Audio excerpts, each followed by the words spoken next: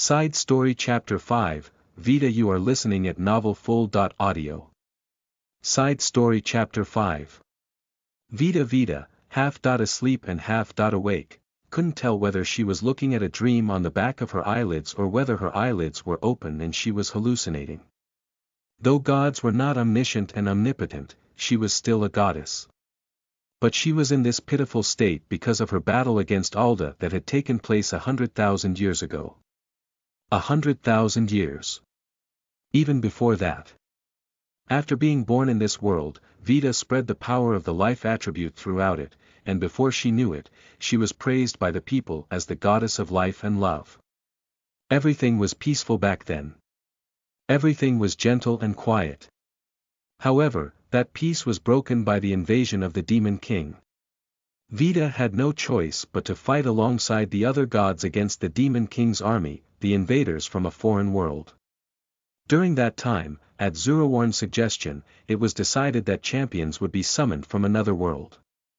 She agreed with the plan while Alda opposed it, but in the end, things went well and 7 champions were to be summoned. Permission had been granted from the god of that other world, but only Rodcourt, the one who ruled the only circle of transmigration, continued to oppose it. But none bothered listening to a god who could do nothing other than complain. The one Vita had chosen was a young man who was trying to hang himself in a small backstreet workshop, Sakato Keisuke. He would later become Zakert. Ah, the goddess has come for me. Mother, father, I'm coming now, Sakato whispered. Stop, don't go, please. Vita cried. I was in quite a panic back then. It seemed that an organization known as a bank had betrayed Sakato and the workshop he had been running went out of business, so he was trying to kill himself. Vita thought that he would happily become a champion with no lingering desires in this world, but Sakato exhibited a fixation on mysterious things. Does that mean that you're going to give me special powers and things like that, then, he asked. Of course. Bestowing powers upon humans chosen to become champions was already an established procedure. In fact, if they were to be invited to another world without being given anything, they would simply die. Different worlds would have different laws of physics and even different compositions of air. There weren't such great differences between Lambda and Sakato's world, but if Sakato was simply taken to Lambda without any adjustments being made, it was possible that his lifespan would be shortened or he would transform into a bizarre creature due to the mana floating about in the air. Vita would adjust his soul to prevent that, but these adjustments would become what were referred to as champion's powers. The blank space of the soul upon which adjustments could be made were called the qualities of a champion. The adjustments could have been made more freely if Rodcourt, an expert on this matter, had cooperated, however. Also, magic didn't exist in this world called Earth that Zurawarn had made a connection to, so none of its inhabitants were able to use mana. In addition, only a minuscule number of individuals were capable of fighting with swords and spears. It was already known that there were none among Earth's inhabitants who had the individual fighting strength to stand up against the Demon King and his army. Earth's weapons couldn't be taken to Lambda. If they were, since the laws of physics were different in Lambda, it was certain that they would break after being fired once, misfire or even explode, so it was decided that each champion would be granted powers. That was why even if Sakato never asked for it, Vita was planning to give him things like physical abilities that would allow him to treat protagonists of action films as small fry, an aptitude for magic and powerful equipment that only champions could use. In addition, the job and skill system created by Rick Lent had already been implemented in Lambda. With enough experience, one could gain unimaginable powers. Well then, please give me a cheat that lets me create things, said Sakato. Ha! We're in the middle of a war. For some reason, Sakato showed a strong fixation on things related to creating. Wouldn't one normally desire the power to cut down enemies one after another with a sword, or the ability to freely cast powerful spells? In fact, those are the kinds of champions that we are looking for. Vita told Sakato this, but he stubbornly refused to yield on this matter. I'm weak when it comes to fighting, he said. That's why I'm telling you that I'll make you strong. But I get the feeling that it'll be a waste. I'm not really athletic either. Vida sighed. Even if you say you want to create, I'm the goddess of the life attribute, so it'll have to be something like agriculture, animal breeding, forestry, or woodworking. Is that all right with you? She had no choice but to give in. There wasn't enough time for her to spend days convincing him, and she didn't have any other candidates. Please give me those. I'm more knowledgeable about the manufacturing industry than I look. And so, though this wasn't what was originally planned, Sakato was summoned to Lambda as a champion who placed more importance on productivity and technology than individual fighting strength. Vida felt disappointed, knowing that she was probably the only one to summon such a strange champion, but contrary to her expectations, the champions chosen by Rick Lent, Perea and Botan had also desired cheats for creating things. To think that 4 of the 7 had desired creation-related abilities. Perhaps the image of heroes on Earth was fundamentally different to what the gods had imagined. It was very perplexing. Alda and Xantark had scolded them angrily for not making more serious choices, however. After that, it was fierce battle after fierce battle. Numerous islands had been sunk, nations were destroyed, and Shazarian's soul had been broken. Even so, Vida, Sakato and the other champions fought earnestly, defeating and sealing numerous evil gods and somehow keeping the war even. Sakato had reluctantly changed his name to Zachert in order to have a more typical Lambda-style name under the recommendation of Suzuki Shohei, the leader of the champions. Zachert had distinguished himself in these battles. If this world's gods and people are willing to betray us and join the Demon King, the reverse should also be possible. As he made this outrageous declaration, he began trying to recruit the evil gods obeying the Demon King. Zachert, what are you thinking? Bellwood demanded. Their very existence is evil. There is no way that they can be converted. And have you forgotten what they have been doing to innocent people up until now? Precisely, said Alda. Even if they were to join our side, it would only be a trap or a wretched way to beg for their lives. Accepting those who have sinned without delivering any punishment is an unthinkable, reckless act. Please, come to your senses. Vida begged him. Not even Vida's words stopped Zachert from trying to recruit the evil gods. In fact, the champions who had desired abilities of creation began to actively cooperate with him in his efforts. And unbelievably, more than 10 evil gods, though not in important positions within the Demon King's army, crossed over to the champion's side. No way! Vida exclaimed in surprise. I mean, don't things like this happen often in wars, said Zachert, wearing a nonchalant expression. The evil gods who had changed sides were not particularly exceptional in direct fighting strength, but the fact that there were traitors seemed to have caused greater shock and disturbance in the Demon King's army than expected.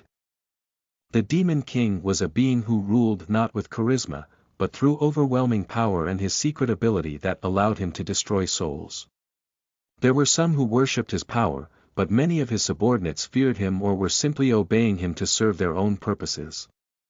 The existence of the traitors caused doubt to spread throughout the Demon King's army, making them wonder, has the Demon King's power grown weaker, and, have they betrayed the Demon King because they believe that the champions have something capable of defeating him? And the Demon King was successfully driven into paranoia that his other subordinates would betray him as well. The coordination of the Demon King's army that had been bound together like iron came apart, more traitors appeared, and the war that had been even up until now began leaning in the champions' favor. But the champions couldn't let down their guard. They needed to attack before the Demon King's army restored its iron-like bonds. Under these circumstances, Zachert declared that he would begin the manufacture of weapons from another world. With our knowledge and skill alongside magic, we should be able to create the modern weapons of Earth in Lambda. He advocated that these weapons should be used to defeat the Demon King. One of the reasons for this was because the Demon King possessed numerous troublesome special abilities that made him difficult to defeat through normal methods. A barrier that nullified all magic and a barrier that nullified all physical attacks. With these two different barriers, he would be surrounded by an impregnable defense. Because of this defense, even the holy sword of Belwood, who was the most gifted in combat, wouldn't reach him. It would even stop the attacks of the gods. Zakhard had thought of a way to pierce through those barriers and inflict damage on the Demon King. Even if the Demon King came from another world, he has not known a world with a technology-driven culture like Earth, said Zakhard. If we press him there, it might work. After investigating the barriers, he had noticed that they were not like hard walls that repelled attacks, but had properties resembling membranes that absorbed energy. He had also determined that the simultaneously present barriers, the anti-physical attack barrier and anti-magic barrier, were independent and didn't affect each other at all. In other words, if the anti-physical attack barrier was broken by an extremely powerful attack it couldn't absorb completely, the anti-magic barrier would continue functioning as normal.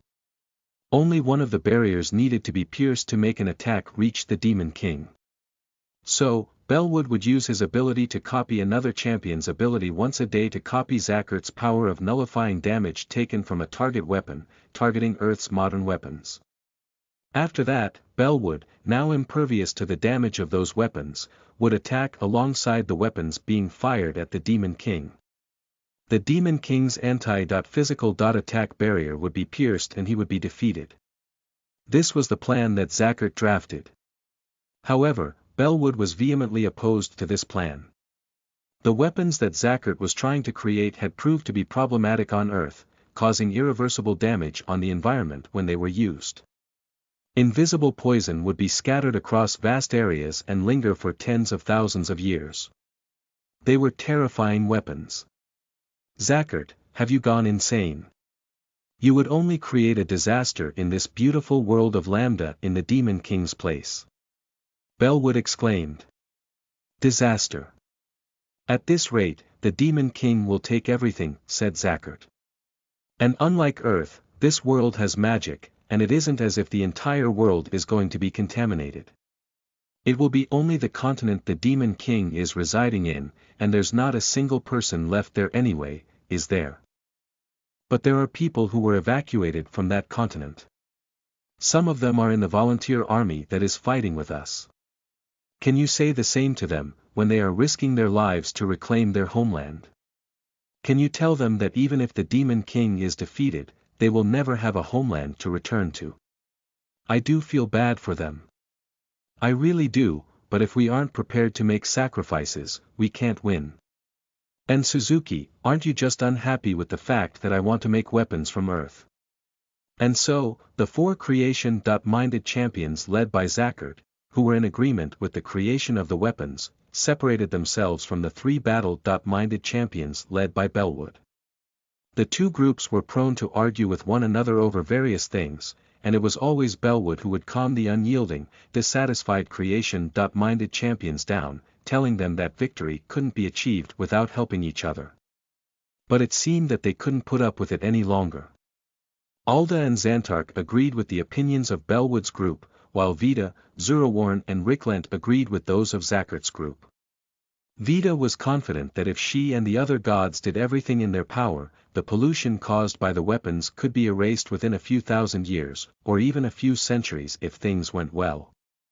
And though those evacuated from that continent deserved pity, the continent was already filled with seas and deserts of poison, and contaminated with forests of monster fungi.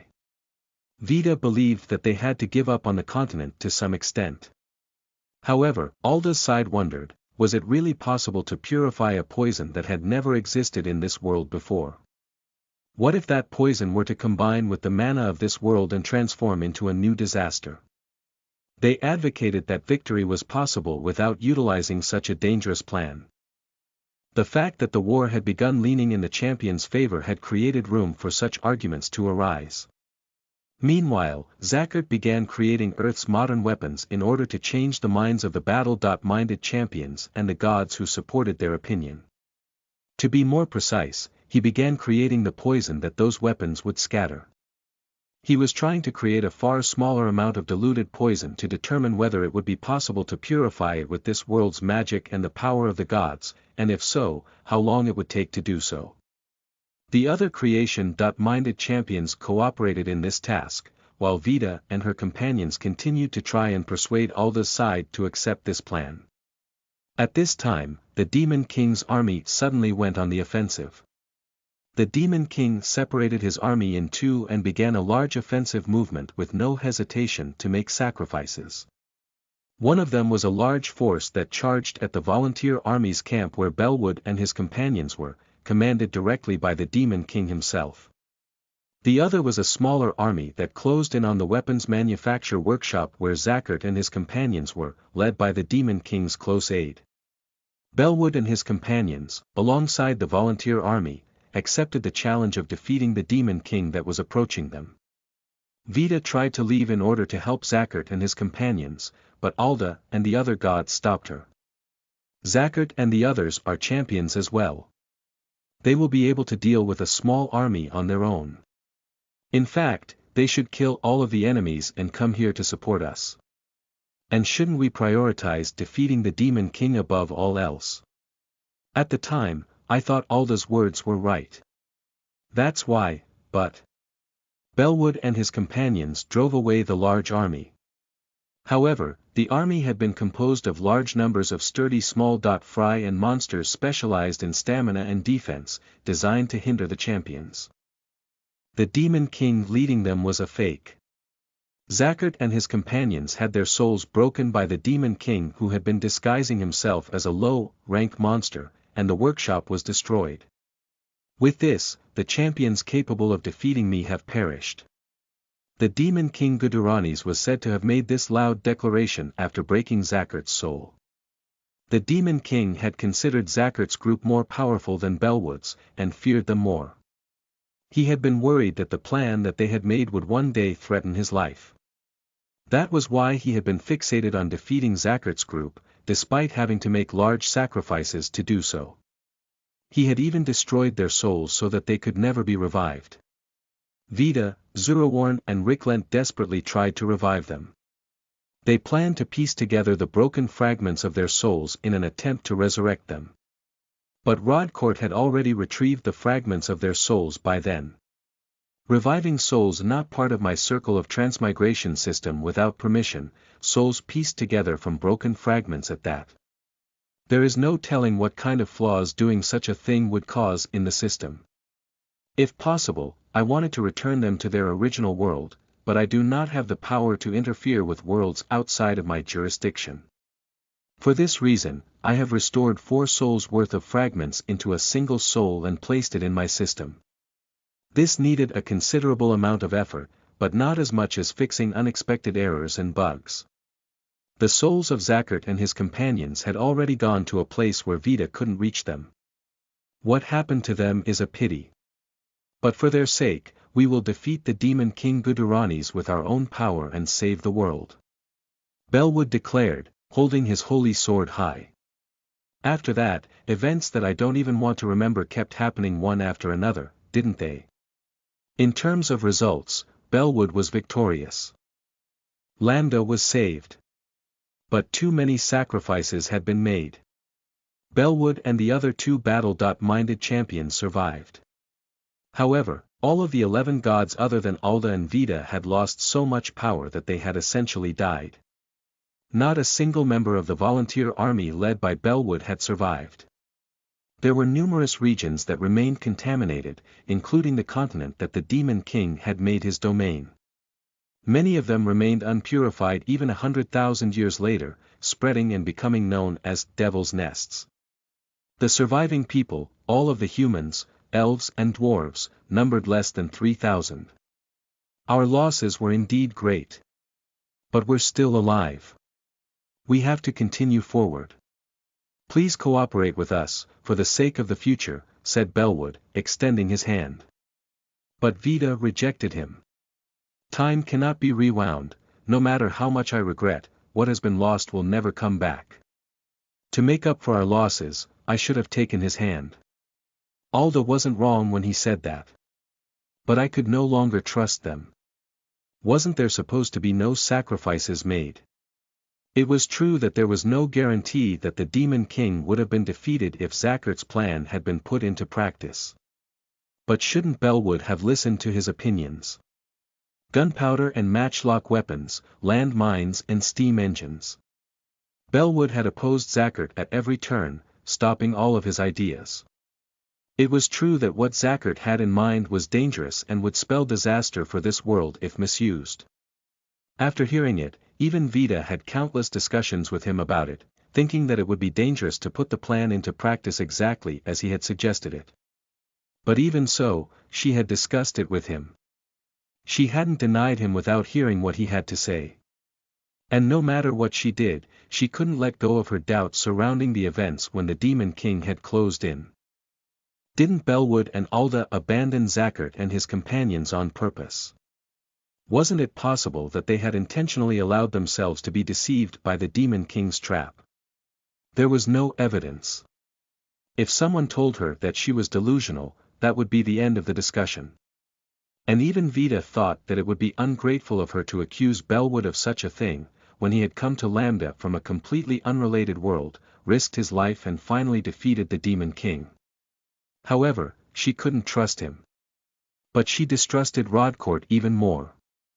What was important to that god was the souls being reincarnated in the worlds he had jurisdiction over. He probably wasn't interested in anything else. Even with these events occurring, he probably thought nothing more than, "I'm glad the Demon King was defeated." If the Demon King had told Rodcourt, "I will create as many humans as you want in place of the gods that were originally in this world, so lend me your strength," then perhaps Rodcourt would have accepted. Vida couldn't help but to think this. And the loss of Zackert and the other creation-minded champions was great not only to Vida, but to Lambda as a whole. After they had fallen, Bellwood was forced to fight a harsh war that was once again tipped in the Demon King's favor. Gods, members of the volunteer army and the refugees that they had been protecting were lost in rapid succession. And even now, Bellwood and the others were struggling to restore this ruined world. Because their powers were specialized for battle, though they were able to exterminate the monsters left behind by the Demon King, they were nothing more than amateurs when it came to agriculture and manufacturing. That was exactly why they needed Vida to cooperate with them, but instead of cooperating with them, I made a different decision. Vida thought of creating her own circle of transmigration system for this world and creating new people who could survive even in this world that was overrun by monsters. She planned to rebuild and restore this world, and reunite with Alda and the other gods. Alda and Bellwood opposed her as usual, but this was something that she had expected. They would have acknowledged me if my endeavors paid off. I thought that I had no other way to convince them when words wouldn't reach them. That was why she didn't listen to the words of Alda and the others.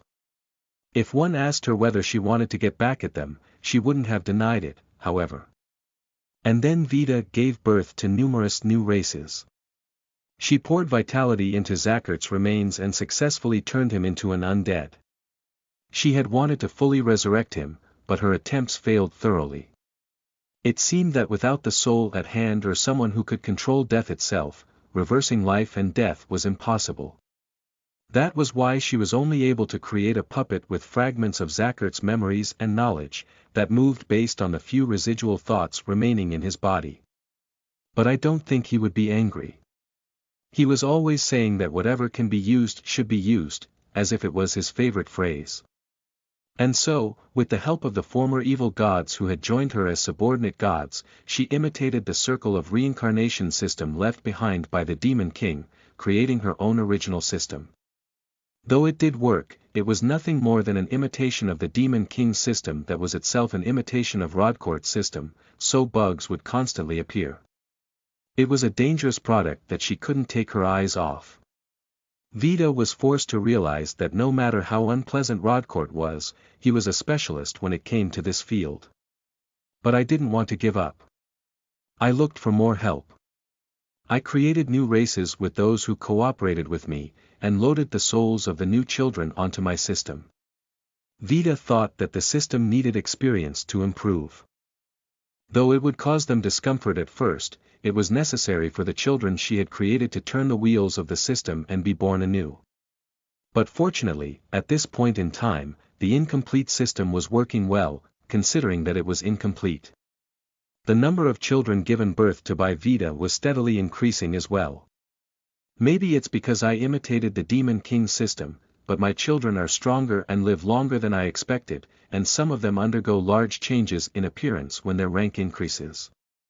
But I always intended to produce stronger children, so I thought that it was fine, didn't I? Things were not fine. It was when Alda and the champions attacked her that she realized that she should have sat at a table and discussed things with Alda and the others sooner. Bellwood and the other champions should have reached the ends of their lifespans long ago, but Alda had deemed them to be necessary for this world and preserved their youth. Alda led the subordinate gods and followers who now supported him after their masters had perished or fallen into slumber, while Vida led the gods allied with her and the children she had given birth to. The two of them formed two separate groups that fought against each other. Vida was defeated. In the end, her fate was determined by the fact that her enemy had champions on his side while she did not. And the city for her children that had been created using Zachert's knowledge was destroyed. Vida's divinity was stolen from her by Alda. Her authority as a goddess was revoked, and she suffered a deep wound. Even so, she mustered all of her remaining strength, created a tall mountain range to the south of the Bon Gaia continent and led her remaining children to take shelter there. After that, she collapsed and fell into a slumber. I wonder how much time has passed since then. 10,000 years, 20,000 years, or perhaps even 100,000 years. She didn't know. Her power had failed to return, to the point that she couldn't tell. As Vida's equal, Alda shouldn't have had the power to inflict an irreparable wound on her, but it seemed that he and his followers had brought her followers, the source of her power as a goddess, the ones who offered her prayers, to ruin by preventing them from growing in number. Currently, all of the gods who had cooperated with Vida had fallen into slumber after having their divinity taken from them, or were worshipped just enough to lie dormant. Vida didn't know whether Talos and the others were unharmed or not. Vampires were strong among Vida's children, there was no small number of them who had fallen to the temptations of those who still tormented this world. Why did things turn out this way? Why has Alda continued to do such harsh, cruel things? The Demon King no longer exists, and the gods that were part of his army betrayed him and became our allies. They were doing their best to make up for what they did. So why do you still hate them? The one who tore their chance to atone into pieces is you. The one who teaches that criminals should atone for their wrongdoings, and that they are no longer criminals once they have finished atoning, is you. Why do you hate the knowledge and technology from Earth so much? It's thanks to none other than the champions we summon from that world, Earth, that we even still exist. Why do you criticize my endeavors so much? The one who couldn't trust Rodcourt, the one who doubted him, is you. Why do you try to destroy my children? Why haven't you noticed that the truly evil gods have taken advantage of that and built a nest inside your pocket? At this rate, everyone will become exhausted and only destruction will await us, so why? I don't understand, I don't understand, I don't understand. At that moment, a certain premonition crossed Vida's mind. Perhaps it was caused by Zachert's remains that were resting next to her, or a little of her power had been restored, or perhaps Ricklant and Zurawarn were lending her some of their power from wherever they were gathering it. She didn't know. But it was a premonition nonetheless. He will come back. I don't know why, but Zachert. Keisuke will come back to this world. The soul that had been formed when Rodcourt forcibly pieced together the broken fragments of the four champion souls, the one that had been released into his system, would return to Lambda.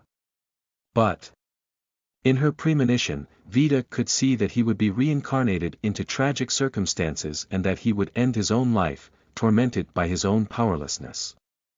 All of this would be instigated by Rodcourt. I can't let that happen. This wasn't something that she could overlook. He currently didn't have even fragments of memories from the past. His personality was completely different as well. But Vida couldn't abandon him. Now that she thought about it, she hadn't been able to do anything for Keisuke and the others. She hadn't been able to repay them for anything. So, to make up for it, she would repay them just a little bit now. With this in mind, Vida sent several divine messages. She was worried that there wouldn't be anyone left to hear her voice, but it seemed that the divine messages had been delivered. And the moment her premonition became reality, Vida mustered all of her power. Her hand was so powerless that her heart felt as if it would break from how pathetic she was, but even so, she extended it. She supported the soul that had fallen into this world with her hand and scooped it up. As she did so, she noticed that 3 troublesome curses had been placed upon it. Rodcourt. Vida couldn't undo the curses. But before she could feel disappointed, she noticed something peculiar about the soul. She noticed that the soul was imbued with the mana of an attribute that didn't exist in Lambda and yet was somehow familiar, and that the soul had an unusually large amount of blank space. I see, it has 4 champions worth of blank space. And because Rodcourt forcibly put the pieces together, it created even more blank space. Even so, there is simply too much blank space, I have to fill it with power so that he isn't defeated by the curses. To begin with, Vida tried to place the power of the life attribute that she had once ruled over into the soul. However, the peculiar mana that the soul had already been imbued with engulfed that power and absorbed it. How strange. I wonder if it's because my power has waned. Well then, my divine protection. This isn't working, either. When she tried to bestow it her divine protection, that was quickly engulfed as well. She had been aware that divine protections were difficult to bestow upon those who didn't believe in the God granting the divine protection, but the divine protection had been engulfed. Just what could this mean? Well then, what should I do?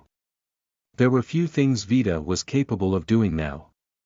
She had previously been able to grant special powers and cheat-like abilities, but she didn't have the power to do that now. If she pushed herself she might be able to grant the soul a single power, but it would be terrible to see it being engulfed as well. Alright, let's do this. Vida scooped up the tiny amount of residual thoughts that were left in Zachart's remains. In those residual thoughts, she wrapped some of her own blood that was running from her wound. And then she added these to the soul.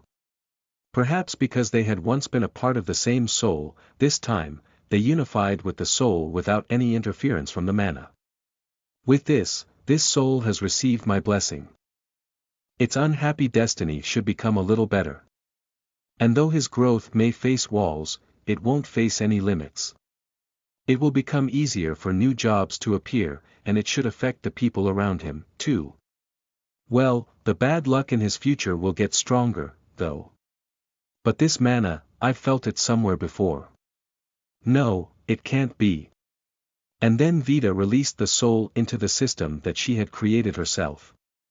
With his soul's compatibility, he would be born as either a vampire or a damper. And since most vampires didn't make children normally now, it was likely that he would be born as a damper. He might be born into even harsher and crueler circumstances than if Vida hadn't interfered at all. Now, I just need everyone to hear my divine messages and make their move. I'm sorry that this is all I can do for you. You risked your lives to save a world you had no connection to and even had your souls broken. I'm sorry that this is all I can do. If possible, I want you to love this world. The air, the wind, the earth, the greenery, the animals, the people, I want you to love everything. I'm sorry that I'm burdening you with more expectations after I've relied on you so much already. And then, Vida's consciousness sank into slumber once more. Chapter 66, The bell signaling the end sounds clear, but it sounds unpleasant to a god. You are listening at novelfull.audio. Chapter 66. The bell signaling the end sounds clear, but it sounds unpleasant to a god. About 4 months had passed since the pillaging of the farming villages, and it was now well into summer. It was a season where the air conditioning of demon lights that absorbed heat from their surroundings was absolutely essential. Vandalyu, having now turned 6 years old, was spending his time busily in Talashim. Establishing systems for agriculture and textile production was a great deal of work. First, the crops that he had stolen along with their entire fields were growing well, too well. Since the climate would change greatly from crossing the mountain range, he had first planned to use death attribute magic to prevent the crops from dying while performing selective breeding. However, the crops quickly adapted to Talashim's soil. It was likely that because they had been growing in the soil of a former devil's nest, they were compatible with the soil of Talashim, which was a semi-devil's nest. Wheat could be harvested 3 months after being planted, immediately eliminating the impending shortage of grain in Talashim. The other vegetables were able to be harvested earlier than normal as well, though for some reason, they kept producing more flowers without wilting and using their roots as legs to move around. It seemed that the cause of this was the use of fertilization on unused monster parts to produce fertilizer and the addition of Vandalyu's mana. Well, I suppose it's fine. Vandalyu had no complaints, as the crops they produced were good quality and they didn't have to be constantly tended to like normal crops. But I do wish that they would stop attacking me as if to say, have a taste of me, whenever I go to look at them. No matter how good quality they are, onions are harsh to eat raw. And please stop throwing tomatoes at me. There isn't a festival for that in our nation.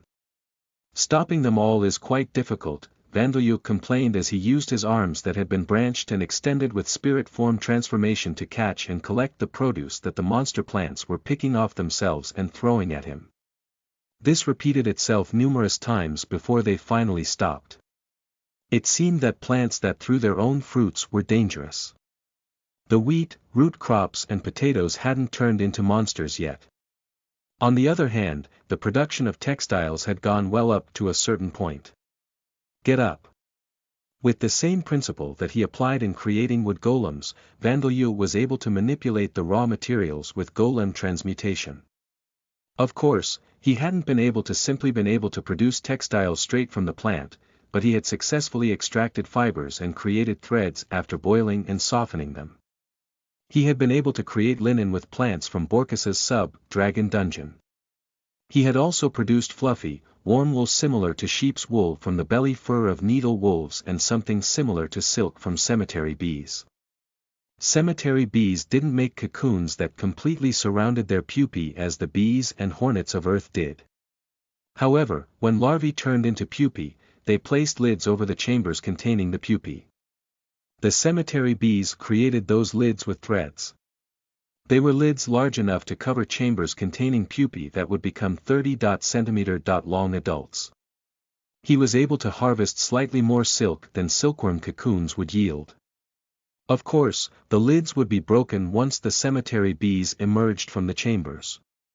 But for Vandalyu, who could even create boards using sawdust, turning the broken lids into golems, restoring them to their original shape and creating threads from them wasn't a difficult task. Vandalyu named this slightly honey. Colored silk, honey silk. Well, it's only making threads and cloth that's going well, though. The spinning that will golems could create threads. With the looms, which were also golems, cloth wasn't a problem either. As for dyes, by boiling down fallen leaves and branches of immortal treants, he had access to numerous colors.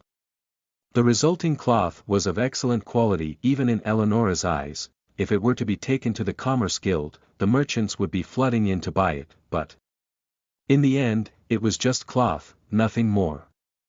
They weren't clothes. Making clothes and accessories is difficult, isn't it? Vandalyu remarked. Well, I suppose so, Zadiris agreed. I doubt if it's loincloths, even I can make them, said Vigoro.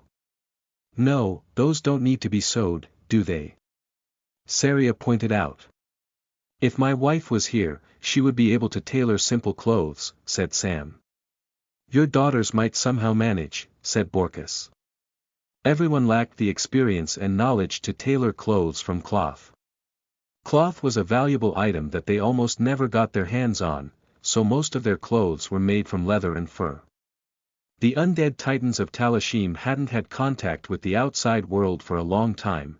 They hadn't had the time to be concerned about their attire.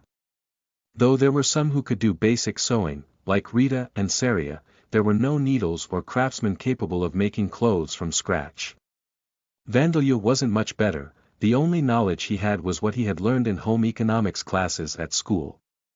If he remembered those times, he might be able to make something like an apron. Even the researchers who researched the textiles of origin weren't experts in creating clothes from the textiles. Well, I suppose if I acquire skills, I'll be able to make all kinds of things, said Vandeleur. With skills, he might be able to somehow figure out how to make the clothes he had seen on Earth. In the end, it was decided that he would go through trial and error with everyone for other things, such as Cantui**. You have acquired the farming and clothing skills. There were many spirits lined up in front of Vandeleur, who was sitting on the throne in the audience room. They were the spirits that had been inside the undead expedition army that attacked Balchaburg. They had taken over 4 months to return. However, those present here were those whose personalities hadn't completely collapsed due to the long time since their second deaths and the journey back, around only 100 of them. It seemed that since they didn't count as Vandeleur's followers, 4 months passing without death. Attribute magic protecting their spirit forms had caused most of them to be reduced to letting out wordless groans. Well done, everyone. With this, I will forgive you for the sin of attacking Talashim, Vandeleur declared. The spirits cheered. They felt happy from the bottom of their hearts at the fact that they would formally be accepted as part of those under Vandeleur's command. Now then, General Shayar. Please show them the way, Vandeleur ordered. Yes. Your Majesty. As Shayar appeared, wearing a military uniform with decorations placed proudly on his chest, the spirits reacted in 2 different ways. The great majority of them cheered at being reunited with their former boss, while a small number of them had their already collapsed faces collapsed further with an expression of surprise. Shayar, you're the general, said Longil Movid, the head of the smaller group. Shayar had been the second in command due to having born in one of the Empire's vassal nations, so his unexpected promotion caused Movid's eyes to open so wide that his eyeballs looked as if they would fall from his sockets. Shayar chuckled in response to Movid's words. Well, if it isn't the former Supreme Commander, Movid. Dano. It has been a while. What is the meaning of this, Shayar? You were an enemy of Vandeleur. Sama, just like me. So why have you become the general? Movid demanded. Fufufu, the Eclipse King is a forgiving person, said Shayar. He has acknowledged my work and bestowed me with decorations as well as the position of general. How could this be? Though Movid seemed unable to believe it, Shayar had in fact been very useful. Shayar hadn't been a super-capable commander, nor had he possessed unrivaled fighting strength. However, his impressive ability when it came to office work had been preserved even after becoming an undead. He knew how to organize an army and its supplies, and was knowledgeable about the structure of each fort in the Merg Shield. Nation as well as the tactics that each nation employed. He was also quite well informed in things outside of military business, such as law and commerce.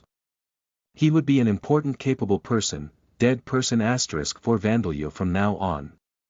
Borkus was strong, reliable and trustworthy, but fundamentally unable to do desk work. Now then, proud soldiers of His Majesty. His Majesty shall grant you new bodies. You will fight alongside the Black Bull Knights Order and myself, for the sake of the Eclipse King. Shayar declared. Vandeleur hadn't included the Black Bull Knights Order in the disposable army. He was having them act as instructors to teach the Titans and Ghouls how to conduct large-scale battles effectively. And since they were knights, they were able to do desk work even if not on the same level as Shayar, so they would be handy to have around from now on. Incidentally, Vandeleur had kept Flark, Jenny and Misera, the 3 who had been Riley's slaves, because each of them had their uses. Their personal histories were what they were, so he had to be careful with them, but they were obedient for now. The spirits of the former expedition army grew even more excited. Having heard that Shayar was the general and that the Black Bull Knights Order still remained, it seemed that they had gained hope for their future lives. I will not accept this. I will not accept you as the general. Movid shouted, but in the next moment, his voice wavered. So are you saying that you are dissatisfied with my choice? Asked Vandalyu. The air in the audience chamber changed as all of the spirits directed angry glares at Movid, as if they were looking at their sworn enemy. Hi. No, I was simply. I appointed Shayar as my general and bestowed him decorations. Everything was done through my authority and will. If you are dissatisfied with that, that means that you are dissatisfied with me, doesn't it? That is. I apologize. Please forgive me for my inappropriate words. Movid lowered his head, but Vandalyu remained indifferent, not speaking any words of forgiveness. Shayar extended Movid a helping hand. My apologies, Your Majesty. Please forgive my subordinate for his insolence. Movid's spirit trembled in response to Shazare's sneering voice, but he was ignored. Are you sure you want to take him as your subordinate? Vandalyu asked. It sounds like it would be troublesome. Of course, Shayar replied. Making use of the useless is also one of the duties of those who stand at the top. I understand. I'll leave the personnel affairs to you, Shayar. I am grateful and happy. Now then, stand. You will now start again as a private. The former, General Movid's spirit was taken away by Shayar and his subordinates. As a spirit, he couldn't hide his true emotions, so he was wearing an incredibly furious expression, but it was simply humorous. The large number of spirits of those born in the Merg Shield Nation went with them, followed by the spirits of those from the Amid Empire who were wearing pitiful expressions. Many of them were to become living armors and cursed carriages. Incidentally, the rest of the spirits whose personalities had collapsed were turned into golems and cursed weapons. Either way, Vandalyu couldn't avoid preparing bodies for them. He was unable to turn them into astral-type undead like ghosts and wraiths that consisted entirely of spirit form. Before, the reason for this was that Vandalyu's death, attribute magic skills level was simply too low, but the problem with his ability had now been solved. The problem now was the spirits that he was using as materials. To turn spirits into astral-type undead, the spirit must possess extraordinary emotions of defeat. Without anger, hatred, regret and grief, they cannot become undead. Due to the effects of death, attribute charm, those killed by Vandalyu felt happiness at having been killed. Rather than speak words of hatred, they would bow their heads and say, "Please allow us to repay you for the favor you have done in killing us." They were impossible to turn into undead consisting only of spirit form. Leaving that aside. Keeping up with this farce is tiring, said Vandalyu. It was necessary, but not very interesting. The earlier conversation was necessary to have all the spirits gather under Shayar. If the hierarchy wasn't clearly established in front of everyone, things might be fine when Vandalyu was around, but there would be no telling what would happen if he went to the Orbom Kingdom. Though the spirits of those born in the Empire were few in number, Vandalyu needed to make them understand the chain of command. Factional disputes and having members of the group drag each other down like in the Demon King's army would simply be troublesome. Perhaps it would have been best for Vandalyu to break Movid's soul, but if he used his last resort right from the beginning and something were to happen after that, he would have been in trouble. That final resort would be used if Movid did something completely unforgivable. Vandalyu could only pray that he was smart enough to express his dissatisfaction through no more than complaining to his superiors during his spare time. Now then, Riley and Gordon, step forward, said Vandalyu, calling out to the two remaining spirits. You called me, God. Gordon's expression was that of a lunatic. He. Riley approached with twisted laughter. Certain feelings welled up within Vandalyu as he looked at them. Vandalyu gave a small cough and forced himself to ignore the taste of blood mixed with his saliva as he continued speaking. I have a favor to ask of the two of you. Gordon and Riley gave a respectful bow. Please instruct me as you wish, said Gordon.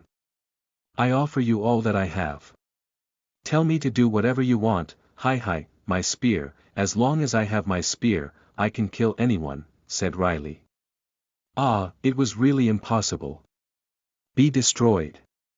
Vandeleur used spirit form transformation on both of his arms and plunged one into each of Riley and Gordon's spirits. The two of them screamed and froze in astonishment. Gaia. What are you? Why? Gwaza. God. Why, you said that you would forgive my sins.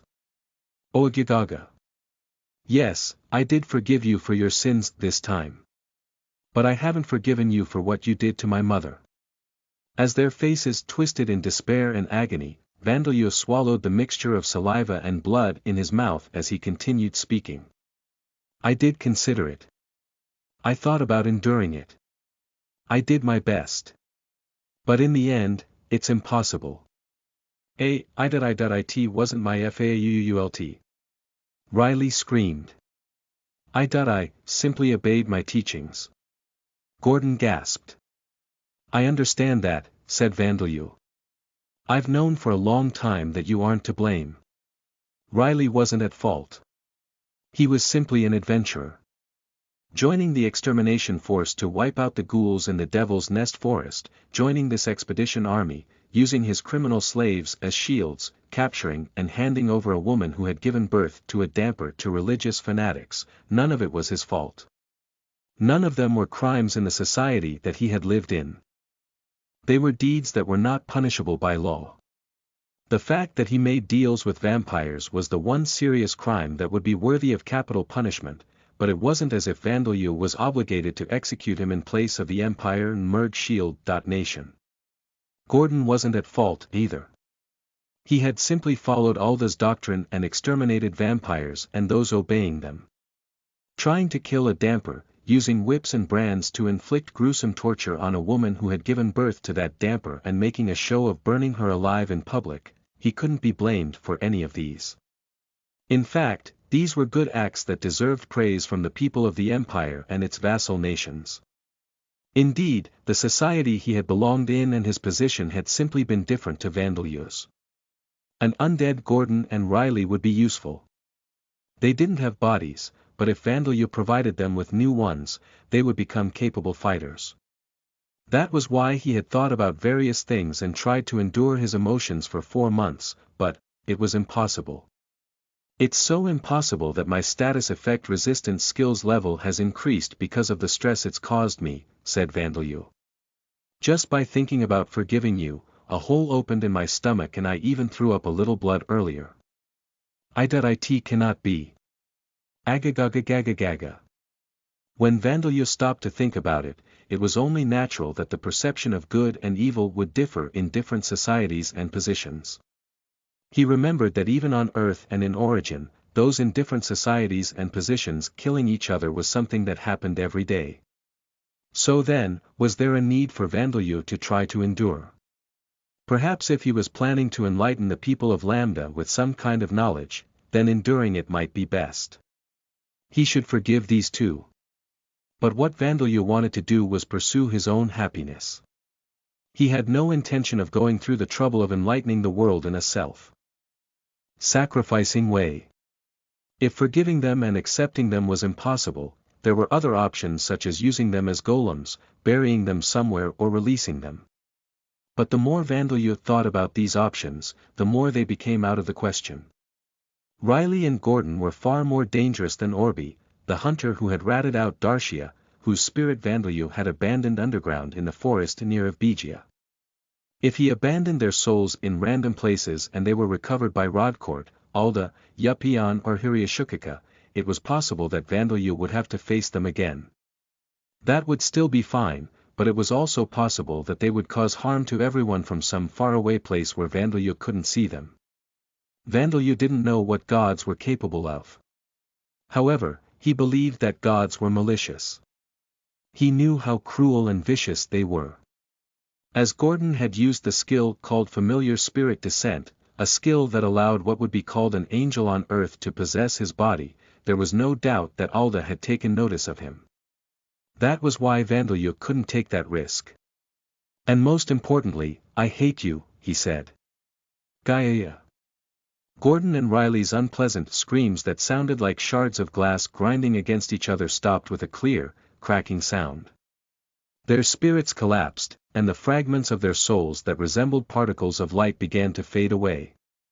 The moment he saw this, Vandeleur felt joy from the bottom of his heart. The exhilarating, cool, refreshing feeling of having made the world a little cleaner that he had felt when he had broken Serkrent's soul. Now then. 5 enemies left to take revenge on. Heinz and his companions, Earl Thomas Palpapek and the pure-breed vampire Gubbleman. Even though he had omitted Alda and Yupion, as he wasn't sure whether the gods existed in a place he could kill them, this was quite a prominent list of enemies. Vandeleur had a long road ahead of him. Well then, a toast to celebrate our victory in this war, said Vandeleur. To our victory. There had already been a celebration after they had returned from destroying the cultivated land, but now that everything is over, a new victory party was being held. 4 months ago, the main feature had been hamburgers consisting of giga eggs, mince made from a combination of dinosaur and orc meat, and the mountains of hard bread that the expedition army had been using as food. It was before onions had been harvested, so Vandeleur had felt like there was something missing, but everyone had enjoyed them. It seemed that cooking with minced meat hadn't been invented yet. And the main feature today was the contents of the bowls of everyone present. Ramen. This resembles udon and pasta, but it is completely different, isn't it? Zadiris remarked. Delicious. It's so delicious, said Borkus. Vandeleur had finally succeeded in creating the lye water that was crucial for producing the distinct texture of the noodles in ramen. With this, he just needed to make noodle-making machines and come up with something for the tar sauce and dashi to make ramen. It probably couldn't compare to the taste of ramen made by famous shops that had long lines of customers on Earth, but Vandeleur did think that it was better than the instant noodles that he had eaten before. The noodles are good, but the soup is really delicious.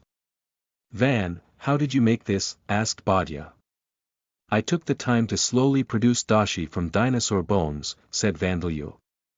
The Kyukatsu ** ramen had dashi resembling dashi made from chicken bones, but with a richer flavor. Incidentally, carnivorous dinosaur bones produced a peculiar flavor while herbivorous dinosaur bones produced a light aftertaste. Plesiosaur bones produced a strangely fish-like flavor. Bakken, you've been rewarded for the hard effort and years of research. Said Saria. I suppose it's been around 3 years, said Rita. Lye water is harder to make than a disease, isn't it? Rita, I don't know about putting it that way, said Vandeleur. Bakken, I think this ramen lacks ketchup, said Saria. You make good use of it, don't you, Saria? King, what about the tofu? Braga, putting tofu in ramen would be quite daring. Fugogo, Zubabababugo. Gorba, I have no idea what you're saying. There was plenty for additional helpings, but everyone was eating so much that Vandeleur was starting to feel uneasy. Van.Sama, said Teria. Even if you do not do that, we can. Well, this is training as well, said Vandeleur.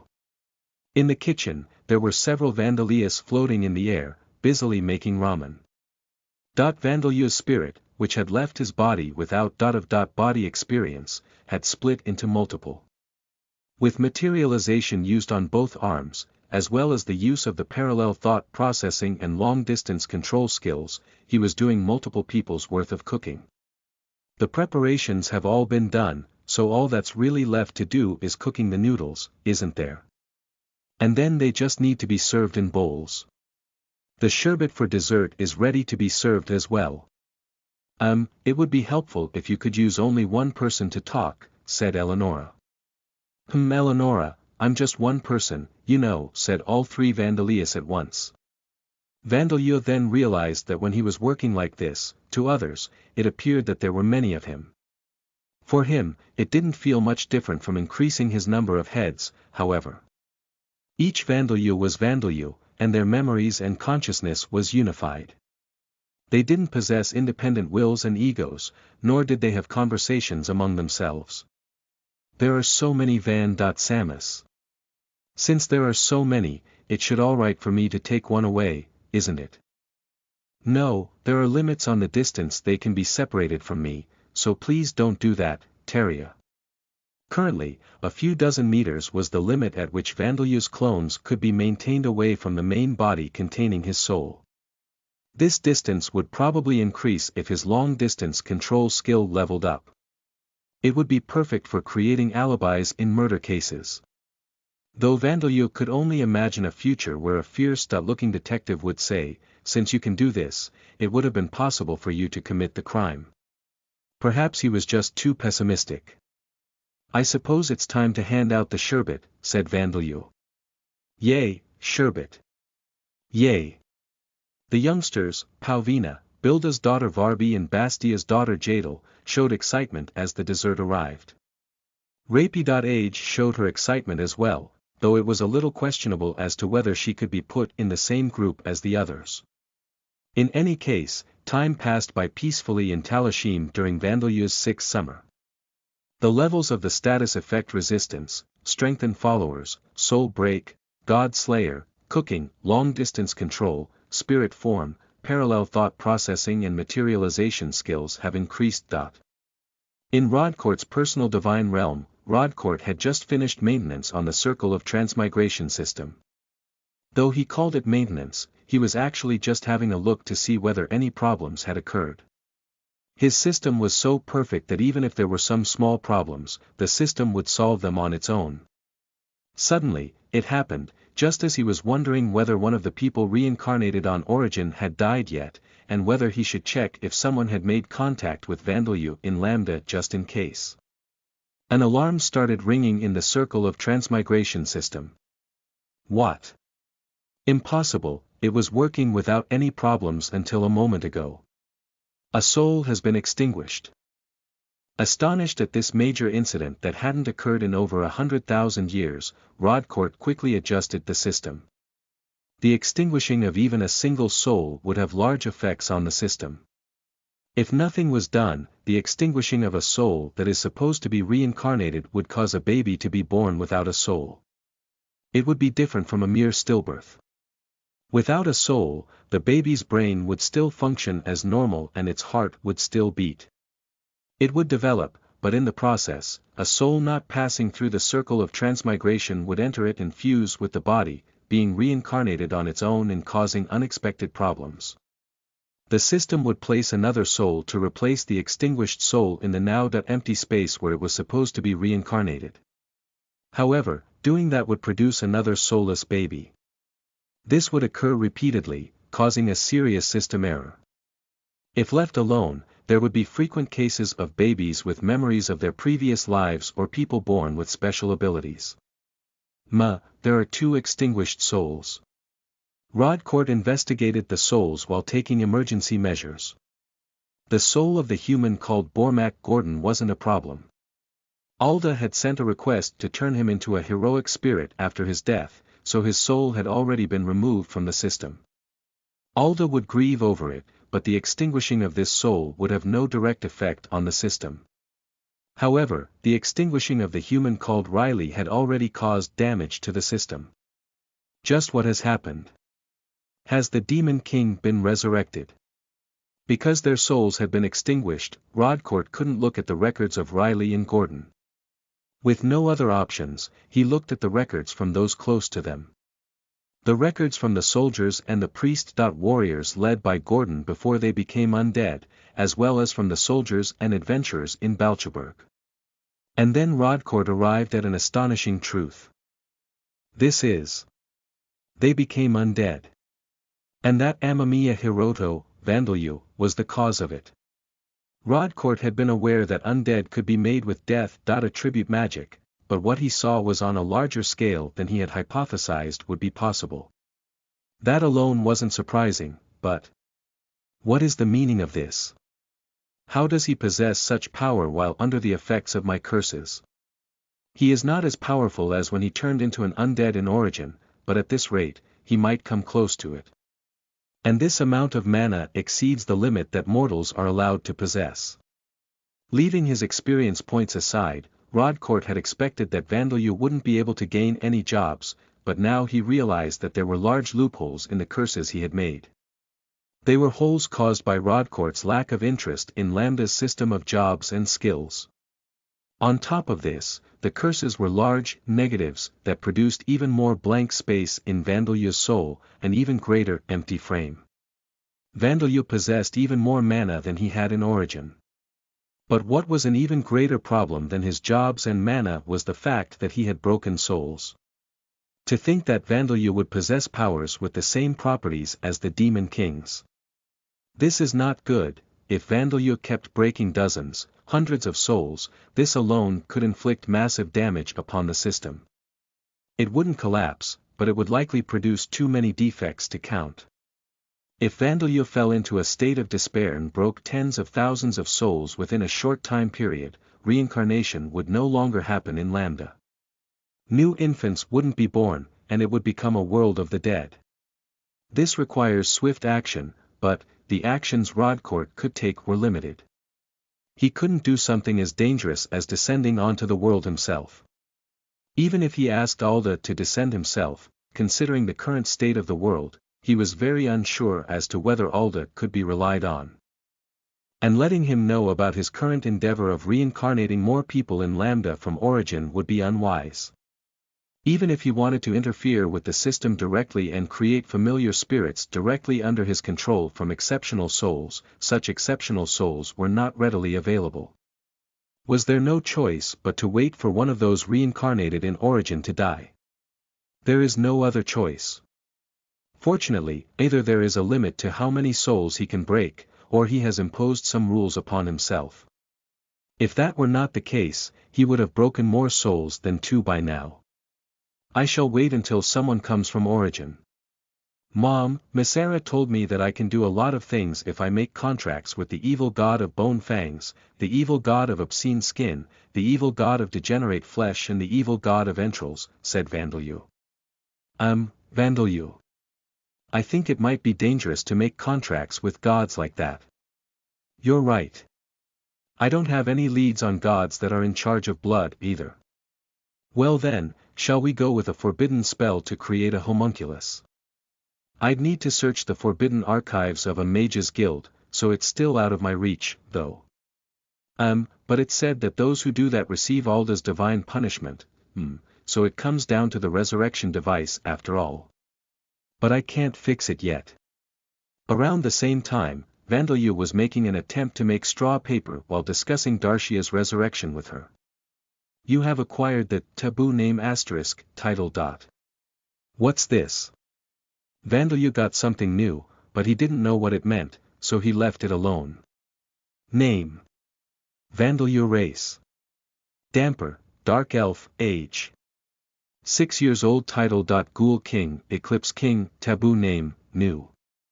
Job. Venom Fist user level. 9 job history.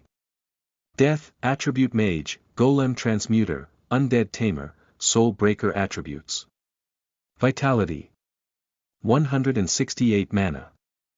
328,119,451 strength. 117 agility. 114 stamina. 108 intelligence. 758 passive skills. Superhuman strength. Level 2 rapid healing. Level 3 death, attribute magic. Level 5 status effect resistance. Level 7, level up. Magic resistance. Level 1 dark vision mental corruption. Level 10 death, attribute charm. Level 6 chant revocation. Level 4 strengthen followers. Level 8, level up. Automatic mana recovery. Level 3 strengthen subordinates. Level 4 venom secretion, claws, fangs, tongue. Level 1 active skills. Bloodsucking. Level 6 surpass limits. Level 5 golem transmutation. Level 6 no attribute magic. Level 4 mana control. Level 4 spirit form. Level 6, level up. Carpentry. Level 4 engineering. Level 3 cooking. Level 4, level up. Alchemy. Level 3 Unarmed Fighting Technique. Level 4 Soul Break. Level 5, Level Up. Multi-Cast, Level 4 Long Distance Control. Level 5, Level Up. Surgery. Level 1 Parallel Thought Processing. Level 4, Level Up. Materialization. Level 3, Level Up. Coordination. Level 1 High-Speed Thought Processing. Level 2 Commanding. Level 1 Farming. Level 2, New. Clothing. Level 1, New. Unique Skills. God Slayer. Level 2, Level Up. Curses experience gained in previous life not carried over cannot learn existing jobs unable to gain experience independently title explanation. Taboo name when beings who possess a certain amount of influence acknowledge someone while taking care not to give that person a title, that person gains this title. In Vandalyu's case, he gained this title because Alda and his subordinates, Marshuksarl, the emperor of the Amid Empire, and the 3 pure-breed vampires were careful to not give Vandalyu a title. It doesn't have any concrete effects, but it shows that one is feared at least on a national level, and possibly even feared by the gods. Because of this, someone possessing this title is often interpreted as that person being an extremely dangerous individual. When those who were being careful not to allow the bearer of this title to gain a title stop doing so, and a suitable title is given, this title disappears. Chapter V3, Character Summary Page. You are listening at novelfull.audio. Chapter V3 Character Summary Page. Our main character, who is now 6 years old. His personality hasn't changed. However, it is now clear that he prefers ketchup over mayonnaise. He became a king before becoming a nobleman, but he believes he needs to work hard now that he is the king, so he multiplies his heads and arms to complete his work quickly and lives life just as he did before. Talashim has already become his third home. He is trying to set up environmentally friendly golem factories for the manufacturing of processed food, flavorings, straw paper, clothes and soap. He is doing this to increase the quality of life for Talashim's inhabitants, but he is also doing it to produce future commercial products and tourism features. Recently, he has been thinking about taking water from the waterways and making pools, wondering if making swimsuits should come first.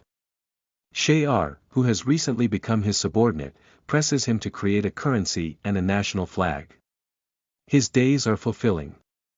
Going against the assumptions of Alda, the Marshal, the pure-breed vampires and the Emperor, he plans on finally journeying to the Orbaum Kingdom next year. He is actually made from a combination of the souls of 4 champions, including Zakhert, whose souls were broken 100,000 years ago. But as he doesn't have his former memories of the power of the champions, he isn't aware of this. It was 100,000 years ago, after all. Incidentally, if the current Vandalyu's fighting abilities were to be evaluated using the Adventurers Guild system, without any magic, he would be considered to be in the upper D. class. If using only no attribute magic, class. If he used death attribute magic as well, B. class, as death attribute magic is still an unknown form of magic. If he were to lead his undead and golems and spread disease, he would be equivalent to S. class. However, he is more suited to fighting large groups of enemies of moderate strength rather than fighting a single, tremendously powerful enemy. He would also struggle against an enemy who comes at him with a single attack that he has poured everything into. If this enemy has trustworthy allies to back him up, Vandalyu wouldn't be able to avoid being at a disadvantage. A half-noble orc girl who will turn 3 years old this year. However, her size has already surpassed the 6-year-old Vandalyu by a large margin. Her status is more like a human's, as she has a job and no rank. However, she could be considered equivalent to a beast. Person, a race created by Vita. She gets along well with Rapi. Age and the other children, acting as something of an 1E. to them. She has been given an iron mace by Vandalyu, so she doesn't skip her daily training with club technique. She is the kind of little girl who beats her enemies to death. It also seems that she has graduated from throwing Vandalyu into the air. With her current fighting strength, she would easily defeat an E.class adventurer, and although she wouldn't lose to a D.class adventurer, it wouldn't be an easy victory. If she faced a party of D.class adventurers, she would be defeated. Name: Palvina race. Half, noble orc age. 2 years old title. None job. None level. 75 job history. None passive skills. Night vision superhuman strength. Level 1 enhanced vigor active skills. Club technique. Level 1 throwing. Level 1 a patchwork zombie that Vandalyu created by sewing together the remains of Mikhail's party members. The body of the female mage whose body had been most intact was used as her base, while her head is that of the female warrior. Her limbs below the elbows and knees are those of the ogre, and there are pteranodon wings attached to her back. There is a cemetery bee stinger attached to a snake's tail, and her broken bones have been replaced by the reshaped bones of a horn, triceratops. Her organs are those taken from monsters, and the skin and muscles of her torso were sewed together with materials from the female warrior and monsters. Vandalyu had the spirits floating around Talashim possess her to turn her into a zombie. As a result, she has a youthful, beautiful face and an adult body with abundant curves. Her skin is pale, dark green skin held together by subtle stitches, giving a corrupt-looking contrast, and her limbs are those of an ogre's, capable of easily crushing an adult man's head. There are wings on her back and a tail protruding from her waist, so it is difficult to tell what she is with one glance. As the spirits of the owners of the bodies weren't present because too much time had passed since their deaths, Rapey.Age's intelligence and mental age are equivalent to a young child's and she can't use magic. She has quite a gluttonous personality, and has a particular liking for mayonnaise and ketchup. During the defense of Talashim, she successfully increased her rank after killing numerous noble-born vampires who were far superior to her. Incidentally, she remembers absolutely nothing about the Merg Shield. Nation. Name: Rapey.Age rank. 5 race. High patchwork zombie level. 0 passive skills. Dark vision rapid regeneration. Level 5 deadly poison secretion. Tail. Level 5 physical resistance. Level 3 magic resistance. Level 3 superhuman strength. Level 4, level up. Active skills. Electrify. Level 3, level up. High. Speed flight. Level 2, level up. Unarmed fighting technique.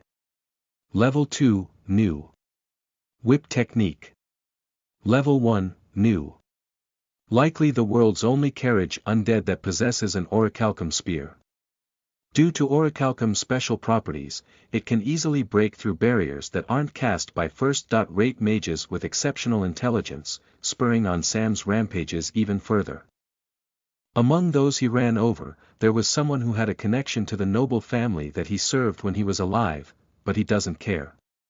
What bothers him more is his daughters whose bodies are now excessively exposed. He worries about what will happen when their ranks increase even further. He has been appointed as civil official of Talashim, but rather than being busy with work, he is busy making preparations for work. His rank also increased during the defense of Talashim. He went from being a blood carriage to a murder carriage, becoming an ever-increasingly sinister carriage. As he wields an orichalcum spear, D.class adventurers are nothing but sources of experience points for him. Even a class adventurer would find it extremely difficult to face Sam on his own. Furthermore, due to the fact that he has acquired the space expansion skill, the inside of his carriage is 3 times larger than it appears from the outside, increasing his utility even further. Name: Sam rank. 5 race. Murder carriage level. 1 passive skills. Spirit body. Level 4, level up. Superhuman strength. Level 4, level up. Rough road travel. Level 4, level up. Impact resistance. Level 2 precise driving. Level 4, level up. Comfort maintenance. Level 4, level up. Murder healing. Level 1, new. Space expansion. Level 2, new. Active skills. Silent steps. Level 1 high, speed travel. Level 2, level up. Charge.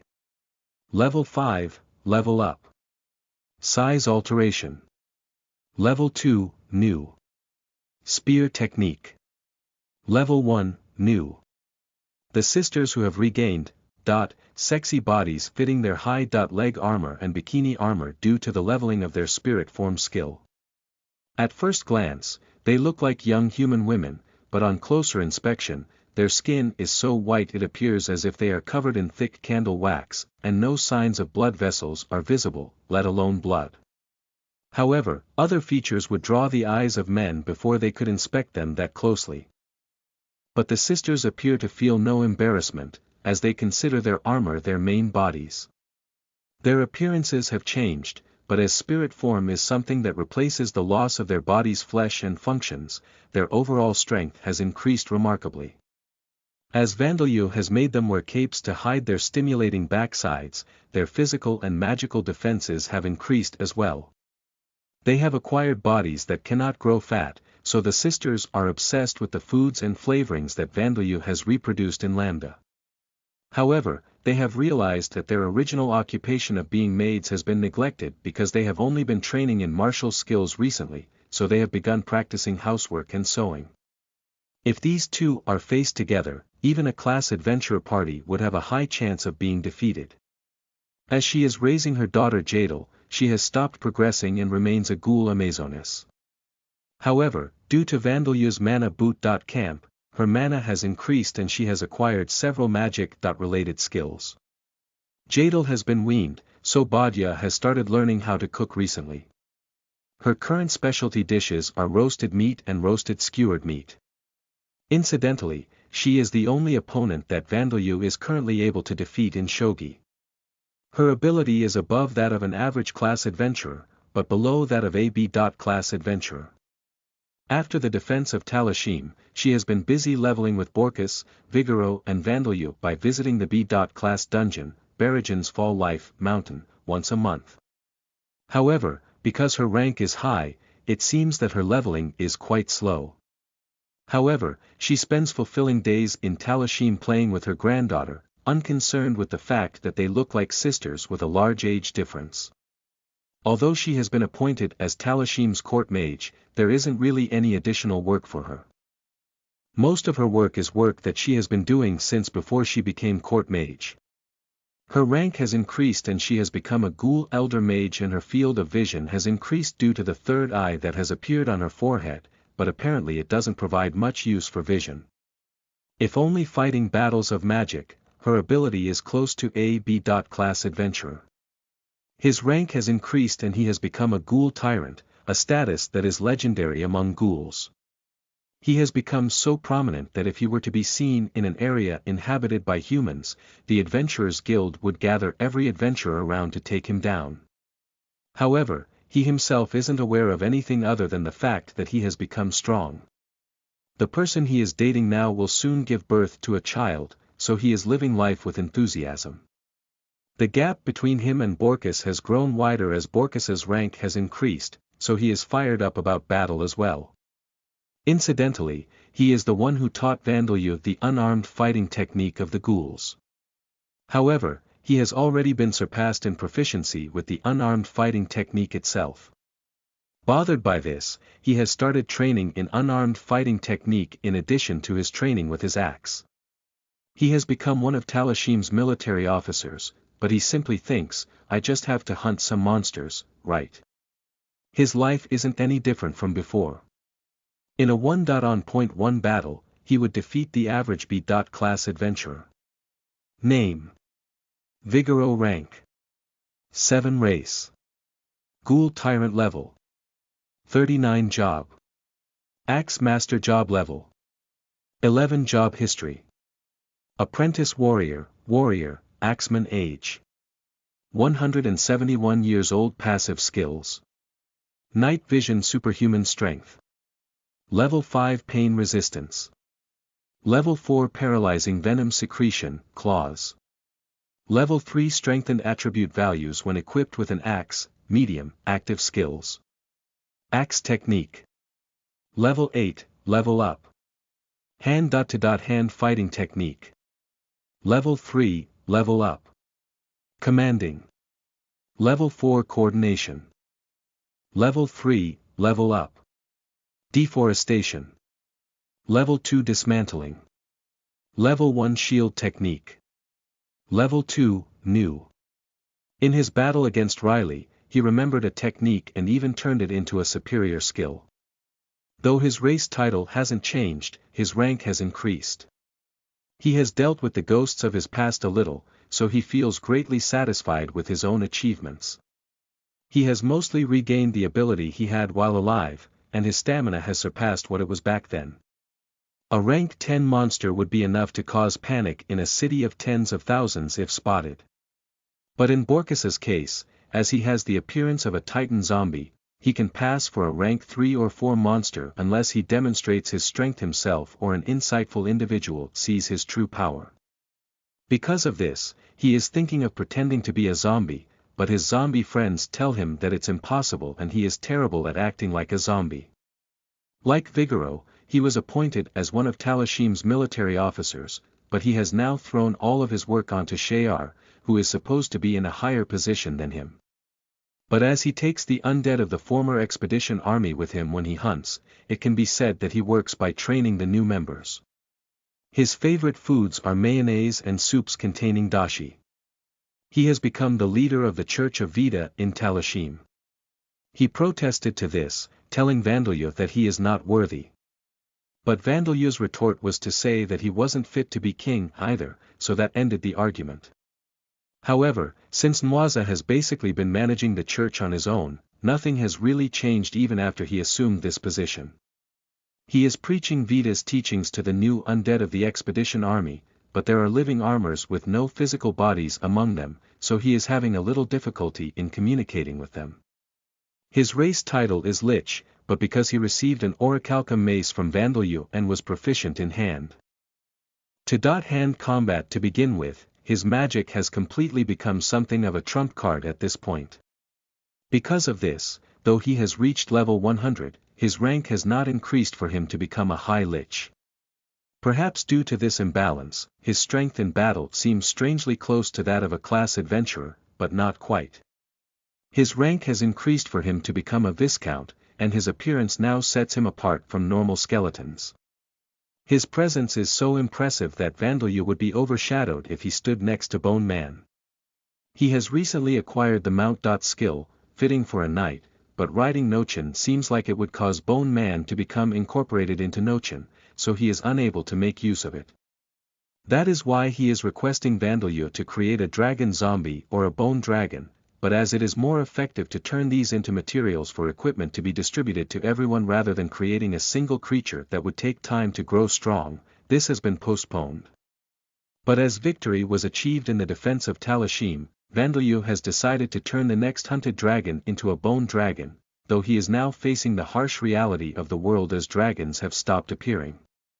Because of this, he is currently using a bone Tyrannosaurus as a mount. When mounted, Bone Man's strength in battle is equivalent to multiple class adventurers. Nochin became a rank 8 union of bones before the defense of Talashim. Its appearance is that of a combination of countless bones, a beast the size of a mansion. Nochin is a powerful monster. Attacks that would effectively break the skulls and backbones of normal skeletons are ineffective on it as it replaces its broken bones with the bone form manipulation skill. It is noteworthy that the bones of earth dragons and rock dragons have been absorbed by Nochin's body, while normal unions of bones wouldn't have these. Its defense is as solid as steel. It is a monster that the Adventurers Guild would designate as a disaster. If it were discovered, the guild would send out compulsory requests and form an extermination squad. The Adventurers Guild itself isn't aware of this, and nobody else knows either. Nochin's very existence is rare, so it is not as well known as goblin kings. It frequently flies in the skies above Talashim, but apparently Vandalyu is riding inside around 1 in 10 times. Name. Nochin rank. 8 race. Union of Bones level. 27 passive skills. Dark vision superhuman strength. Level 8 spirit form. Level 5 bone form manipulation. Level 5 physical resistance. Level 4 absorption healing, bone. Level 4 active skills. Silent steps. Level 2 breath, poison. Level 5 high. Speed flight. Level 5 long distance control. Level 4 projectile fire. Level 4 She is a beautiful noble. Born vampire who has become a vampire viscount, undergone a job. Changed to vassal warrior and even conquered sunlight. As a result of doing her best to get stronger for Vandalyu's sake, she has indeed become strong, but she is a little troubled by the fact that her master is busy with housework. Vandalyu gave her the power to overcome the sun and executed a plan that allowed her to defeat Isla, a clearly superior foe. Her belief that Vandalyu is a more fearsome being than the pure breed vampires has grown even deeper. Isla and the vampires, who became vampire zombies, have become Eleonora's subordinates. Her current objective is to have all of them acquire the sunlight resistance skill. She is an ambitious person who wants Vandalyu to control the entire continent. She feels younger after having undergone youth transformation, so she is seriously considering using her own body to curry favor with Vandalyu, something she didn't consider before. But she believes that being forceful wouldn't be wise, so she diligently made arms for the defense of Talashim as part of a plan to act as the woman who supports him from the shadows. She is also the only one in the group of women around Vandalyu who doesn't feel a sense of risk at her lack of ability to do housework. I have my craftsmanship, she tells herself as she continues to create arms. In addition, with Saria and Rita regaining their bodies, there has been a slight change in the bust rankings since the end of the second volume, but she and Badya still fight for the top spot. If Darshia is included, there is a third contestant for this spot. Incidentally, fourth place is currently held by Saria and Rita in a tie, while Eleonora is sixth. Seventh place and below belongs to Kachia and Bilda. Last of all is Zadiris. Name. Terrier rank. 3 race. Ghoul level. 1 job. Arm smith job level. 97 job history. Apprentice smith, smith slave, forced job change at level 47, apprentice prostitute, prostitute age. 269 years old, physical age and age appearance 18 years old, passive skills. Night vision pain resistance. Level 1 superhuman strength. Level 1 paralyzing venom secretion, claws. Level 1 allure. Level 4, level up. Active skills. Estimation. Level 6 armor smithing. Level 7, level up. Weapon smithing. Level 7, level up. Bedroom skill. Level 5 dancing. Level 2 love. Making. Level 2 the first ninja in Lambda. The experience points he gained in the defense of Talashim allowed him to become a black goblin ninja adept. He can probably be considered to be equivalent to a Chunin star. His ability in battle puts professional assassins to shame. Possibly because Vandalyu deliberately neglected to tell him that combat isn't the essence of being a ninja and that ninjas are supposed to conceal themselves, he is becoming unusually proficient at assassinating enemies head on. He has a mischievous appearance, with a pointed nose and slanted eyes, but he has an earnest personality. Because of this, he and the other black goblins were engrossed with their training and have realized only recently that most of the members of the other new races, such as Gorba and Mimetiga, are now in relationships. King, we want relationships with people as well. Do you want to come with me to the Orbom Kingdom with me next year? A conversation like this has apparently taken place. Of course, there is no guarantee that Braga and the others will find lovers even if they do go to the Orbom kingdom. It seems that Vandalyu has the insensitive, savage idea of buying slaves before returning to Talashim if they really couldn't find anything in the Orbom kingdom. Incidentally, all of the Black Goblins became Black Goblin ninjas following the defense of Talashim. If all of them moved together, they would have the power to kill all of the important people in a small dot-to-dot medium-sized town of several thousand in a single night. Name: Braga. Rank: 6 Race: Black Goblin Ninja Adept. Level 1. Passive skills: Dark Vision. Status effect resistance. Level 3, level up. Enhanced agility. Level 4, level up. Intuition.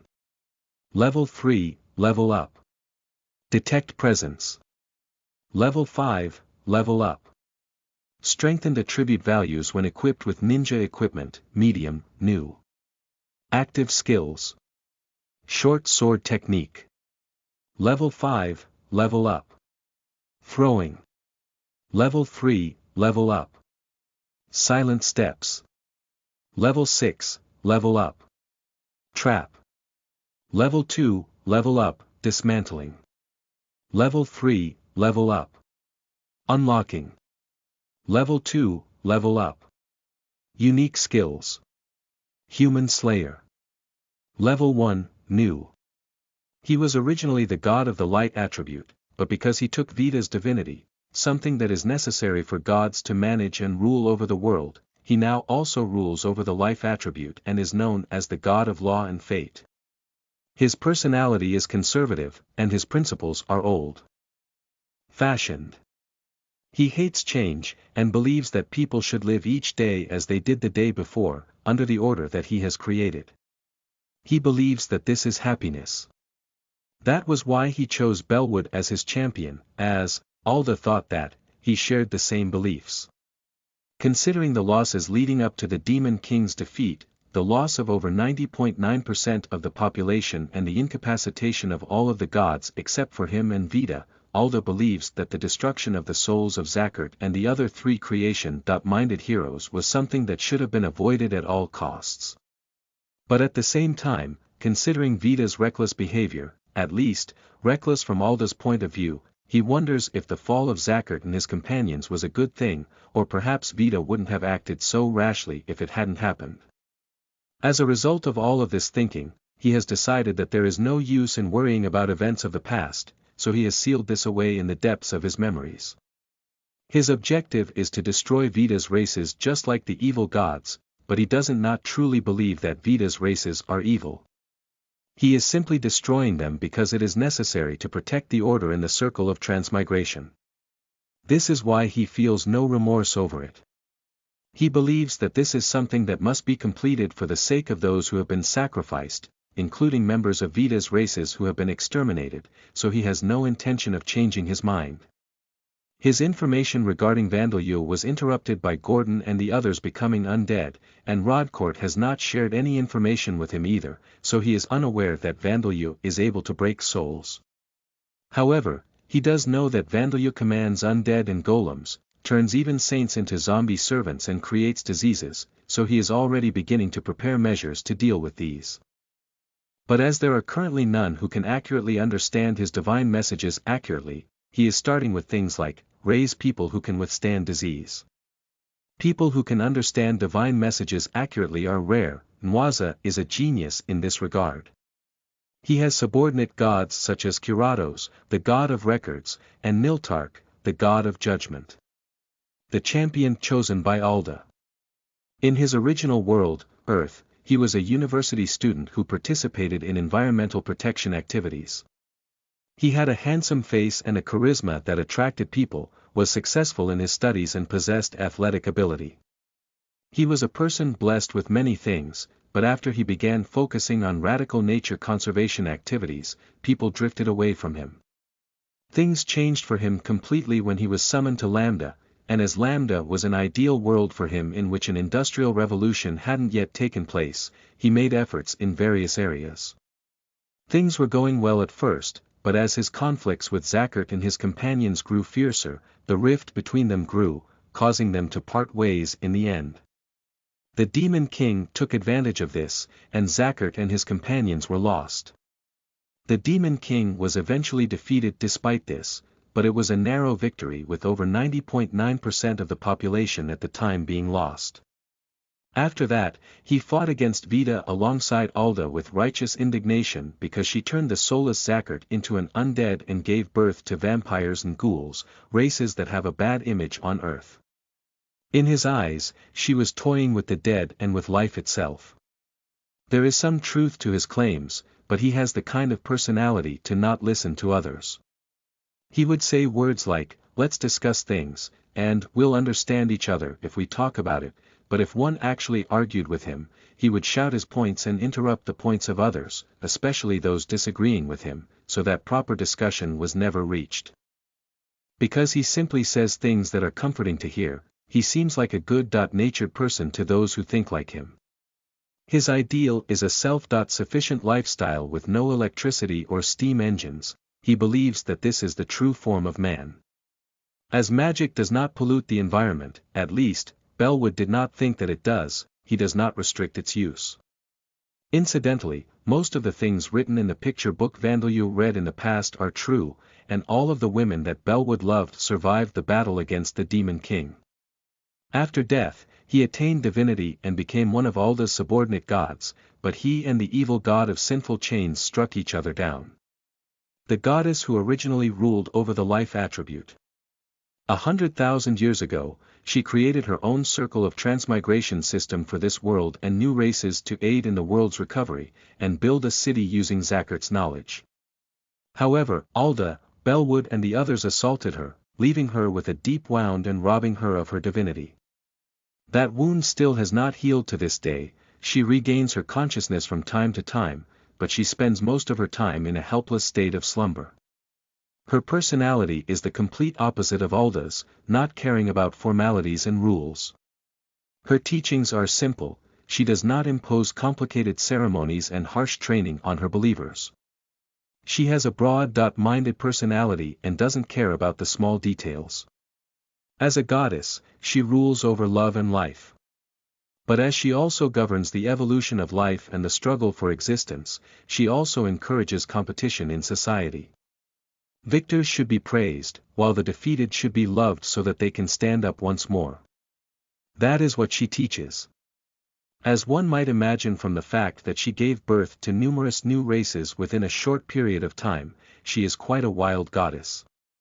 Her teachings place no importance on virginity, so the female saints who served her acted as sacred prostitutes. His real name is Sakato Keisuke. He was a young manager of a small factory. Though he dreamed of being a forensic scientist during his days as a student, various circumstances forced him to attend a technical college and inherit his parents' factory after he graduated. He is well informed on various miscellaneous subjects due to his hobbies, but he was about to hang himself after his factory business failed. This was when Vita selected him as her champion. His looks were average and he wasn't athletic. The ability he gained was creation-oriented, he was not a very champion-like champion. This showed in the way he thought in the battle against the Demon King.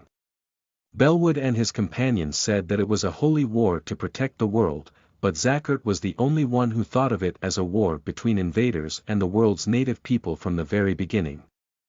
As a result, he was able to successfully make numerous evil gods switch sides.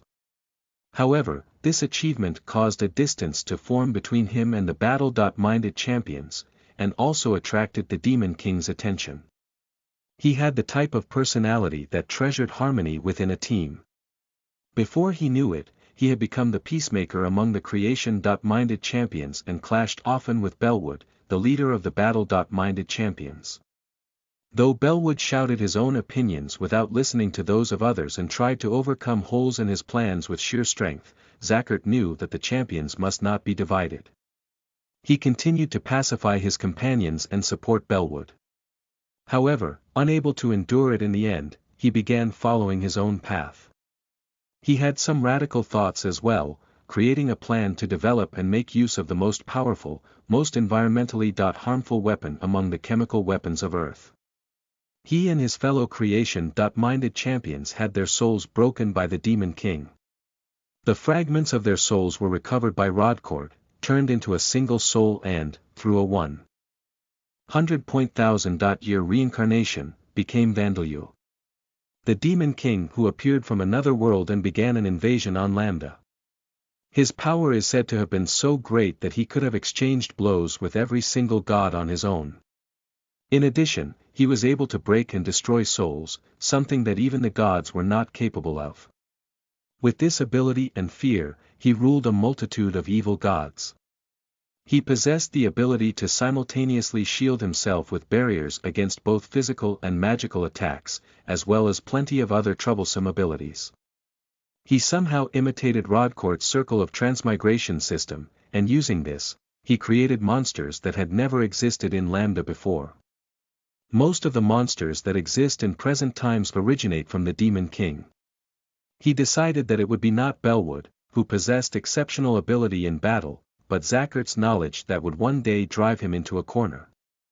He disguised himself as one of his own soldiers and obliterated Zachart, a former member of the Five-Colored Blades and a former companion of Heinz.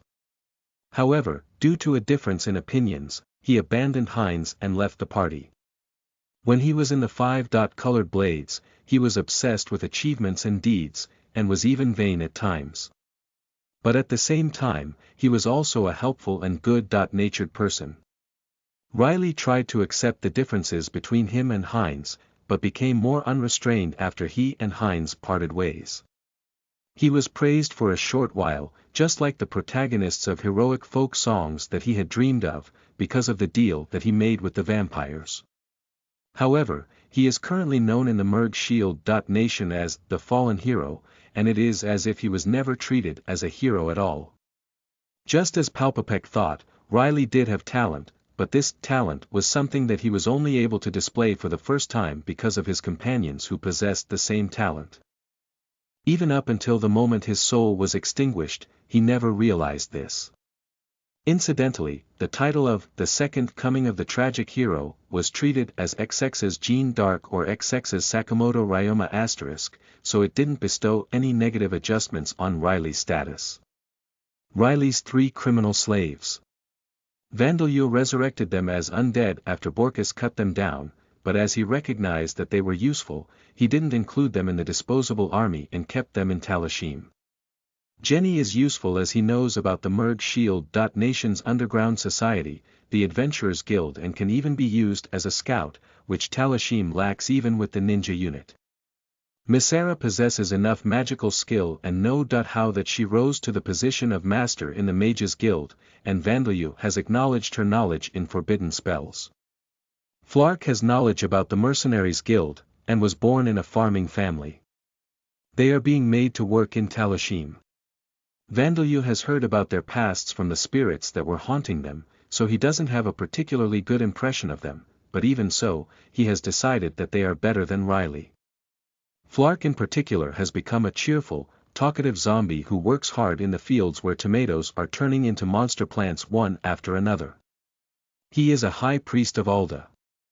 He failed with the third opportunity to kill Vandalyu that he had prayed for, and as a result, he was killed and turned into an undead. In the end, he mixed up Vandalyu with Alda. Due to the acts of destruction he committed under Vandalyu's orders, his reputation plummeted to the earth and his influence in the Church of Alda has fallen as well. Not only the Church but the Empire and the Merg Shield Nation are also trying to extinguish the flames and restore his reputation, but the image of Gordon opening a large hole in the city's wall and emerging through it is so devastating that his reputation won't recover as much as they would like. The reputation restoration was going well for a while, but the people began blaming the demons on the other side of the Boundary Mountain Range and advocating a war of revenge, so it was hastily stopped. Other than the Church, everyone is now considering whether it might be better to treat Gordon as an evil person. Most of the disciples that he was teaching participated in the expedition, with the exception of those who couldn't due to age or injury. The fact that all of them were annihilated is a headache-inducing problem for both the church and Alda.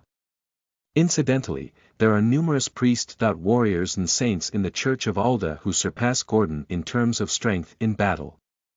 However, Alda had taken notice of him and considered him a candidate to become the next heroic spirit because he was a hero acknowledged by many.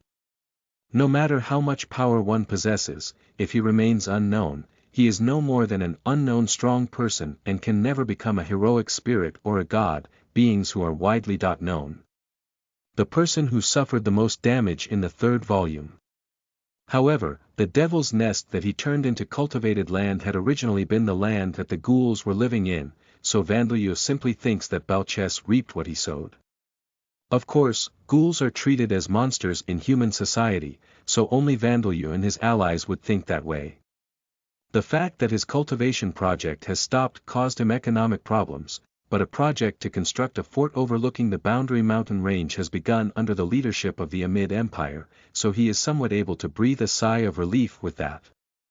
His children and grandchildren will likely be severely troubled by the fort's existence, but Balches will be praised as a benevolent lord for the fact that Balcheburg was successfully defended and the fact that it recovered economically.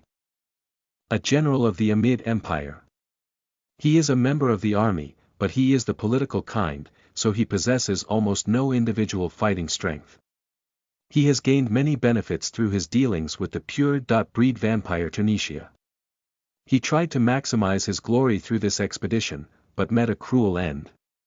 In the Amid Empire, the Movid family of earls has been crushed and Rangel's eldest son and heir has been murdered and covered up as a suicide. His other children have fallen into tragic circumstances as well.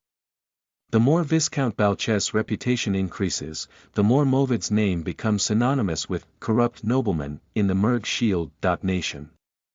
Shayar tried working his spirit hard in Talashim, but he was deemed to be useless after all and turned into one of the golems making up the city's walls. The second son of Earl Legs Tun, the former marshal of the Merg Shield nation. An unfortunate person who got caught up in the pure-breed vampires conspiracy. He is mediocre as a commander, but he is the coordinating type of military officer and performs well in doing civil official type work, so he is a versatile individual. Vandalyu has acknowledged this and appointed him as general. Borkus being someone who cannot do desk work is another reason for this. However, though he is a general, he works with not only military business but bureaucratic affairs as well. Though he says that he would have died of overwork if he wasn't already dead, he works like a workaholic and presses Vandalyu to establish things like a national flag, currency and laws. Incidentally, the Black Bull Knights Order is working in Talashim, acting as opponents in mock battles for the ghouls to learn the art of war and human-style group fighting tactics. As a result of Vandalyu's counterattack, he has been reappointed as marshal. However, rather than this being an achievement, he is now drowning in a whirlpool of work that is enough to make his hairline recede. Now that only a third of the Merg Shield nation's elite forces remain, he must return these to their original force. But before that, he must put the forts along the border on alert status so that the Orbom kingdom doesn't take advantage. He is so busy with work that he doesn't even have time to plan things. He made a plan to cast Riley away, but it seems that he is now regretting not simply having him murdered. He believes that this is all Vandalyu's conspiracy, but as Vandalyu possesses no information on the political relationships in the Merg Shield nation and the Empire, everything is simply a coincidence. The Amid Empire's current half-elf emperor. He is handsome and clear-minded, placing more importance on benefits than emotion, but he doesn't take the emotions of others lightly either. He does follow Alda's teachings, but his religious piety is non-existent, it is merely a show. Even the persecution of Vida's races is something that he maintains out of convenience in order to avoid causing dissatisfaction among the people. He is interested in Vandalyu who is able to command the undead, he wishes to acquire Vandalyu as someone to work for him from the shadows. However, this is an offer to which Vandalyu's only reply would be, definitely not. Not only would he be unable to acquire the social fame that he wants the most, but those resurrecting from origin would see him as an accomplice in a national conspiracy, band together and eliminate him. Marshuk thinks of Vandalyu as someone who can create undead in great numbers and tame them, so while he considers Vandalyu a threat, he also realizes how much use Vandalyu could be. However, he believes that Vandalyu is less of a priority than Schneider. The reason he is leaving Schneider be is because Schneider's power and fame is too much for him to handle. However, he has several special units under direct Imperial command, so he is confident that even a coup d'état attempt by Schneider could be suppressed. However, in such an event, great losses would be suffered, including the loss of the special units. It would be problematic if the Orbon Kingdom were to take advantage of that or vassal nations began wars for independence, so this is something that he wants to avoid if possible. The only S-class adventurer in the western region of the Bon Gaia continent. Though he is known for his countless achievements such as slaying an evil god and slaying elder dragons, he is also known for his terrible philandering. However, he only killed the evil god in a lady-killer sense. He is a believer of Vita who has helped tribes of Lamia and Scylla that he was supposed to have exterminated go further into hiding and is drinking buddies with several elder dragons. He is a human and he appears to be in his 20s, but he is actually in his 50s. He hunted down numerous evil elder dragons, bathed in their blood and ate their liver sashimi, and before he knew it, he had become immortal. He is the owner of an almost 2-meter tall body with sturdy, lean muscles and possesses an unrefined beauty. However, he calls his silver blonde hair completely white and thinks of himself as an old man who simply looks young. Almost half of his achievements have been forged. He protects Vita's new races, helps them escape to other continents. Meanwhile, in the shadows, he buries vampires with connections to evil gods, as well as slave traders and adventurers who specialize in hunting members of Vita's races. His eventual goal is to overturn the Amid Empire's policy of persecuting Vita's races, but the road ahead of him is long. He spends his days whispering, "I wonder if I'll live long enough to see that day," only to have his companions tell him, "No, you definitely will." He actually received a divine message from Vita telling him to save Vandalyu, but because he mistakenly interpreted this divine message, he failed to do so. Obeying the other part of the divine message that he was to follow in the event of such failure, which was given to him to ensure that he and Vandalyu do not become hostile to each other, he has been avoiding crossing the boundary mountain range. One of his companions is a dark elf warrior. Chief, if Vandalyu had actually headed for Darshia's hometown, he might have actually joined forces with Schneider by now. When he was young, he was a lively person who loved women, but now he has more or less calmed down and become a health maniac for no apparent reason. Magic explanation. Up until Volume 3 you are listening at novelfull.audio. Magic explanation. Up until Volume 3 side volume. This is an explanation of the no.attribute magic and death.attribute magic used by the protagonist. Different spells require different amounts of technical skill and mana. When the protagonist lacks the technical skill for a certain spell, he makes up for it by expending a large amount of mana to cast the spell forcibly. Also, as each type of magic levels up in skill, the strength and effects of their spells increase. No attribute magic. This is magic cast using mana that hasn't been influenced by any attribute and doesn't exist in origin. Because it uses mana that hasn't been influenced by any attribute, anyone can use it no matter what attribute he or she has an affinity for. Thus, it is convenient for both those teaching the fundamentals of magic as well as those learning them, so apprentice mages begin learning the sensation of using and controlling mana with this magic. Because no.attribute mana is not influenced by any attribute, it quickly disperses once it leaves the body. Because it is difficult to maintain, only has simple effects and using magic with an attribute produces more efficient and effective results, the people of Lambda consider it as little more than a tool to train with. It is common for first-rate mages with level 5 in magic with an attribute to have a level 1 skill in no-attribute magic. However, there are also a few who do not fail to perform fundamental training in no.attribute magic. Telekinesis skill requirement. Minimal to great, depending on the object being moved, speed and distance of movement. Mana requirement. As above, a spell that moves an object with mana. It is similar to psychokinesis. Anything from a pebble to a boulder can be moved as long as it is a physical object. As long as the caster has enough mana, he can freely control the distance and speed of the movement. However, the average mage would likely run out of mana and collapse just from moving a human-sized boulder a single meter. It can also be used on objects that are moving, but this requires a high level in the mana control skill. Flight BDNVL skill requirement. If ignoring safety, low mana requirement.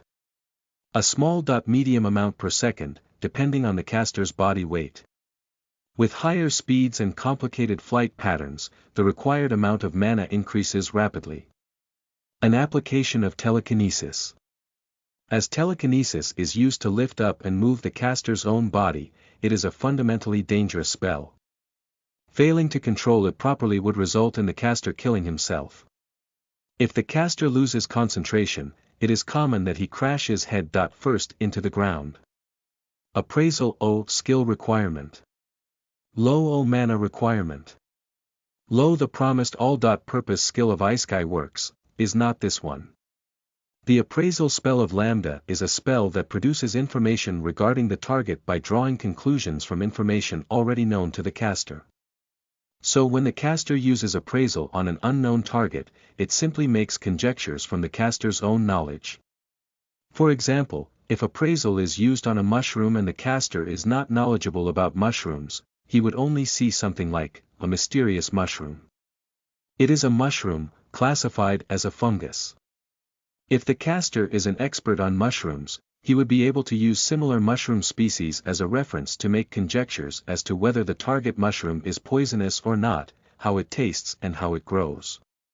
However, that does not mean that the resulting information is necessarily correct. Because it displays information that has entered the caster's mind once, even if the caster has already forgotten about it, there are many who use this spell as a convenient way of having an internal encyclopedia.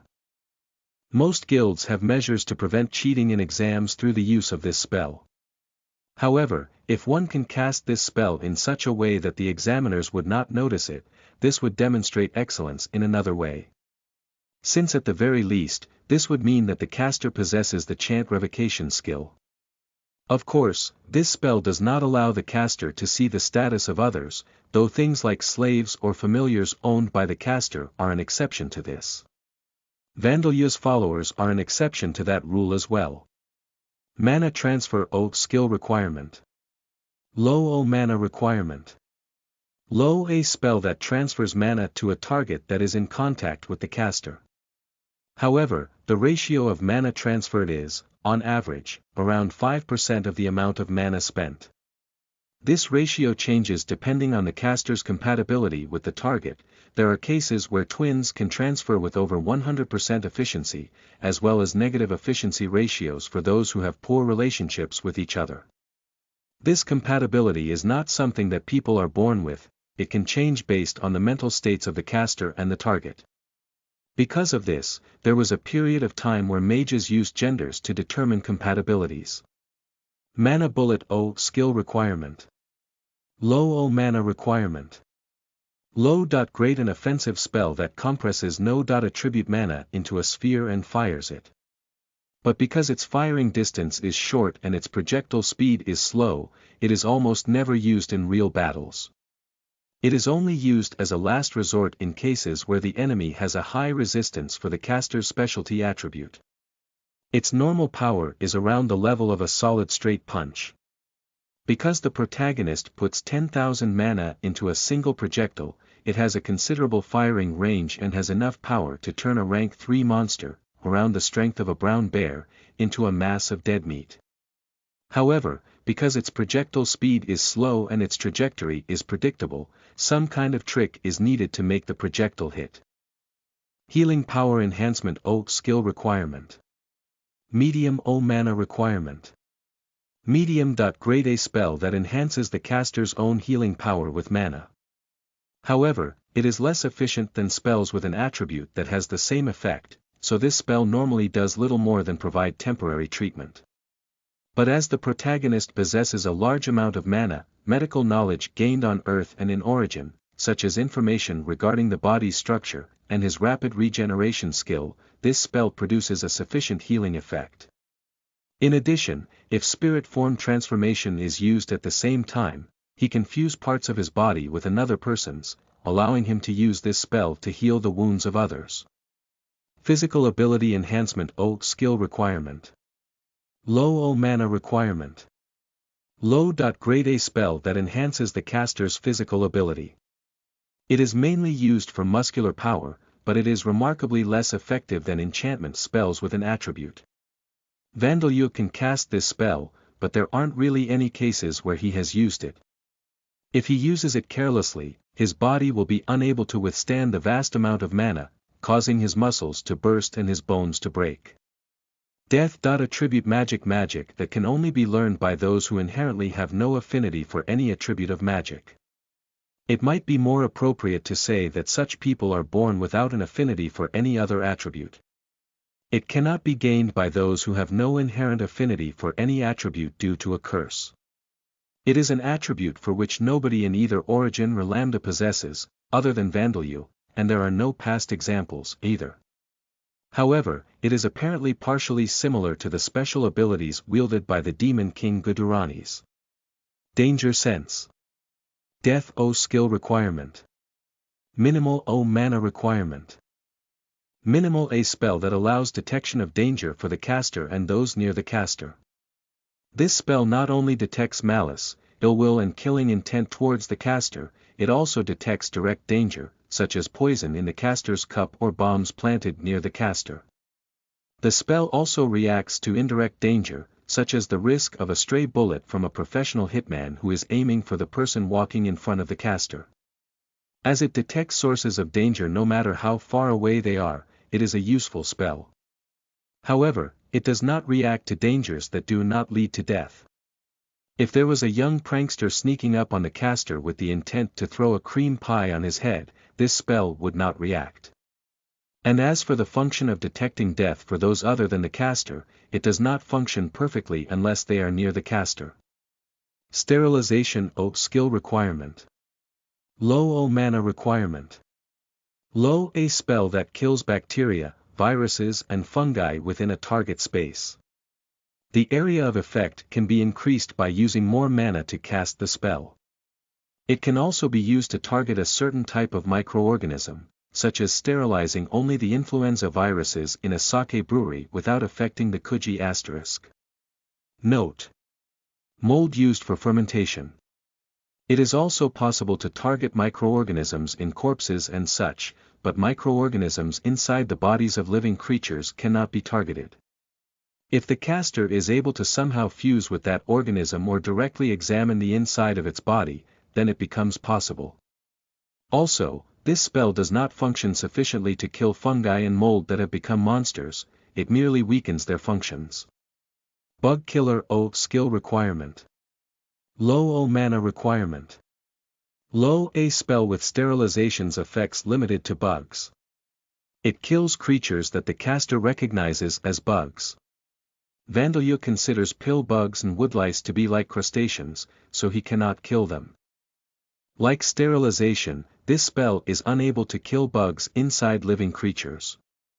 For it to work, the caster must use a method to either directly examine the inside of the body or to fuse with the creature itself. However, it can kill bugs visible from outside the body, such as parasites in the mucous membranes of the eyeballs. Also, like sterilization, this spell is ineffective against bugs that have turned into monsters. However, it does cause them discomfort, so it can ward them off. Undead Transformation O skill requirement. Low O mana requirement. High A spell that makes spirits possess corpses and inanimate objects to turn them into undead. Type monsters. The type of monster created depends on the condition of the spirits, the object they are possessing and the amount of mana used in the spell. There is no guarantee that the resulting undead will be obedient to the caster, but those created by Vandalyu obey him due to the effects of death, attribute charm. Golem Transformation O skill requirement. Low O mana requirement. High A spell that makes spirits possess inanimate objects to turn them into golem. Type monsters. As they are actually undead that possess inorganic bodies instead of corpses, anti-undead light. Attribute spells are effective on them. In addition, the changing of the golem's shapes comes from the golem transmutation skill, so the shapes of the golems cannot be manipulated with this spell alone. Demon Fire O skill requirement. Low O mana requirement. Low A spell that produces a blue-white flame that absorbs heat from its surroundings. It can be made to float in the air to provide illumination. Additionally, it can be used for cooling objects down. Touching it will not cause frostbite immediately, but it is about as cold as a household freezer, so touching it for long periods of time would be dangerous. Nothing is actually burning, so it is not extinguished if water is poured over it or it is submerged. Heat Leech O skill requirement. Low O mana requirement. Low A spell that leeches heat energy from its target. It can be used for things like extinguishing fires. It cannot directly leech heat from living things. The leached heat energy simply disappears, so it is impossible to use that energy for something else. Bloodshed Enhancement O skill requirement. Low O mana requirement. Low an enhancement spell that can be cast on weapons and bodies, increasing attack power against living things, things with vitality displayed in their status. As it is specialized for fighting organisms, it does not produce any effects against corpses or inanimate obstacles. Energy Absorption O skill requirement. Low O mana requirement. Low an enchantment spell that absorbs attack power external to the enchanted object. Kinetic, heat, electrical, mana, it absorbs any kind of energy. Because of this, it enhances defense against both physical and magical attacks. However, it is powerless against poison and any disease that isn't accompanied by mana. In addition, it also absorbs light energy, so it has the weakness of causing blindness if cast on the eyeballs. But this weakness is not a problem for those with the dark vision skill. Disinfect, Detoxification O skill requirement. Medium O mana requirement. Depends on the strength of the poison spells that neutralizes the toxicity of a substance. These spells differ from an antidote because it targets the poison itself, allowing it to neutralize the poison before it enters the body of a living creature. Disinfect can only target inanimate objects.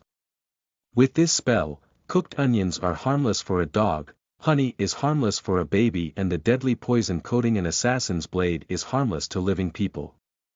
In contrast, detoxification can also target living creatures. It can neutralize the toxins secreted by living pufferfish, venomous snakes, and microorganisms that cause illness. However, it does not stop the venom production of creatures like pufferfish or snakes, so if they are left alone for long enough, they create more venom and return to normal. Deodorization O skill requirement. Medium O mana requirement. Depends on the strength of the poison A spell that neutralizes odors within a target area of effect. It can neutralize any odor no matter how unpleasant it is, but any new odors released in the target area after the spell is cast can be smelled as normal. This includes examples such as fresh sweat being produced and decomposition continuing after the spell is cast. Detect Life O skill requirement. Low O mana requirement. Low A spell that detects life within a certain area. It reacts weakly to undead and artificial organisms such as golems, and it is completely unable to detect objects that do not have vitality displayed in their status. Preservation O skill requirement. Low O mana requirement. Depends on the size of the target A spell that preserves the freshness of its target. It prevents the oxidation, desiccation and decomposition of its target. Items with this spell cast on them can be dried in the sun while maintaining the freshness of their organic components. However, these items do not become indestructible, so it is still possible to burn items with this spell cast on them using fire. Also, living creatures cannot be targeted by this spell, so it does not prevent aging. It does prevent hair from becoming disheveled, however.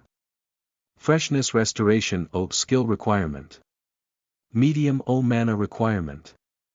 Depends on the state of freshness that is being restored. A spell that restores the freshness of a target. It restores decomposed organic substances to their original state, but it does not restore damage caused by decomposition. Also, if this spell is used on a mummy, it has no effect unless water is applied at the same time. If this is used on fermented food, it reverses the fermentation process. Decomposition, fermentation. Skill requirement. Low mana requirement. Depends on the degree of decomposition and fermentation. Spells that decompose or ferment their target. On Earth and in origin, there are no strict differences between the phenomena of decomposition and fermentation other than that fermentation is useful to humans, so strictly speaking, these two are essentially the same spell. The difference is that decomposition has no limits to the time duration and effect of the decomposition it causes on its target, while fermentation limits the duration of its effect to a point where it results in something that is useful to humans. If decomposition is used on a barrel of fresh miso, unless the duration is limited, even the barrel itself will decompose and disintegrate, never mind the soya beans. But no matter how long fermentation is cast on the same barrel of fresh miso, the resulting product will be fermented miso. Because of this, the use of fermentation is limited to things like creating fermented foods from fresh ingredients and compost from waste. However, if used on ingredients for sake, the environment must be adjusted accordingly and limits must be placed, otherwise, vinegar will be produced. Also, decomposition has no effects on living creatures and inanimate objects that do not decompose. Maturation. Skill requirement. Low mana requirement. Low the fermentation spell with further limitations. It is a spell that allows meat, fish, fruit and vegetables to ripen without rotting. Aging, inanimate aging. Skill requirement. Low mana requirement. Medium spells that cause dramatic aging in their target. However, its effects only last as long as the spell is being used, and only the body part in contact with the caster is designated as the target. The caster can cause aging in the whole of a target's skin by touching one part of the skin, but it is impossible to cause aging in bones or the brain. The only difference between aging and inanimate aging is whether the target is living or not. Also, aging does not cause growth, so using it on a child would simply cause the child to age while maintaining a child's constitution. Inanimate aging has uses such as making dried kombu. Spirit form transformation. Skill requirement. Low mana requirement. Medium. A spell that turns the caster's flesh into spirit form. It is possible to select which parts are turned into spirit form, so the caster can use it on his whole body or just his arms. The transformed parts become semi-transparent, but they remain visible to the naked eye even to those without specialized jobs such as spiritualist. Body parts under the effect of this spell are unaffected by physical forces and can pass through physical objects. In order to harm body parts under the effect of this spell, either martial skills or magic must be cast, or weapons made of silver or magical metals such as mithril must be used. Also, because the changing shape of spirit form is fundamentally manipulating the original part, willingly breaking down the original shape, for example, turning arms into tentacles and branching them out, or splitting heads, carries the risk of causing mental damage, memory loss, or madness. This problem does not apply to those who have already had the above damage dealt to them. Youth transformation. Skill requirement.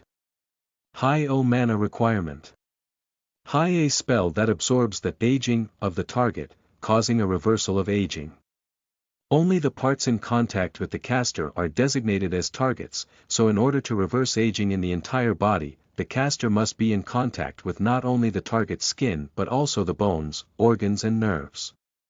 If age is continuously reversed in the organs and nerves, one would be theoretically immortal, becoming able to live hundreds or thousands of years.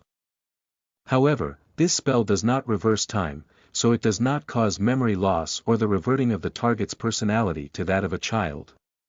There are cases where it improves the target's ability to remember things, causing to remember things of the past that they had forgotten, and growth due to the age reversal in the bones and cartilage. Poison, deadly poison. industrial poison O skill requirement. Low-high O mana requirement. Low-high spells that create poison. They can create poisonous compounds at the fingertips or apply deadly poison to objects in contact with the caster. Though they have different names, the only difference between them is the degree of toxicity of the poisons they produce. The difficulty of casting the spells and the amount of mana required depend on the toxicity and complexity of the poison's effects. Also, only poisonous substances known to the caster can be created. Vandalyu uses his scientific knowledge from Earth and his experiences in Origin to create them. These skills can also be used to create monster toxins that can be used to create medicine, as well as things like anesthetics, sleeping drugs, muscle relaxants and muscle-strengthening drugs. Disease, deadly disease, industrial disease O skill requirement. Low-high O mana requirement. Low-high these spells create bacteria and viruses that cause disease. It generates microorganisms at the fingertips and on objects in contact with the caster. The difficulty in casting the spells and the amount of mana required depends on the disease's infectious capacity, targets, mortality rate and symptoms. These factors cannot all be controlled freely. Trial-and-error research is required unless creating a known pathogen. Also, accurate medical knowledge is required. Vandalyu gained knowledge in Origin, where science is more advanced than on Earth, and was infected with many different fatal diseases, so he is able to produce new diseases even without a specialized experimental facility. Lemure creation O skill requirement. Medium O mana requirement. Medium this spell creates familiars with the appearance of mostly transparent skulls. They can fly and, as they do not physically exist, they move silently unless the materialization spell is used. The caster can borrow their vision and other senses, and issue orders to them even from afar. Also, lemurs can be given an order to self-destruct. When they obey this order, they release a powerful killing intent that triggers the target's survival instincts. They have less self-awareness than familiars created through other attributes of magic, so they are almost completely unable to make their own decisions. Incidentally, the spell used to create familiars of other attributes of magic is named Familiar Creation. The reason this spell's name is different is because Vandalyu is unable to make any familiars other than lemurs. Magic Absorption Barrier O skill requirement. Low O mana requirement. Small grade A spell that creates a black, fog-like barrier that absorbs mana. When the caster is surrounded by this barrier, no one other than the caster is able to release mana outside of his body. Also, if the caster surrounds his own body with this barrier, it renders magical attacks completely ineffective. Its weakness is that it does not block physical objects at all and that the barrier can be escaped by moving faster than the fog can keep up. For example, if a rock is thrown at the barrier with telekinesis, the barrier will cancel telekinesis but not stop the rock that has already been thrown. This barrier is also unable to stop martial skills that work through passing mana through the inside of the body or a weapon. The amount of mana that can be absorbed by the barrier is proportional to the amount of mana the caster used to create it. Impact, negating barrier O skill requirement. Low O mana requirement. Small grade A spell that creates a barrier that absorbs every kind of energy, including kinetic energy, other than mana. This spell is cast with the caster at its center, none other than the caster can move inside it freely. It is a physical version of the mana absorption barrier, but since it cannot be cast on targets other than the caster himself, it is a defense-specialized spell. However, splitting the caster's arms from his main body, controlling them with long-distance control and casting the barrier around the arms is possible. Withering O skill requirement. Medium O mana requirement. Medium A spell that causes damage by evaporating the water content in a target. Whether this damage is fatal or not depends on the target's vitality, magical defense, biology and whether it can recover its water content immediately or not. However, the attack power of this spell is low, a high skill level and thousands of mana are required to perform feats like instantly mummifying a person. The vitality loss caused by this spell cannot be recovered through natural healing measures. Water content must be replenished. Though the spell's effects are decreased when used on already dead bodies, it can be used on inorganic substances. It can be used to instantly turn fresh fish into dried fish or dry up muddy roads. Corpse healing skill requirement. Low mana requirement. Depends on the damage being healed. A healing spell for undead and corpses. Missing parts can be replaced with substitute parts. It is impossible to resurrect the dead with this spell, and if there are too many damaged parts, this spell cannot repair them. Also, there are some species that cannot be repaired. For example, the heads of headless knights. Healing negation skill requirement. High mana requirement. Medium. Grade A spell that negates vitality. Restoring effects of things such as the target's natural healing ability, regeneration. Type skills, spells and items. This spell cannot be cast unless the target is nearby. The stronger the healing power of the method that the target is trying to use to heal is, the more mana is required. However, casting this spell on targets that have already sustained a wound often results in death due to blood loss. But as the target must be nearby, within 2 meters, it is not a very practical spell. Visualization skill requirement. Medium mana requirement. Low A spell developed by Vandalyu after being reincarnated in Lambda. It allows spirits that are normally invisible and inaudible to be seen and heard by others. However, the spirits still cannot be touched. Materialization skill requirement. Medium mana requirement. High A spell developed by Vandalyu after being reincarnated in Lambda. It allows materialization of spirits by pouring mana into them. However, they are still spirits, so they don't eat and the vitality on their status is still 0. Physical attacks are also still ineffective. Spirits cannot use skills and such from when they were alive. Also, their mana falls a little short of the average person. In addition, this spell can be used to materialize ghosts and evil spirits that do not normally have physical forms. The spell can also be used to create an incarnation of familiar spirits, heroic spirits, and even gods if the target is willing. However, as the required amount of mana goes from several thousand to several hundred million to do so, this isn't realistic for anyone other than Vandalyu.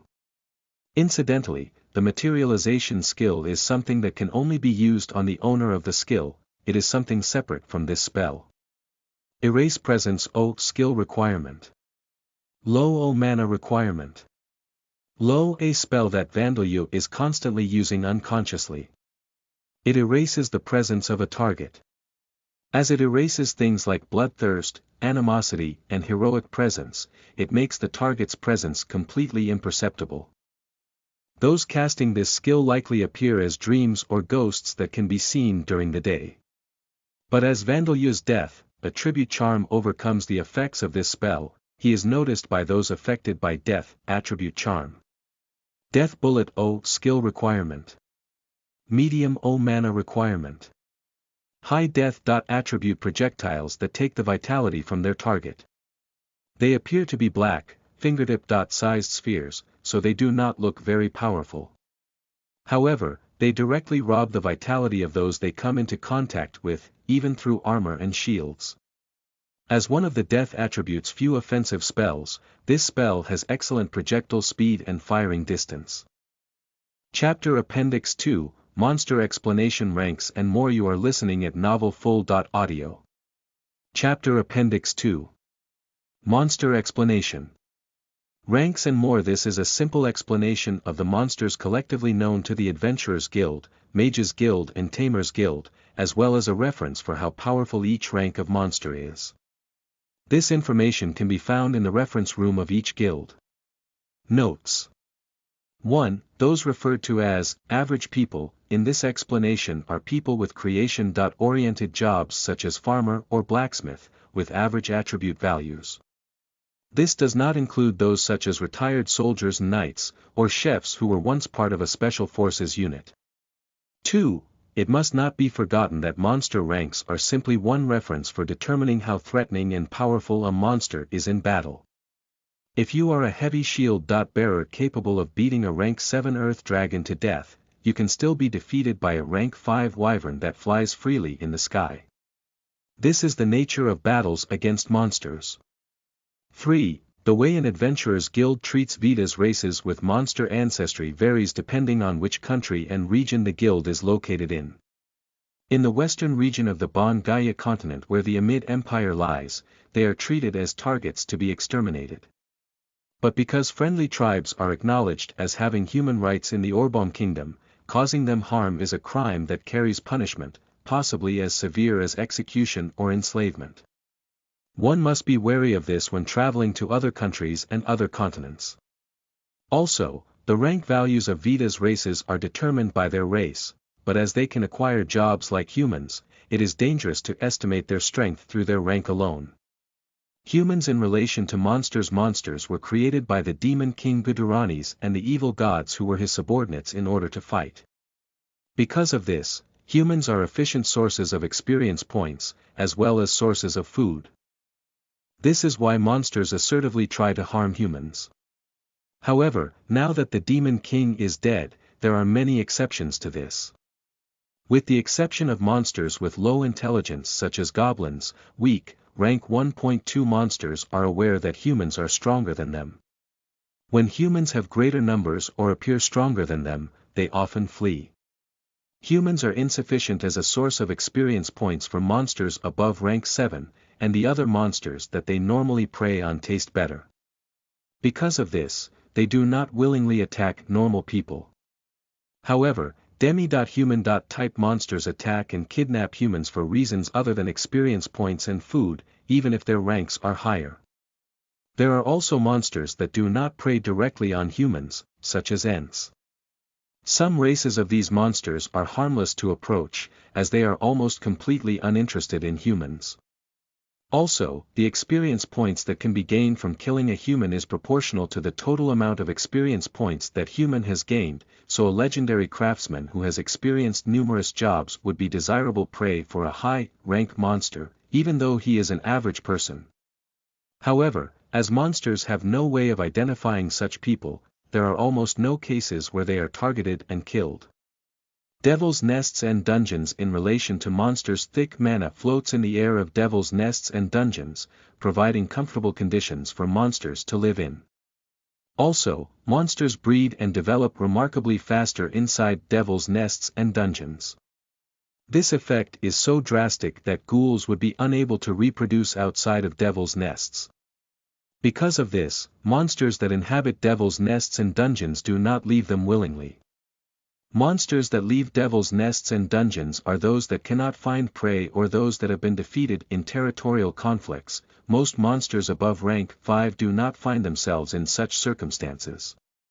Demi-human-type monsters are an exception to this. There are frequent cases of these monsters leaving their Devil's Nests to plunder human goods and humans themselves. Other exceptions include great rampages where monsters overflow from Devil's Nests and Dungeons due to overpopulation, and the appearance of a king. Regarding taming, monsters can be tamed, causing them to become allies of humans. The taming skill originates from Nine Road, the champion chosen by Shazarian, the god of art. Taming uses some magical power, empathy and feelings of trust to form bonds with the target monster. Taming is a broad term that includes things like spells that summon monsters and spiritual magic spells that make spirits cooperate with the caster. Because of this, the difficulty of taming a monster is dependent on the tamer's affinity with the target monster as well as his individual ability. It is said that demi-human-type monsters with similar senses and biology to humans, such as goblins, kobolds, orcs and ogres, are relatively easier to tame. Elves have a good affinity with spirits, dwarves with monsters that live in the earth and beast-people with beast-type monsters that are similar to them. However, it is said that taming monsters whose mental structure, morals and biology are too different are effectively impossible to tame. It is said that insectoid monsters cannot be tamed due to their vastly different mental structures and biology, while undead cannot be tamed due to the vast gap between the dead and the living. Also, plant-type monsters such as ants, monster plants, and walking mushrooms are not impossible to tame, but as they have different sensory organs to humans, it is difficult to tame them no matter what rank they are. The exception to this rule is members of Vita's races that originate from monsters. Though their senses and mental structures are similar to humans, they are generally difficult to tame. Rank 1 monsters that interfere with people's activities like farming and fishing rather than actually being a threat. Their strength, or rather, their weakness is such that an average person wielding a hoe could beat them to death. Most do not possess skills or special abilities. One would not be killed by such a monster unless they possess a very weak constitution or were actively making an effort to be killed. Rank 1 monsters appear commonly in normal forests, plains, rivers and oceans that aren't devil's nests. Nobody would send a request to the Adventurers Guild over a few of these monsters appearing. Young men of farming villages armed with rods can exterminate them by chasing them down, or at least drive them away. However, they provide almost no materials of economic value. An exception is horned rabbits, which provide meat and fur. The chance that a magic stone can be taken from their bodies is around 1 in 100, and even if one is blessed with the luck to find one, the pebble-sized magic stone would sell for an amount equivalent to a child's allowance. The Adventurers Guild's reward for exterminating these monsters is so low that killing 5 of them would barely pay for a night without meals in a cheap inn. The main monsters of this rank are horned rabbits, goblins that steal livestock and crops, living dead and living bones. If one would have a tough time defeating a monster of this rank, it would probably best to give up on being an adventurer.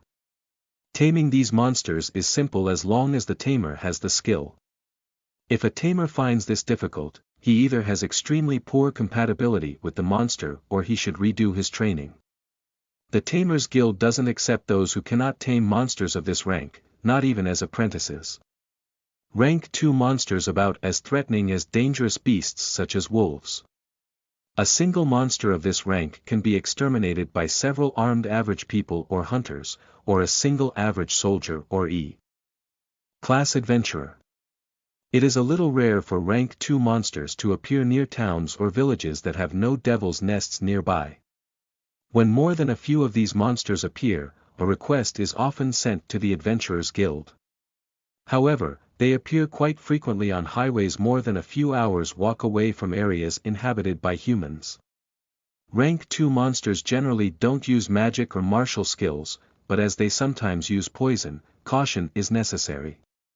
When defeated, they yield materials that can be used for alchemy or arms depending on the race of monster, and these can be sold for a considerable amount of profit.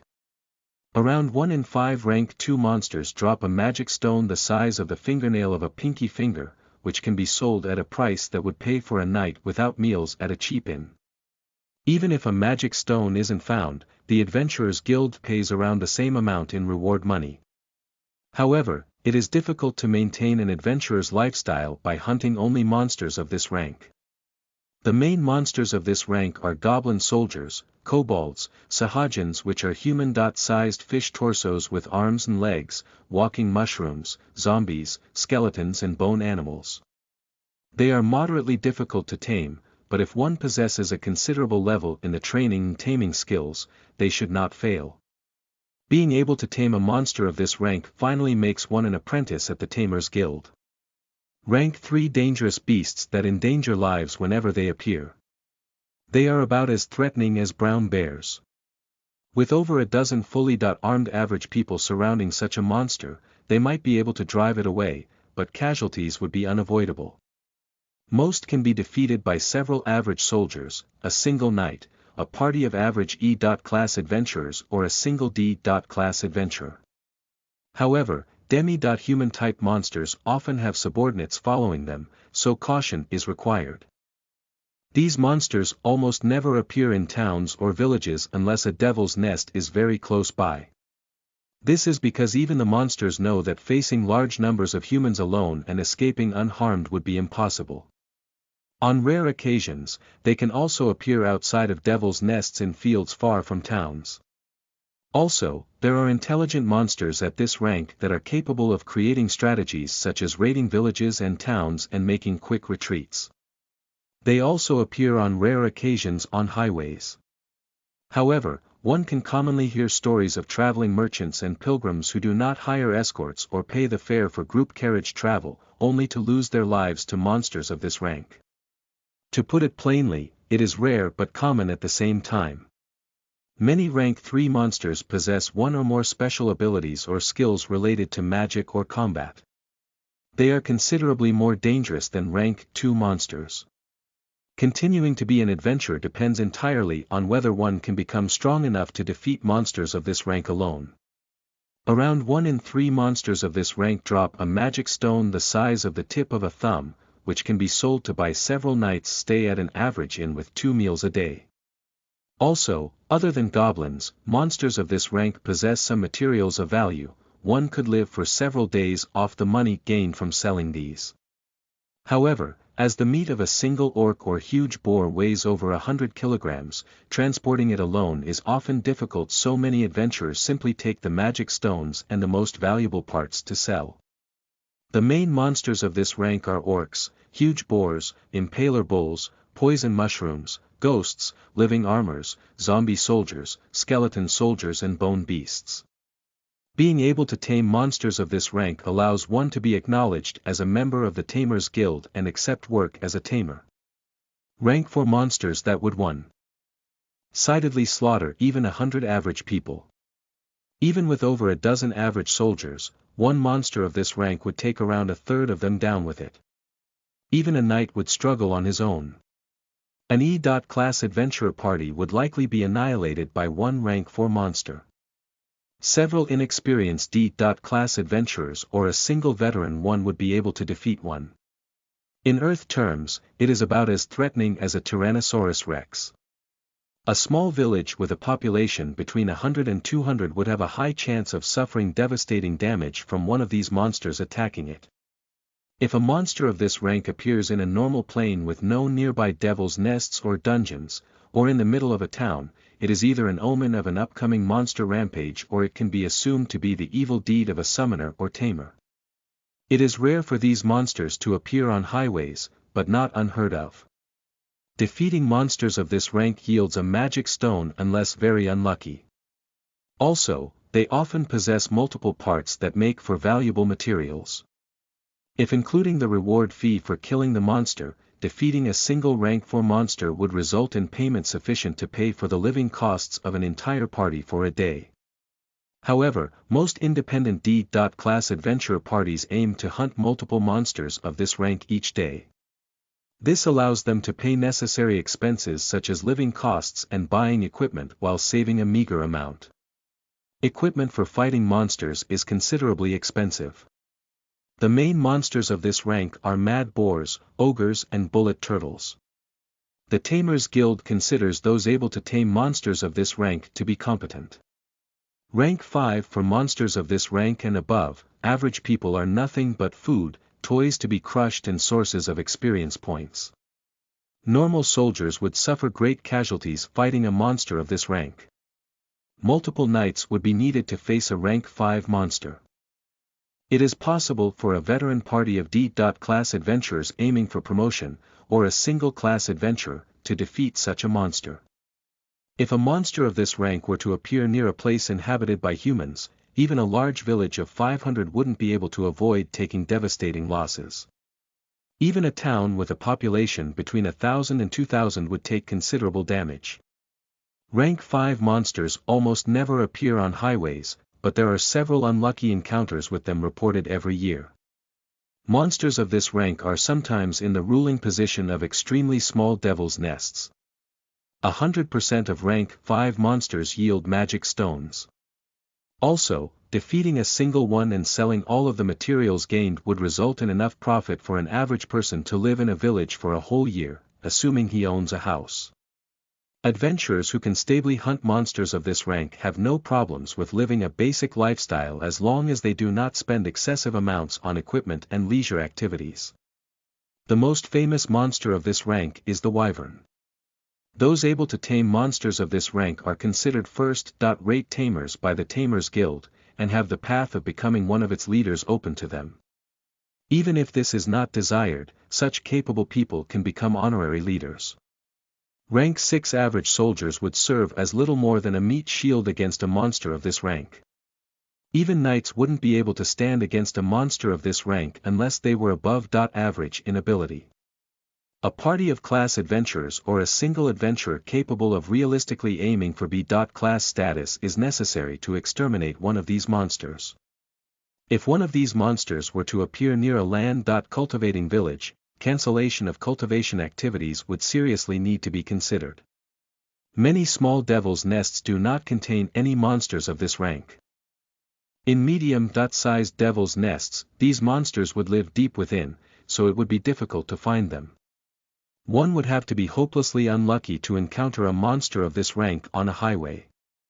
Defeating one of these monsters and selling all materials including the magic stone, along with the extermination reward, would yield a sum of money for an average person and his family to live for an entire year. Ednel.co Those capable of taming monsters of this rank would be considered candidates to become a guild master of a branch of the Tamers Guild as long as they possess the skills needed to manage it. They would also be taken notice of by the nation. Rank 7 multiple class adventurer parties or AB.class adventurer is needed to defeat a monster of this rank. If no such adventurers are present, the loss of an entire town must be prepared for. From this rank onwards, the ratio of monsters that are designated as disasters increases. Many medium-sized devil's nests do not have a single one of these monsters, and they can only be found in the depths of large devil's nests.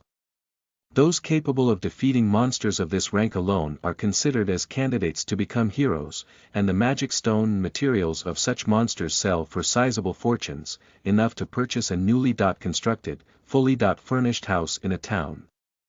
The monster that is famous among rank 7 monsters is the Earth Dragon. Only the elite can tame a monster of this rank. There are cases where people capable of this are invited to meals to discuss offers of work with noblemen and wealthy merchants. Rank 8 A party of B.class adventurers or a superhuman capable of becoming an A.class adventurer is required to exterminate monsters of this rank. Without such adventurers, the loss of thousands of lives must be prepared for. This can possibly cause the ruin of an entire small city. State. Those capable of defeating monsters of this rank alone are considered heroes, and the magic stone and materials of such monsters sell for fortunes sufficient to purchase small mansions with high-quality furniture and magic items. The monster that is famous among rank 8 monsters is the Rock Dragon. Those capable of taming monsters of this rank can leave their names behind in the Tamers Guild's history as masters of the art. Nations would try to build connections with, place a collar on, such people, as such people wandering freely would be considered dangerous individuals anywhere they go. Rank 9 A party of exceptional B.class adventurers or a single A.class adventurer is required to exterminate monsters of this rank. Without such adventurers, there is only despair. It would be strange for a rank 9 monster to be incapable of destroying a small city-state. It is rare for monsters of this rank to be discovered even in large devil's nests. Once they are found, the Adventurers Guild sends out an extermination request. As for dungeons, monsters of this rank are only found in B.class dungeons or the only 2 A.class dungeons that have been confirmed to exist in the Bon Gaia continent. The magic stones and materials of monsters of this rank and above generally cannot be sold immediately, and have to be put up for auction. Because of this, their monetary value isn't stable, but they always sell for large fortunes.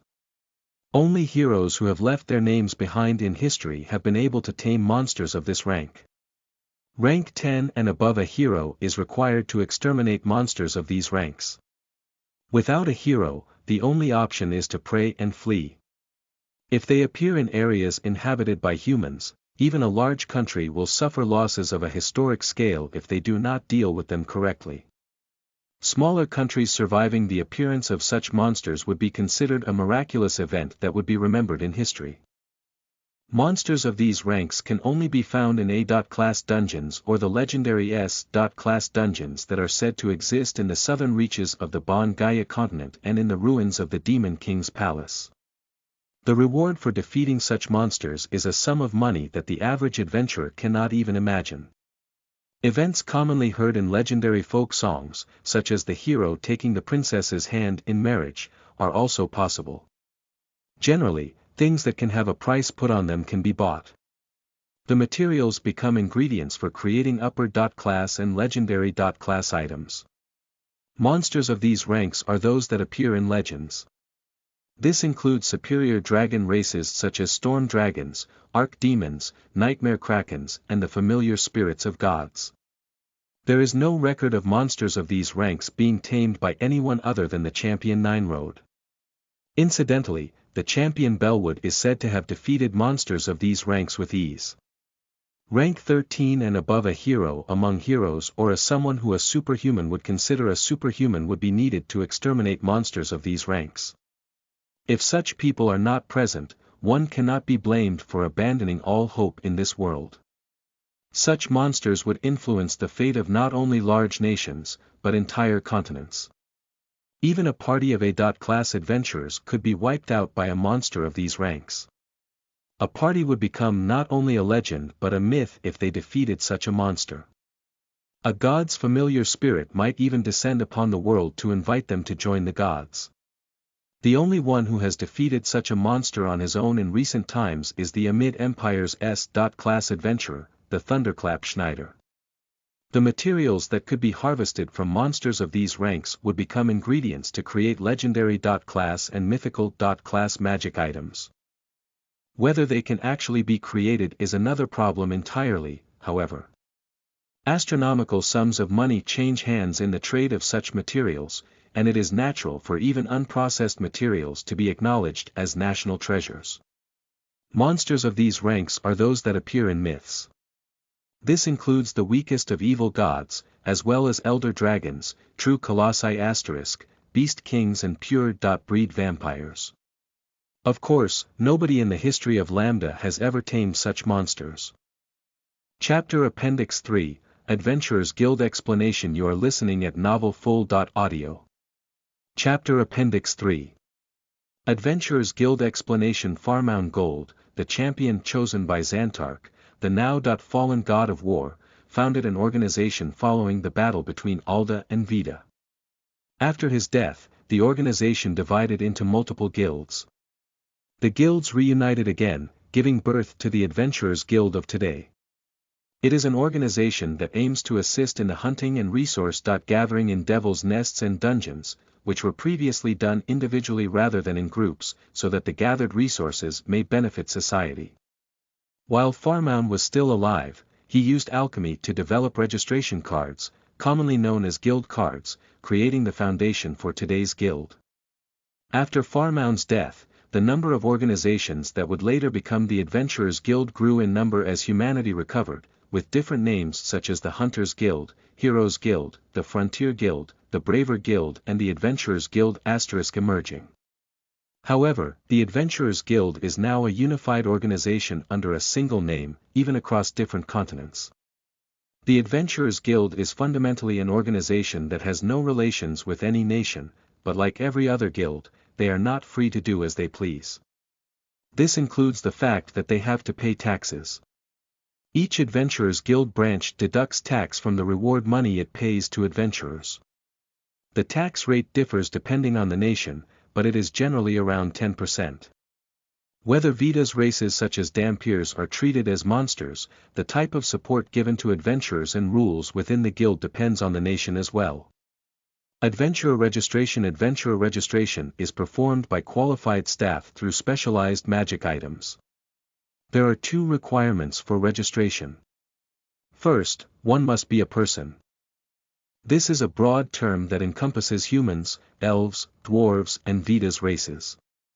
However, the definition of this term differs from country to country. For example, Dampiers are treated as monsters in the Amid Empire, so they cannot register as adventurers.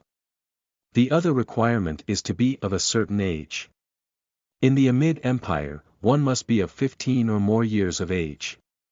In the Orbaum Kingdom, each duchy has a different age requirement, but the age requirement is generally around 10. Duchies with an age requirement of less than 10 conduct tests for reading, writing and arithmetic. Those determined to have academic abilities at the level of a 10-year-old are allowed to register. There are other conditions such as that one must not be a criminal or a slave, but this is common knowledge, so this explanation will not go into detail on these. A form containing the applicant's details such as their real name, age, race is handed to a guild staff member, and a drop of blood is applied to a magic item. This causes the applicant's status to be displayed to the staff member. At this point, applicants are sometimes rejected if there are any inaccuracies in the filled-out form. This is also the point at which the guild ensures that there is no bounty on the applicant's head. If there are no problems, a registration card, commonly known as a guild card, is issued. From that moment on, the applicant becomes a member of the Adventurers Guild, an adventurer. Adventurers cards, the identification documents of adventurers. They are made of a special metal-like substance, and they are the size of business cards on Earth. The name and current class of the adventurer is printed on the front. The back is usually blank, but it can also display the adventurer's attribute values and skills if they wish. The first time the card is issued, there is no charge, but there is a fee to replace lost or damaged cards. The adventurer's code: not breaking the laws of the region. Helping other adventurers when possible. Paying a penalty fee for failing to complete a request. These 3 rules are strictly adhered to. When they are violated, depending on the severity of the violation, adventurers face fines, class demotions, expulsion or even having a bounty put on their heads and arrested. There are even cases where requests are issued to hunt them down. Such cases would cause the nation to hunt them down as criminals as well. Adventurers' social status: adventurers are generally self-employed professionals who are responsible for anything that happens in their line of work. However, their social status differs depending on the nation. This is because the degree of the nation's reliance on adventurers for dealing with monsters and maintaining public order varies from nation to nation. There are records of large military nations existing in the past that used their own armies to exterminate monsters and keep the highways safe. The adventurers in such countries were treated like Yakuza members. In the Bon Gaia continent, on both the Amid Empire's side and the Orbaum Kingdom's side, there are not enough men available to do this. Adventurers are acknowledged as those who will fight in times of emergency and as those who defend the people from monsters, so the people rely on them. Higher-class adventurers are particularly well-respected. Of course, the largest factor determining an adventurer's social status is his own everyday activities. Politically, they are ordinary people unless they hold a court rank, but adventurers of B-class or higher possess power that cannot be ignored and greater wealth than lower noblemen. There are differences between adventurers based on their class and past achievements, but they are considered to have some political influence. Because of this, the reality is that adventurers cannot stay uninvolved with politics as they climb through the classes. The Merg Shield. Nation is an exception. It has a custom of not hiring adventurers for large-scale military activities. This is because it has learned a bitter lesson from when large numbers of adventurers were once mobilized for war.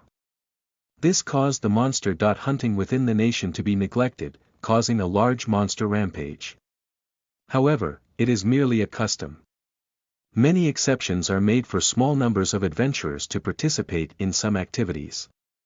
Adventurers' attribute values: there are combat-related jobs that provide bonuses to acquiring combat-related skills and an increased rate of increase in attribute values, and there are creation-related jobs that provide bonuses to acquiring creation-related skills but give a low rate of increase in attribute values. At first, there is not much difference between the 2 different types of jobs, but the differences become larger as one undergoes more job changes, to the point that it becomes difficult to believe that 2 people with different types of jobs belong to the same race. Example: humans before undergoing a job change. The attribute values of adult humans, around 15 years of age, are as follows.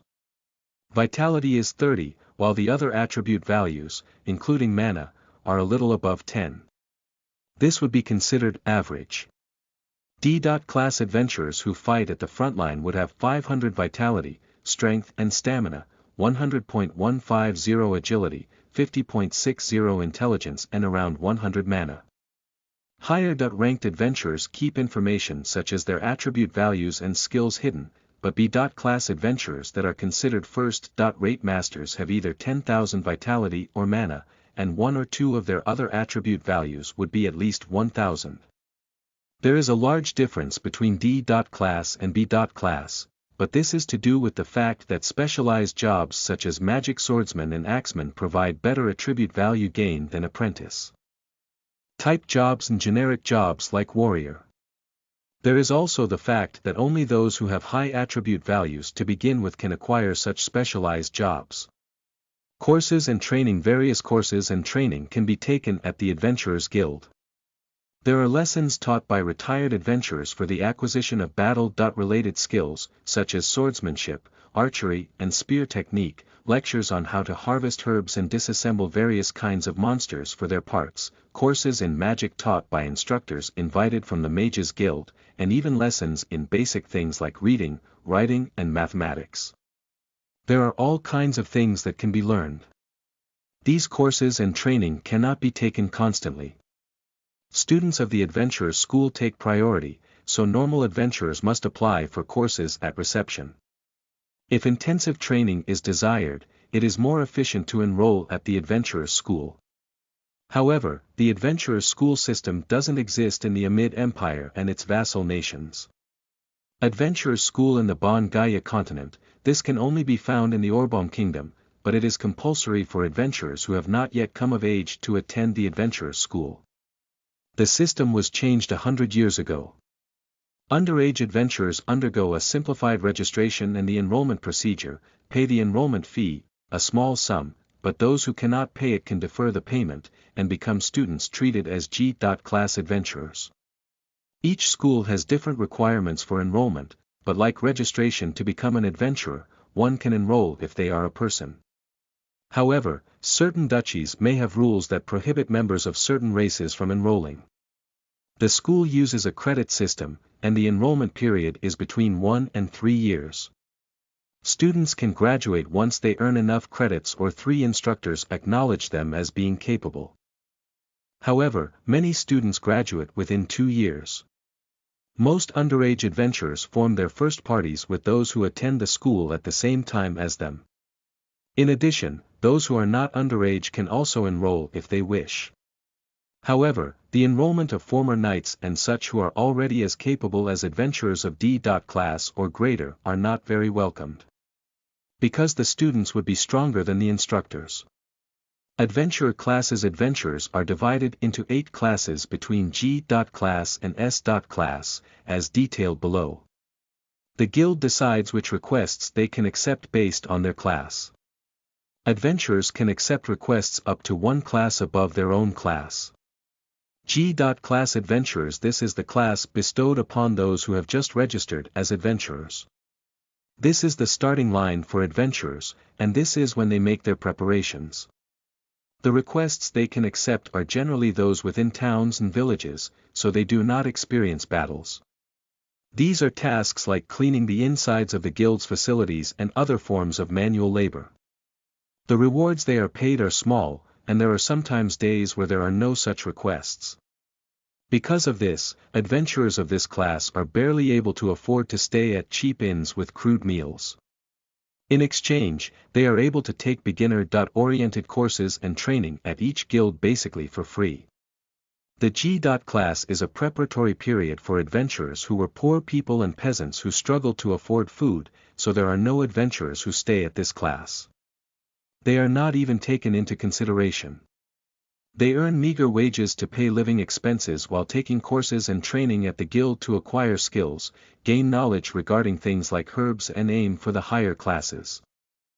There are a small number of individuals who become guild employees rather than advance to the next class, but these are rare cases. However, because hunters and farmers can take the parts that serve as proof of monster extermination from weak monsters such as goblins and horned rabbits caught in their traps. They register as adventurers in order to sell those parts for money. In this case, they often remain G.class. Other than those who were formerly soldiers or mercenaries, adventurers of this class have no real skills to speak of. F.class adventurers. One can become an F.class adventurer after taking multiple G.class requests and having the Adventurers Guild deem them to be motivated to be of benefit to society, or after passing instructional courses. There are also many who are designated as F.class to begin with due to their innate ability, but not those who are underage. The requests adventurers of this class can take are things like gathering herbs, mushrooms and wild plants in normal fields that are not devil's nests, hunting rabbits and doves, or gathering fish and shellfish from rivers and lakes. There is a chance that they will be forced to fight monsters such as goblins during these requests, but they are not allowed to accept requests to directly exterminate such monsters. Also, it is recommended that they do not enter devil's nests. The exception is when they are working under a senior adventurer. They then carry equipment and harvest materials while learning the basics of being an adventurer. It is an old tradition that the senior adventurers hand down old weapons that they once used as a reward. Though the lifestyles of F.class adventurers are better than those of G.class adventurers, they cannot be called plentiful. Because of this, many adventurers who remain in F.class actually have other occupations as their main occupations while doing adventurer work on the side. These are farmers who spend their off-seasons hunting rabbits and squirrels while exterminating goblins, and fishermen who fight sahajins while defending their fishing grounds. Also, some nations permit their soldiers to hold secondary occupations, so they spend their days off hunting and gathering herbs from plains to sell for money. Such soldiers live somewhat more abundant lives. The ability of F.class adventurers falls somewhere between average people who haven't experienced a job change and people who have acquired an apprentice type job. They have no skills suited for combat, or if they do, the skills are level 1 at most. E.class adventurers. After an F.class adventurer continuously accepts F.class requests, a promotion to E.class is considered. The condition for becoming an E.class adventurer is to at least be able to use martial skills that can be used in battle or possess magic-related skills. However, mages capable of using magic to a standard that it would be useful in real battles are often promoted straight to this class. It is from E.class that adventurers start resembling the world's general perception of adventurers. It is common for E.class adventurers to be the most capable adventurers in a small village. There are almost no cases where such villages constantly have active adventurers above this class. The variety of requests that can be accepted widens greatly at this class. E.class adventurers can accept monster extermination requests and caravan escort requests. There are still herb.gathering requests as well, but they are often in more dangerous locations than requests of F.class and below. There are also many requests that require the adventurers to enter devil's nests, but their helpful seniors will often stop them from venturing too deep inside. Many E.class adventurers live similar lifestyles to ordinary people living in urban areas. But they do not have much surplus income. They buy cheap arms and equipment while wishing they could earn just a little more. It is difficult for an E.class adventurer to think about getting married, retiring and living a stable life. The vast majority of them leave thoughts about marriage until after another promotion. The ability of E.class adventurers falls somewhere between those with apprentice-type jobs and those who have acquired jobs such as warrior and thief. Their skills are at least level 1. Many of those aiming to become D.class adventurers have skills at level 3. An average E.class adventurer can defeat a rank 2 monster in a 1.1 battle. Also, adventurers of this class are able to make deposits and request loans from the Adventurers Guild. However, the amount they can borrow is quite small. D.class adventurers from this class onwards, there are promotion examinations. The examination for promotion from E.class to D.class consists of an interview with guild staff as well as a practical test to ensure that the adventurers are capable of completing requests to kill other people. As adventurers of D.class and above accept requests to kill or capture people like bandits, pirates, or criminals with bounties on their heads, they must be capable of killing people without losing their sense of morals. Because of this, there are a small number of individuals who give up on being an adventurer after failing to promote to D.class due to mental reasons. This is commonly referred to as the D.class wall. However, most adventurers are capable of reaching D.class as long as they can overcome this wall. Those with sharp tongues often say that D.class is a gathering place for people with average talent who put in an average amount of effort. However, it is not uncommon for a D.class adventurer to be the number one adventurer in guilds of small towns that only have small devil's nests or easy dungeons nearby. Many villages do not even have any D.class adventurers. D.class adventurers can accept requests that are more dangerous and pay better than E.class requests. Also, the Adventurers Guild considers adventurers to be independent from this class onwards. Adventurers of this class live better than the average farmer, but not as well as merchants who own stores in towns. They are somewhere between the top of the lower class and the bottom of the middle class. They sleep in inns instead of houses. They have more surplus income if they spend less on their equipment, but their work requires them to risk their lives. They spend their days contemplating this dilemma. Also, many D.class adventurers who live more modest lives than their income allows so that they can make deposits at the guild in case they suffer severe injuries or lose limbs.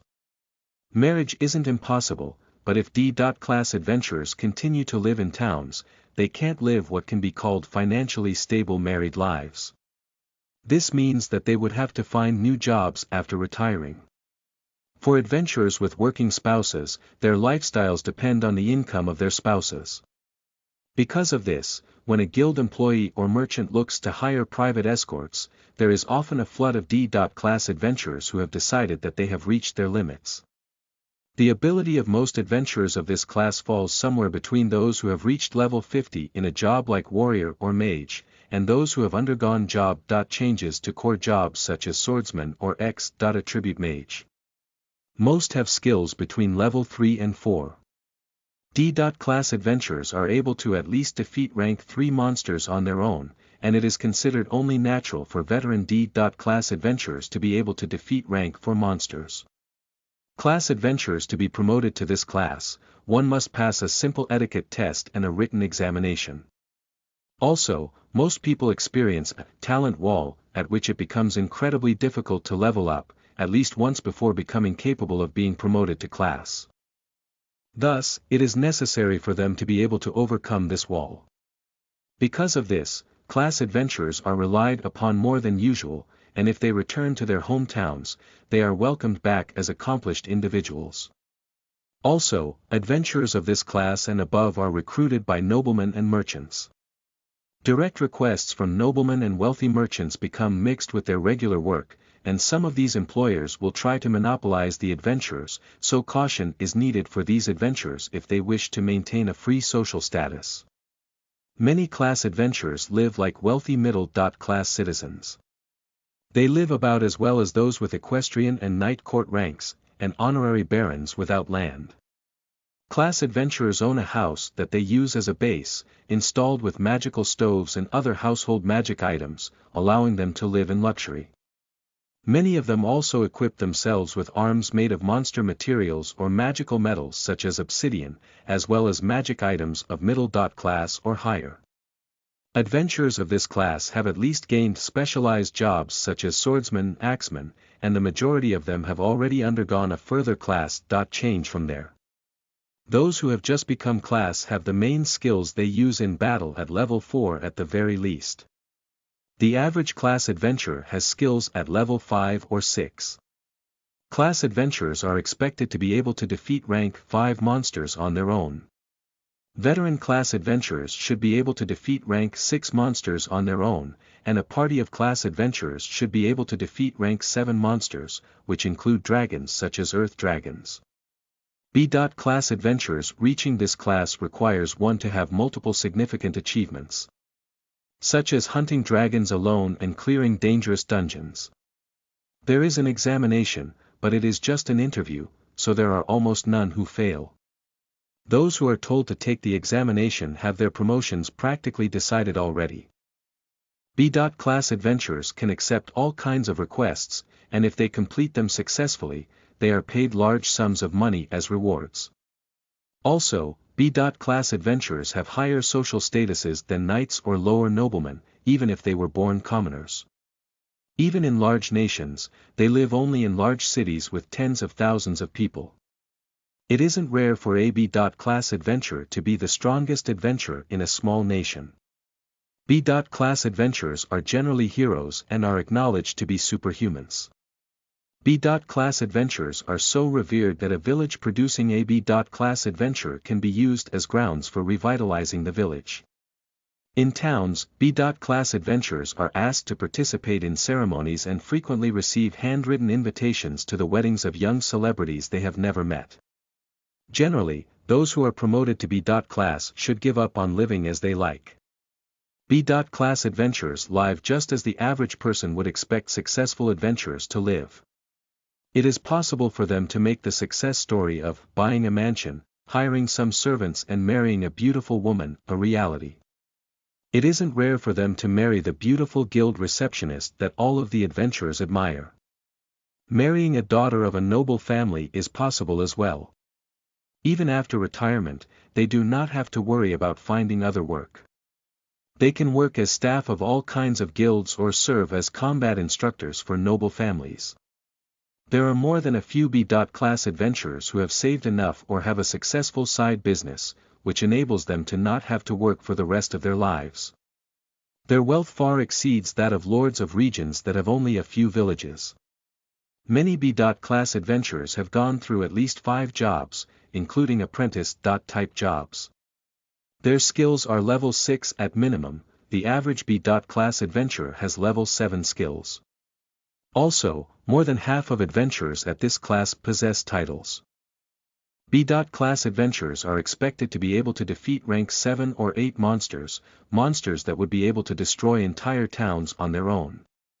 Parties of B.Class adventurers are sometimes requested to exterminate rank 9 monsters designated as disasters. A.Class adventurers. The criteria for promoting to A.Class varies depending on the times. It can be said that the criteria is that one must be someone who would leave their names in history through deeds such as defeating monsters designated as disasters alone. They are national heroes, with more influence than noblemen during times of crisis. Even during times of peace, they cannot be ignored. In smaller nations, they receive offers of marriage to members of royal families, and agents are dispatched from larger nations to recruit them. A.Class adventurers are generally acknowledged as heroes that appear in legendary folk songs. They are so prominent that even undesired stone and bronze statues of them will be built and songs, plays and biographies will be written about them.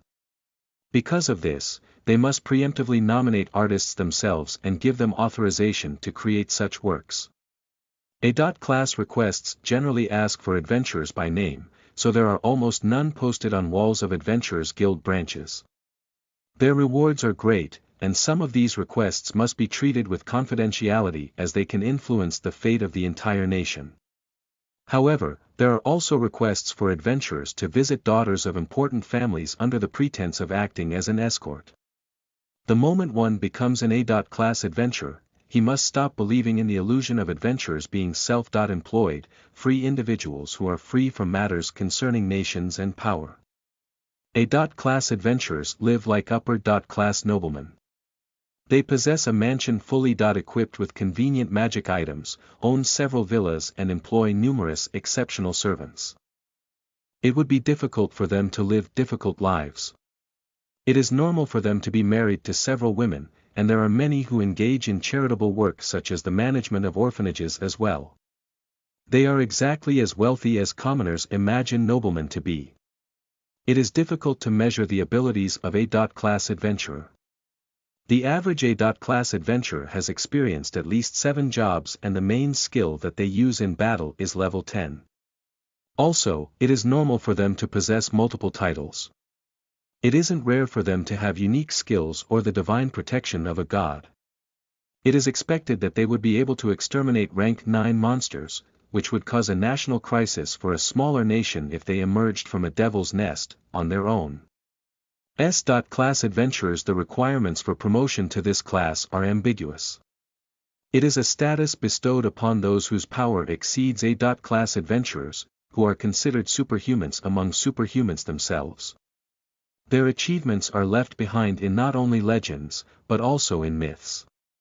As S-class adventurers are powerful enough to annihilate a small nation on their own, they generally have strings attached to them from somewhere. Their influence is so great that if one were working in a small nation, even a large nation wouldn't be able to ignore his presence and would willingly cancel their own plans of invading that nation. There are no requests that are limited to S-class adventurers only. In general, they accept tasks that are personally requested of them. What is known about how they lived is only what has been left in the records. These are full of imaginable things such as purifying entire devil's nests to turn them into habitable land on their own, and defeating corrupt kings to usurp their thrones. The Thunderclap Schneider is the only person to become an S-class adventurer in the past 100 years. If he is to be taken as an example, S-class adventurers live absurd lives. He has taken countless lovers, engaged in multiple charitable efforts, and possesses a mansion with so many servants and slaves that they could make a small village. S-class adventurers are more powerful than A-class adventurers, but there are no clear standards. However, they often possess a superior skill.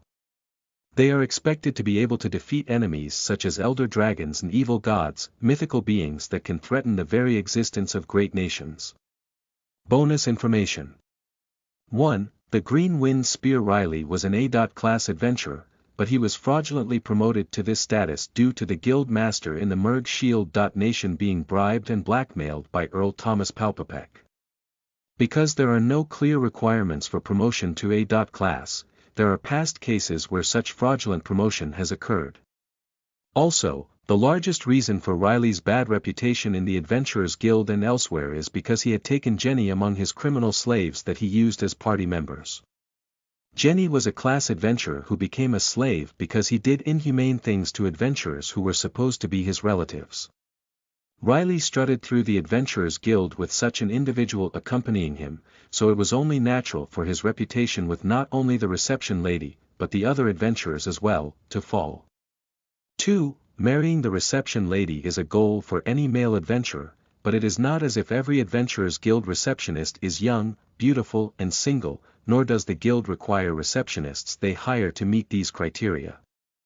However, a successful marriage with an adventurer is acknowledged as a much more realistic dream than marrying the son of a nobleman or a prince on a white horse, and the salary is high as well. Thus, it is a popular occupation that has a great number of applicants whenever the guild is recruiting. The Adventurers Guild is also aware of the popularity of such receptionists, so while they maintain that such criteria do not exist, they often choose to hire beautiful women. 3. Talashim, a city of 5,000 people, had multiple A-class adventurers including the Sword King Borkus, as well as a great number of B-class and class adventurers. This would normally be considered abnormal, but as there were multiple devil's nests around the city and it was in an environment where the nation would face difficulties if dungeons were not explored, Talashim had an abnormal number of powerful individuals. 4. Vandalya's attribute values, such as vitality and strength, are low compared to adventurers because of his young age. He has yet to undergo his second growth period, so his attribute values are lower. It can be assumed that this will be resolved as he grows older. Chapter 67, The First Mission. Good afternoon, King. You are listening at novelfull.audio. Chapter 67. The First Mission. Good afternoon, King. Volume 4. The Hartner Duchy Volume Documents. It doesn't need to be said that they wouldn't exist without materials for writing. Tree bark, branches and animal skins can be used, but Vandeleur was looking at documents made of paper created by the golem factory that he had set up. Looking at this, Vandeleur wondered why he had made straw paper, regretting his decision. Well, I suppose desk work is necessary as well. Things would surely be easier in the future if he got used to this now. He would be able to gain popularity and respect as a man capable of finishing his work quickly, though it seemed that strong men capable of hunting monsters were the popular ones in Lambda. He decided to deal with the documents for now. He quickly checked over them, and as long as he saw no problems, he stamped it with a seal that he had made earlier. "Phew, it's done," said the many heads of Vandeleur, who had split them and his arms into multiples. "Your Majesty, could I ask you to teach me this method of doing desk work?" Despite having done desk work for much longer, Shayar requested instruction from Vandeleur. "I don't mind teaching you, but in your case, it would be faster if I multiplied your arms and heads physically," said Vandeleur. "Should I start the surgery today?" "No, please leave it for another time," said Shayar. It seemed that even zombies were reluctant to undergo corpse remodeling. "So, are there new documents?" asked Vandeleur. "No, I was hoping that you would consider the issue of currency. I see." Various systems had been put into place in Talashim thanks to Shayar. Vandeleur hadn't ordered him to create these, nor had anyone else asked Shayar to do it, but he had taken the initiative and advised Vandeleur to create a government. Because of this, the national flag had become a black and white circle using a solar eclipse as its motif, and all kinds of documents had been created. Incidentally, laws had been created using the laws Talashim had used in the past as well as the laws of the Hartner Duchy as references. They weren't of much use now, however. Naturally, Shayar pressing Vandeleur to introduce currency was the next step. "Your Majesty. It is certainly true that there are currently no problems with bartering for goods. However, the introduction of currency is absolutely necessary for the development of our nation. Even if the commercial trade that you desire with the Orbaum Kingdom becomes a reality one day. Wouldn't it be fine to handle trading with the Orbaum Kingdom by introducing the Orbaum Kingdom's currency? I don't really intend on making Talashim an independent nation or anything," said Vandeleur. "How could this be? You would sell the nation, Your Majesty." "I was thinking that Talashim should aim to be a self-governing dominion within the Orbaum Kingdom with no diplomatic rights. Your Majesty, it is madness to willingly stoop to becoming a vassal nation to the Orbaum Kingdom. Please reconsider your decision." Vandeleur sighed. Despite Cesare's words, Vandeleur had been aiming to become an honorary nobleman in the Orbaum Kingdom from the very beginning. After that, things would depend on what happened to Talashim, whether the undead and ghouls gained human rights or not and whether Vandeleur managed to dispose of the pure-breed vampires, but if things went well, he intended to have Talashim to become a self-governing dominion of the Orbaum Kingdom. The chances of this becoming a reality were probably quite small, but Vandeleur thought that this would provide the most benefits. Of course, if this was impossible, the Orbaum Kingdom probably had exceptional diplomats he could make deals with while managing the nation, but would he need dozens of experienced undead from political families? Well, that's for the future, so let's leave it aside for now. You mentioned currency, didn't you? I intend to depart for the Hartner Duchy before the day is over, so won't you consider it after that, said Vandeleur. Vandeleur was already 7 years old, and the season was summer. According to his plans, he should have already been heading for the Hartner Duchy by now. His objective was to register at the guild. For underage individuals to work as adventurers, they need to enroll and graduate at the adventurers' school. However, registration is possible even without enrolling at the school.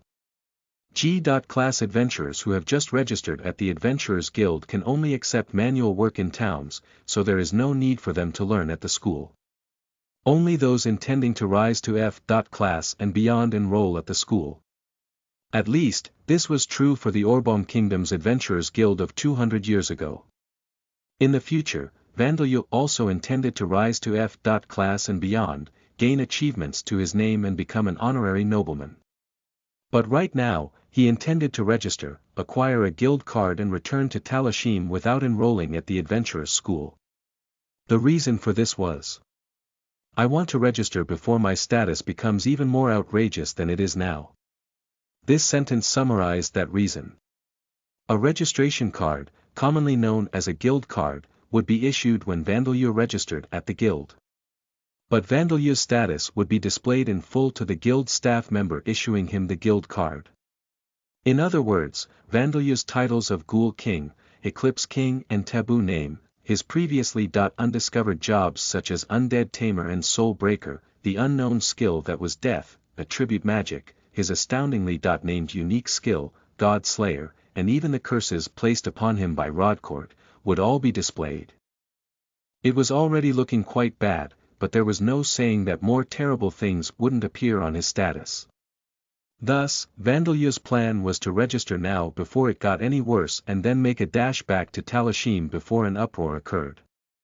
Of course, Vandalur had another objective of investigating what became of the first Princess Levia, Borkus's daughter, and the others who had escaped to the Hartner Duchy from Talashim 200 years ago. Like ghouls, Titans lived for 300 years, so he would probably be able to find out by asking Titans in a town. It would be nice if they were healthy, but if they were too healthy and were currently planning the revival of Talashim, it would be problematic. Perhaps not, if they were understanding towards undead. "I'll bring back currency from the Orbom Kingdom, so let's examine that and think about it then," said Vandalur. The Amid Empire used a unified currency issued by the Empire, but in the Orbom Kingdom, each duchy and royal capital city issued its own currency. In other words, there were 14 kinds of currency. Baums, a unit of currency valid all over the Orbom Kingdom, circulated in combination with the currency issued in each duchy.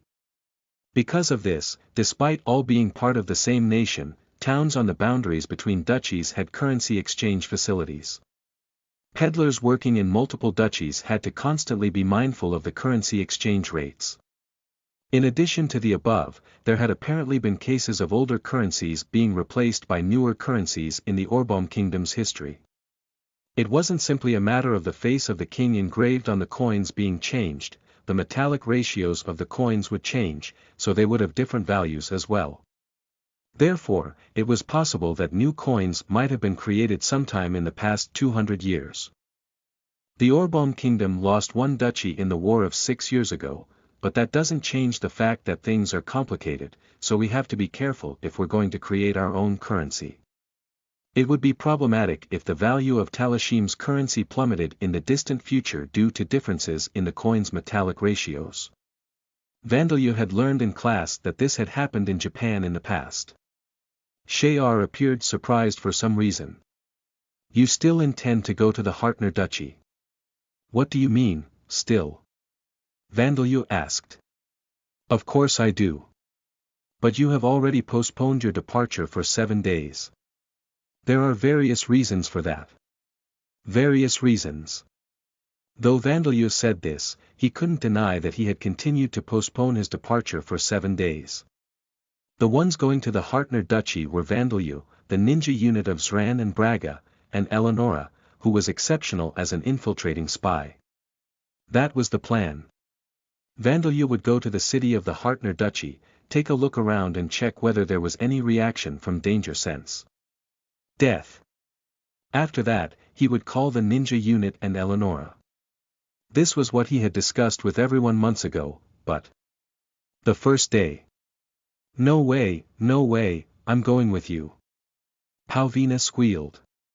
"Go, ing. Rapey.age groaned. No way, I want to go with. I cannot do thei's." Zadiris wailed. "Palvina, I'm just going there and coming straight back, so it might not even take 10 days, said Vandalur. "Rat pie, you'd cause an uproar if you went near areas where people live, so you can't come. And Zadiris, you don't have to do that if you're going to be embarrassed about it." Palvina, Rapey.age and for some reason Zadiris, held him back. Palvina and Rapey.age were quickly pacified, but Zadiris was depressed, asking herself, "How unbecoming of my age. What am I doing? By the time Vandalyu cheered her up, the sun had already set. Giving up on departing that day, Vandalyu spent the evening playing with Varby, Jadal and the other children. The second day, Vandalyu decided that he would leave today. Suddenly, the sky became dark, and before he knew it, he was kidnapped and taken into the sky. Bulhun. It seemed that Nochin, the Union of Bones, had kidnapped him from behind.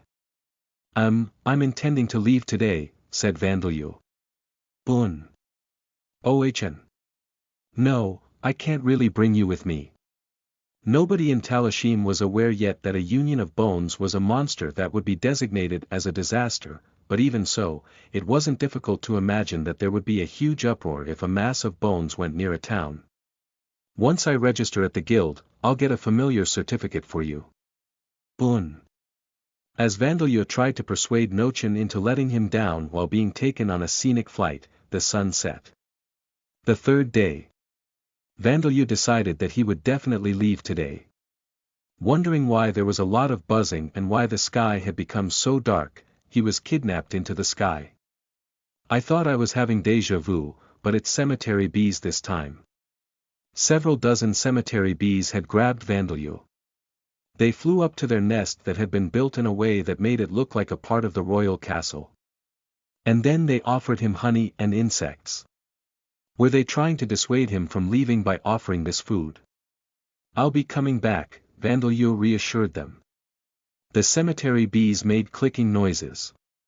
Yes, really. So please stop making me trying to eat caterpillar dangos. At least boil or fry them. Fried caterpillar dangos with honey on top were delicious, being crispy on the outside and syrupy on the inside. If the honey was replaced with salty sweet tar sauce, they might make good side dishes or snacks to eat while drinking alcohol. The fourth day. Will you really be alright? Perhaps it would be better if you waited you leveled up a little more. After all, you did say that your level wasn't really increasing these days, weren't you? Today, Darshia, who happened to be awake in the morning, was stopping Vandalyu. It's fine, Mom, said Vandalyu, reassuring her. I've just hit a wall a bit early on. It's not like I've become weaker. As Darshia said, Vandalyu had entered a phase of development where his level suddenly became very difficult to increase, commonly referred to as a wall. His progress was indeed slow, but he hadn't suddenly become weaker or become unable to do things today that he had been able to do yesterday. And it wasn't as if his development would be stalled here forever. It was well known that walls could be overcome. In fact, Kachia had encountered the same problem. She had now overcome that well and was currently leveling up as fast as she once did in the past. The thickness of the wall and the timing of encountering it vary. There are those who give up and say that this is their limit, but there are also many who surpass it to grow even further.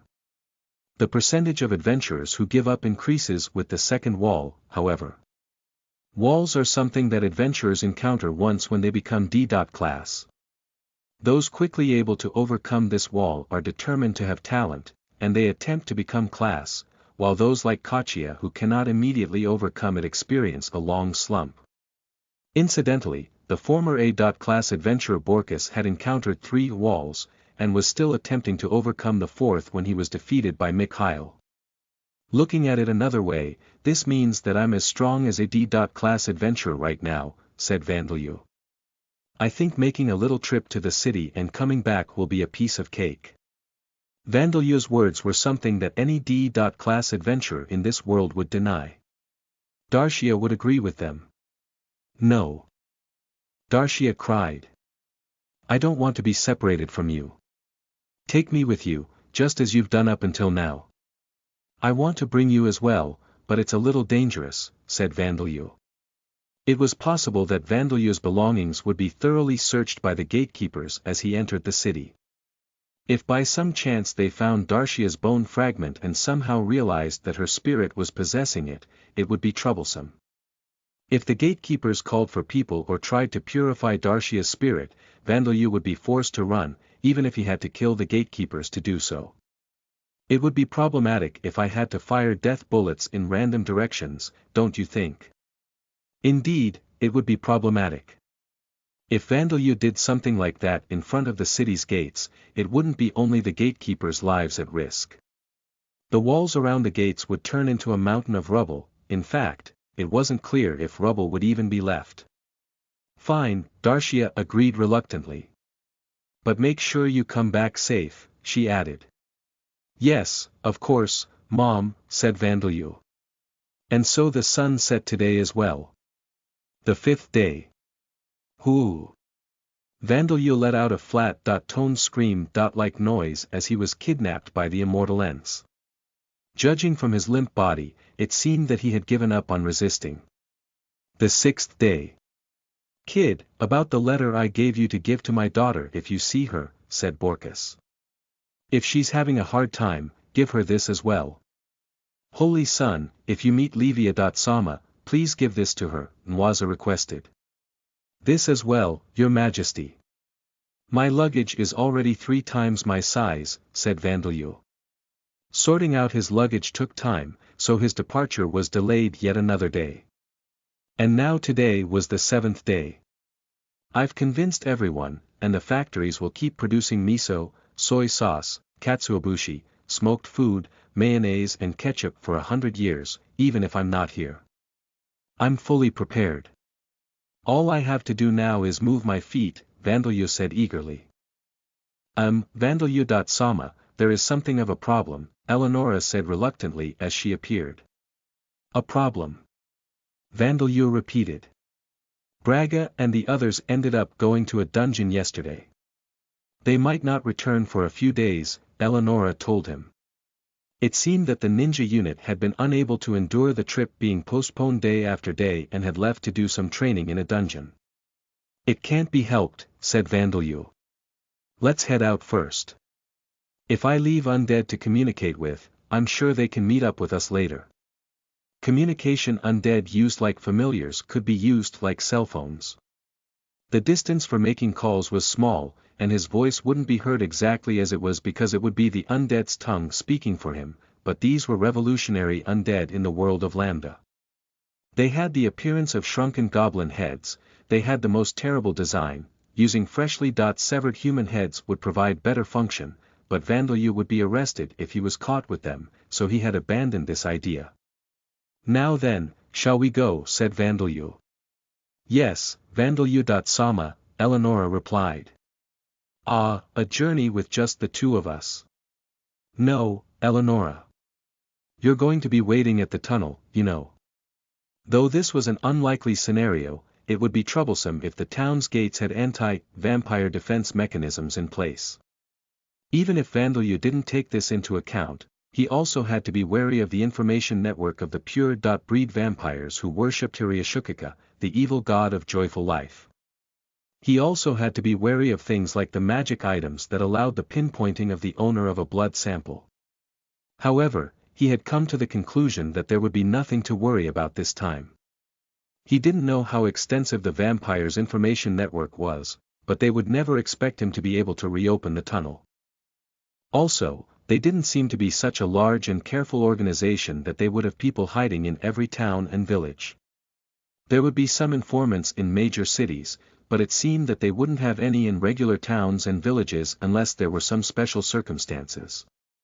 At the very least, this was how the information network was arranged in the Empire and Merg Shield. Nation according to Eleonora's knowledge. And as for the magic items, they were seized during the defense of Talashim. Even if there were more of the same items, they would be running low on Eleonora's blood which was necessary to operate them. And even if they did encounter subordinates of the pure-breed vampires, Vandeleur was confident that he would be able to dispose of almost any of them. That's how it is, so let's go, said Vandeleur. Have a safe trip, Van-sama, said Teria. Please make sure you come back to me. Teria, Van is going to come back to us, Badya reminded her. Bakken, please use me, Sam, as your legs in your next journey, said Sam. And so, the whole nation saw Vandeleur off as he and Eleonora departed Talashim for the Hartner Duchy. 3 days were spent flying while being occasionally attacked by pteranodons and bird-type monsters, and then 3 more days were spent to pass through the tunnel that Vandeleur had turned into golems in order to repair. Vandeleur ordered the golem sealing the tunnel's exit to step aside and finally arrived in the Orbaum kingdom that he had set his sights on so long ago. There was nothing at the tunnel's exit other than a sparsely forested plain with the remains of a road on it, however. It had apparently been a magnificent highway 200 years ago when the Hartner Duchy was trading with Talashim, but there were only traces of it left now. If we travel east for 3 hours, the city we are headed for should be there, but I wonder if it's still there, said Eleonora. It's apparently a city of several thousand, so it probably is, isn't it, said Vandeleur. There should be areas inhabited by people at the very least, since the Hartner Duchy shouldn't have fallen to ruin. Well then, you wait here, Eleonora. I'll use the communication undead to contact you. All right. But, will you be fine on your own? Asked Eleonora. It's fine. I can do this alone, said Vandeleur. Should he have added, to the end of his sentence? As Vandeleur asked himself this foolish question, he left the worried-looking Eleonora behind and set out walking along the remains of the road. He was actually accompanied by a large number of spirits, so he wasn't really alone, however. In addition, the golem sealing the tunnel's exit was camouflaged and set to only open when the password was spoken. The password was, brains flying sideways repeatedly. It wasn't something that would ever be spoken by coincidence. And simple accommodation had been built inside the tunnel near the wall. Eleonora was to stay there and wait for the ninja unit that would be coming afterwards. I suppose it's about time, Vandeleur murmured to himself. Walking through grass that was taller than him had become bothersome, so he was using flight to fly over it silently. If it weren't for the luggage he was carrying on his back, it was possible that he would be mistaken for a ghost. Though this wasn't the reason, sometimes goblins and giant ravens with 1.5-meter wingspans attacked him. Vandeleur quickly repelled them. He didn't need any particularly clever plans to defeat rank 1 or 2 monsters. Of course, he couldn't gain experience points because of his curse, but this was a trivial matter that he wasn't concerned about at all. Goblins wielding tree branches charged at him with strange cries. Vandeleur let out a strange, unmotivated-sounding cry in response as he disposed of them by throwing rocks at them using the throwing skill that he had acquired after training with the ninja unit. About 1 in 5 of the rank 2 giant ravens gives me a magic stone, though. If I could get them, I could at least use them to pay the toll fee. In the Bon Gaia continent, it was normal for towns and villages to charge a toll fee to enter them. As Vandeleur had no bounds, the currency of the Orbaum kingdom, he had included salt in his luggage that he thought he would be able to pay as a substitute. He had given up on the idea of using the magic stones and materials of high-rank monsters, as people might cause a fuss and wonder why such a young child would possess such things. The Hartner Duchy had no seas and no rock salt to mine, so he had brought valuable salt with him. If a rock salt mine has been discovered in the past 200 years and the value of salt has dropped, I suppose I have no choice but to hunt monsters. Or perhaps Vandeleur would look for non-monster rabbits, which he hadn't done in a while. Come to think of it, the fresh rabbit blood that Mom gave me was delicious. Immersed in his memories, Vandeleur beat yet another goblin to death and pressed forward. A distant wall made of stone came into his view. I can finally see it. But there's quite a lot of moss and ivy growing on the walls, even though I heard from Borkus and the others that this was quite a prosperous city. This was the commercial city that had connected Talashim and the Hartner Duchy together. It had been constructed hastily after commercial trading between the two began, so its history was shallow, but Vandeleur had heard that it had been a lively city. Perhaps because of the commercial trade disappearing with Talashim's destruction, the city had gone into a decline. In fact, Vandeleur got the feeling that there were too many monsters like goblins and giant ravens near the city. He hadn't been near a normal town since Abigia, so he couldn't be sure, though. It couldn't possibly be just a ruin now. Succumbing to anxiety, Vandalyu used the Detect Life spell across a vast area. He detected over 1,000 responses in the center of the city. It seemed that the city had declined, but hadn't become a ruin. There were a large number of reactions that were stronger than the average person's, but they were probably adventurers and soldiers who had been stationed there. Ah, that's good. Letting out a sigh of relief, Vandalyu set his feet back on the ground and began walking towards the city's gates. As he did so, the gatekeeper that noticed him began to make a noise that sounded like, Gegiagigia. Vandalyu had stopped using flight so that he wouldn't startle them, but it seemed that this was pointless. The gatekeeper with dark green skin, a long nose, long ears and slanted eyes. Let's face reality, Vandalyu told himself. That's a goblin. Judging from the fact that it was raising its spear, it seemed to be a rank 2 goblin soldier. On the other side of the doorless gates, there were countless goblins pointing in Vandalyu's direction and shrieking as they ran towards him. There was one particularly large goblin who was the size of an adult human among the other chest-high goblins, letting out a shriek.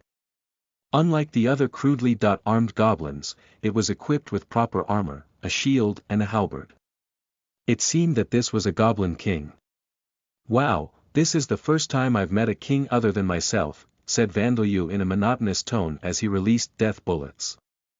And so began the battle between the two kings, the Ghoul King and the Goblin King. Name: Vandalyu. Race: Damper, Dark Elf. Age: 7 years old. Title: Ghoul King, Eclipse King. Taboo name: Job.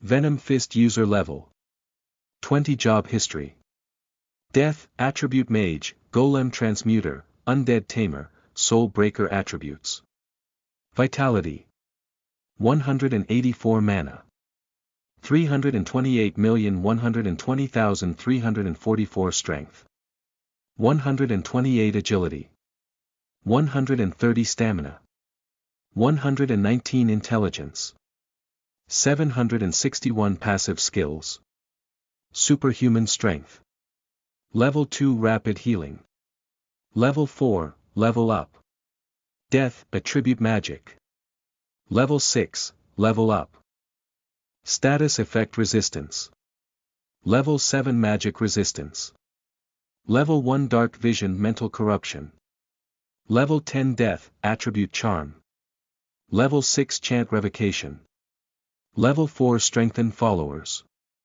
level 8 automatic mana recovery, level 4, level up, strengthen subordinates, level 4 venom secretion, claws, fangs, tongue, level 2, level up, enhanced agility, level 1, new, active skills, bloodsucking, level 6 surpass limits, level 5 golem transmutation, level 6 no attribute magic, level 5, level up, mana control, level 4 spirit form, level 6 carpentry, level 4 engineering, level 3 cooking, level 4 alchemy, level 4, level up, unarmed fighting technique, level 4 soul break, level 5 multi-cast, level 5, level up, long distance control, level 6, level up, surgery, level 2, level up, parallel thought processing, level 5, level up, materialization, level 4, level up, coordination, level 3, level up, high-speed thought processing, level 3, level up, commanding, level 1 farming, level 3, level up, clothing, level 2, level up, throwing, level 3, new, unique skills, God Slayer, level 2 curses experience gained in previous life not carried over, cannot learn existing jobs, unable to gain experience independently. Side Story Chapter 6, Kadu Kanata. You are listening at novelfull.audio. Side Story Chapter 6. Keidu Kanata was a half-Japanese American. His real name was Kanata Keidu. But almost nobody believed this when he told them because both of his parents were of Asian descent, so his appearance was mostly Japanese. This didn't cause him to suffer any bullying, nor did it cause him to become noticed by others and become popular. His grades were average, with his athletic abilities being a little better than average. The differences in English in Japan and English in his home country actually made his grades worse.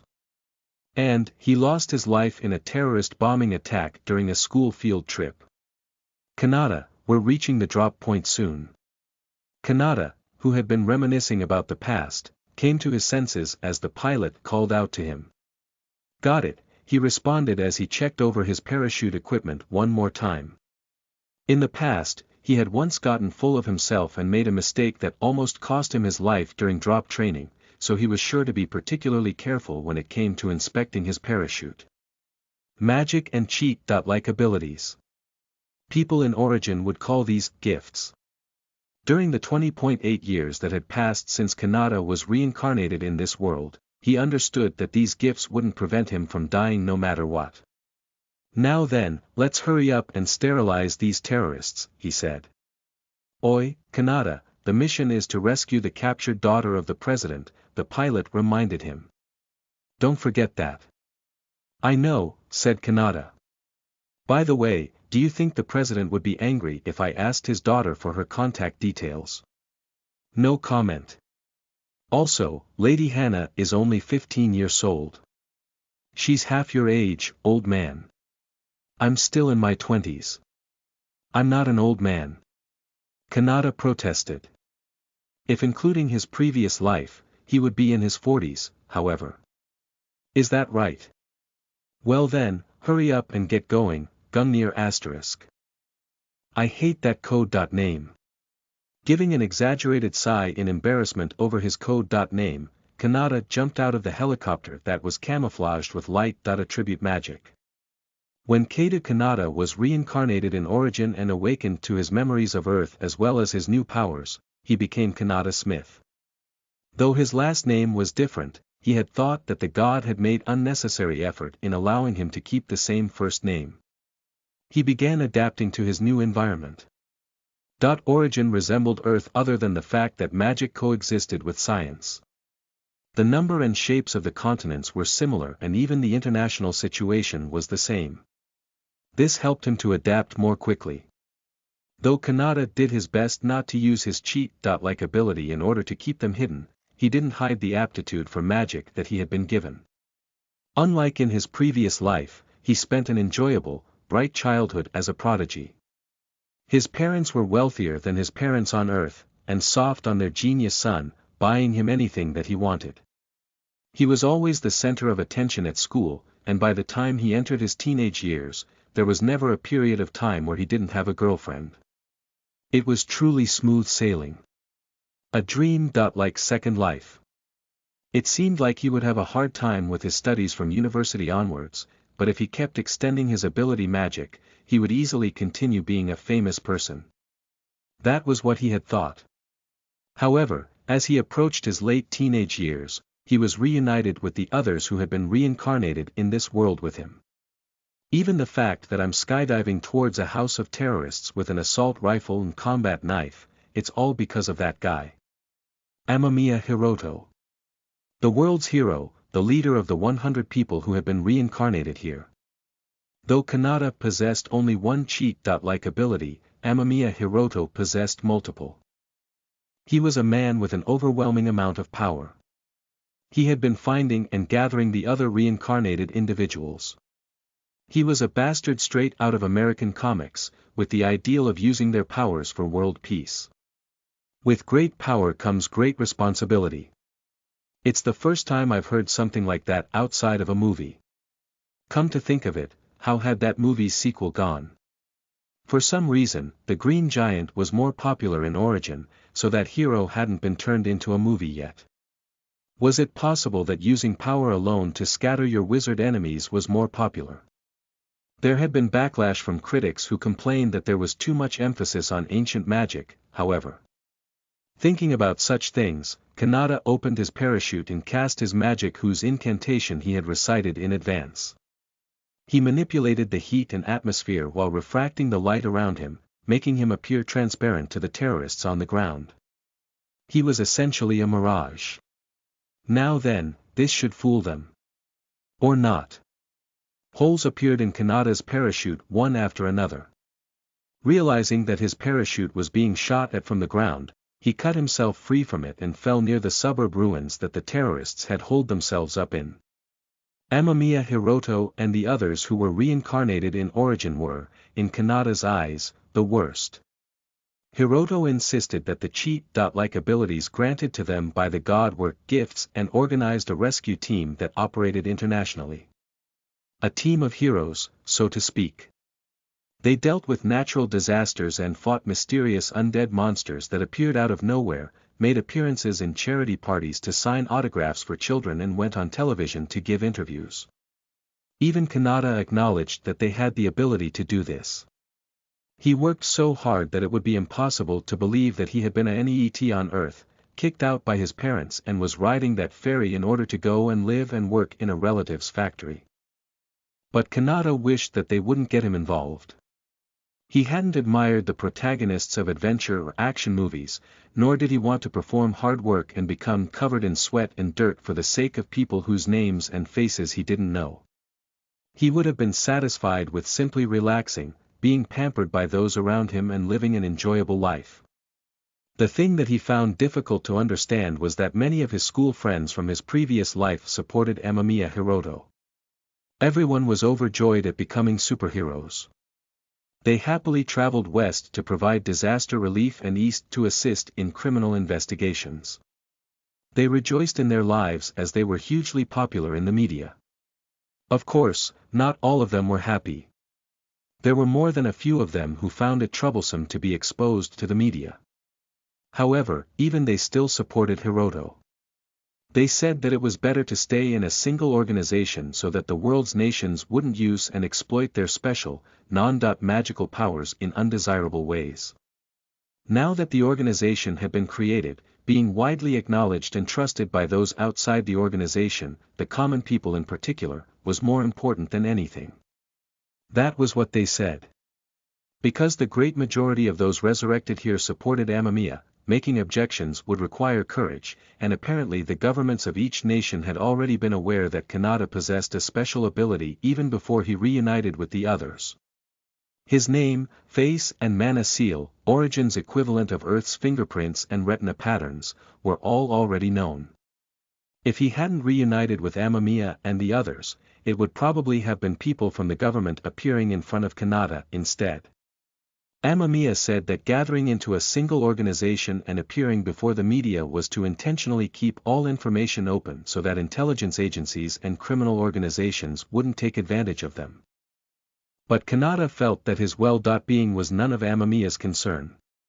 In the group of 100 people reincarnated from Earth, his exceptional affinity with magic, his great talent and mana pool that was larger than other mages would be buried in the masses.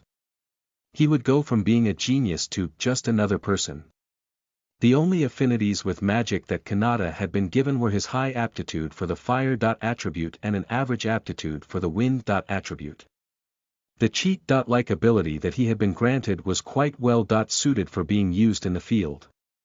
Because of this, he had been given the exaggerated code name of Gungnir, but that's why I'm forced to risk my life in these secret missions without getting paid much. Just before Kanata hit the ground, he opened his spare parachute.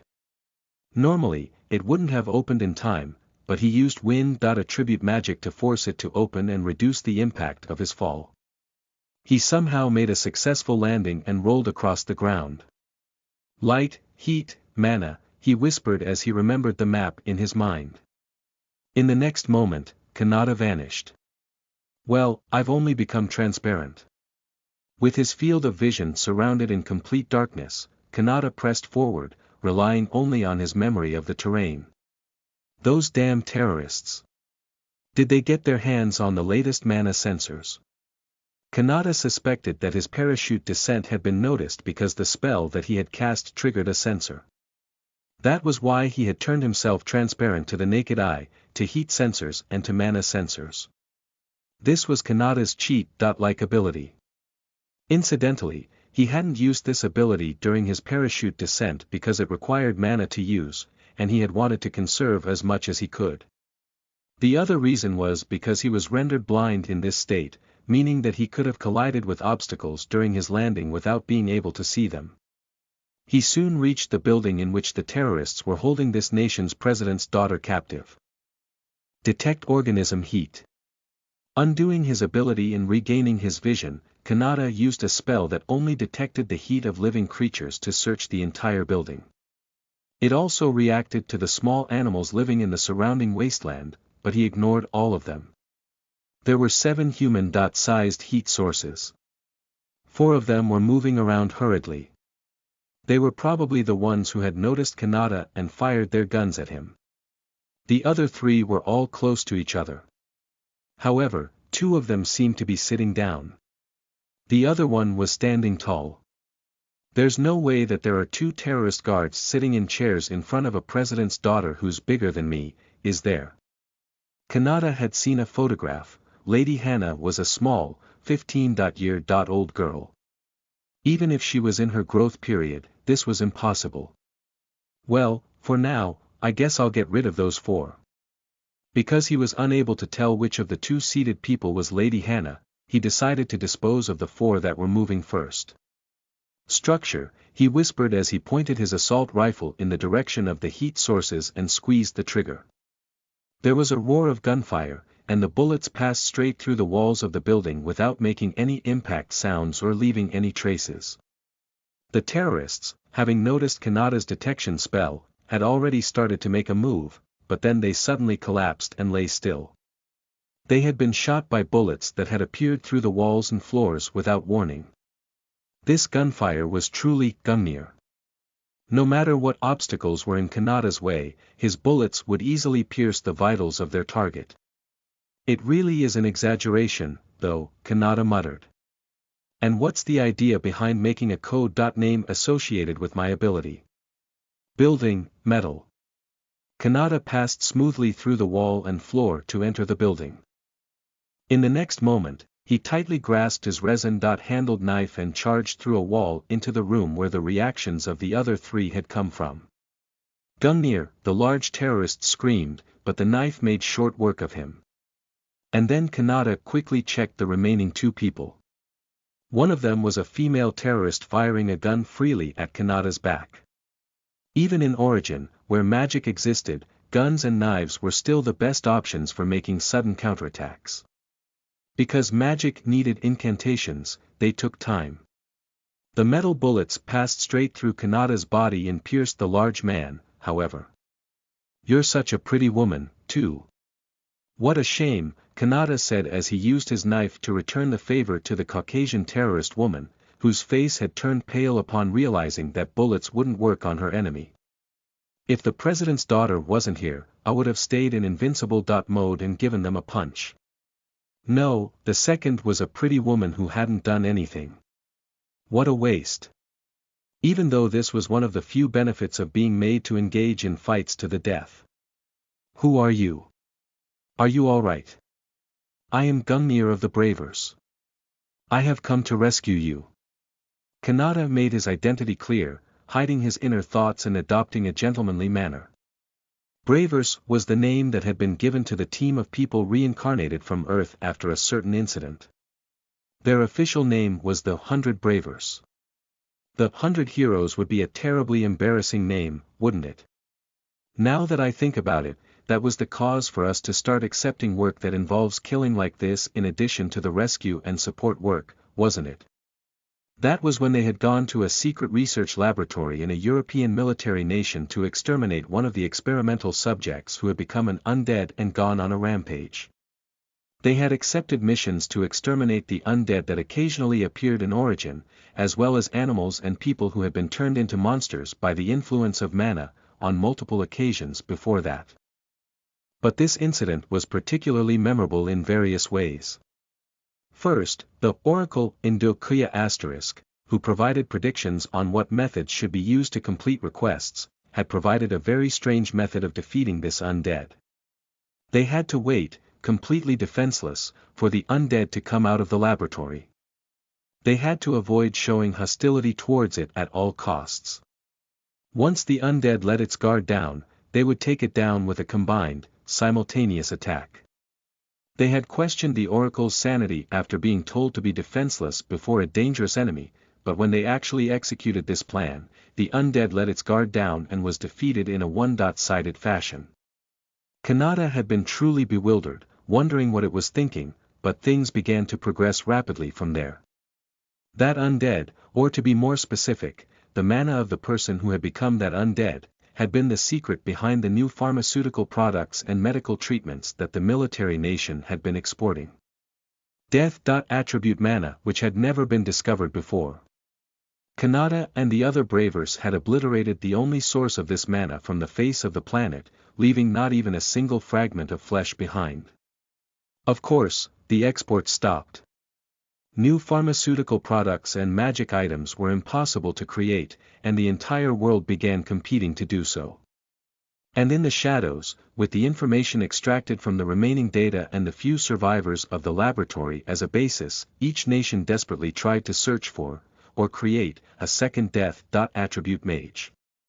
Kanata and the others were asked repeatedly whether they could use their gifts to recreate death. Attribute magic. Kuya, the oracle who was supposed to be able to answer this question, said, that thing. That person was someone who shouldn't have existed in this world. In order to save him, we had no choice but to do this.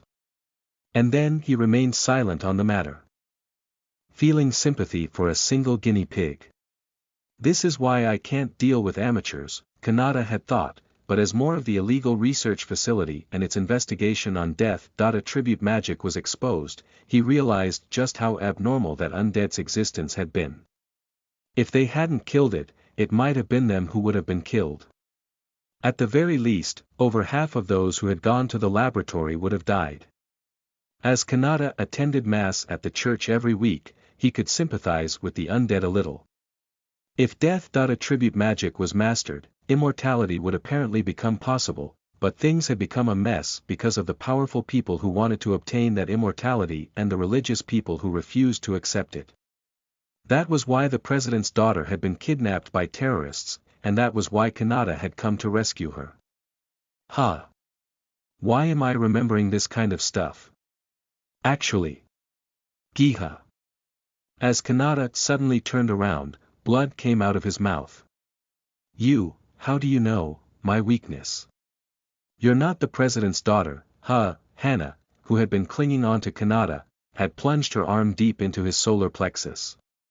It wasn't something that the president's daughter was capable of doing. It's me, Kanata, Hannah replied quietly as her appearance silently changed. The young Caucasian girl turned into an Asian woman in her late 20s. You. Metamorph. Why? It was Shihuan Mari *, one of the people who had reincarnated from Earth, a woman who was supposed to be one of the bravers, with the cheat-like ability to transform into any kind of person. Mari responded with a mask-like, expressionless face, but there was hatred burning in her eyes. I made use of the terrorists in order to kill you. The real president's daughter is probably being protected in another place by now. In order to kill me. Why, I don't remember doing anything to be hated by you. To avenge my mother. Wait. Don't misunderstand. Kanata was unsteady on his feet and his body was reacting to his command surprisingly badly, but he backed off and put some distance between himself and Mari. He cauterized his wound to stop the bleeding, desperately looking for a way to survive. It wasn't me who killed that woman, he said. It's true that I couldn't save her, and it's true that it was me who stopped her heart in the end. But she was missing her head, you know. It's because of me that your mother is living out there somewhere. If my mother was missing her head, can you explain why her cornea was transplanted into a mafia boss? Asked Mari, interrupting him. You piece of shit. As Kanata tried to crawl backwards away from her, she quickly raised her hand towards his head. This was the worst.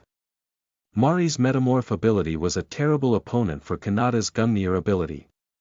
If Kanata was unwounded, he would still be able to somehow escape, but now that he had taken a fatal wound, it was impossible.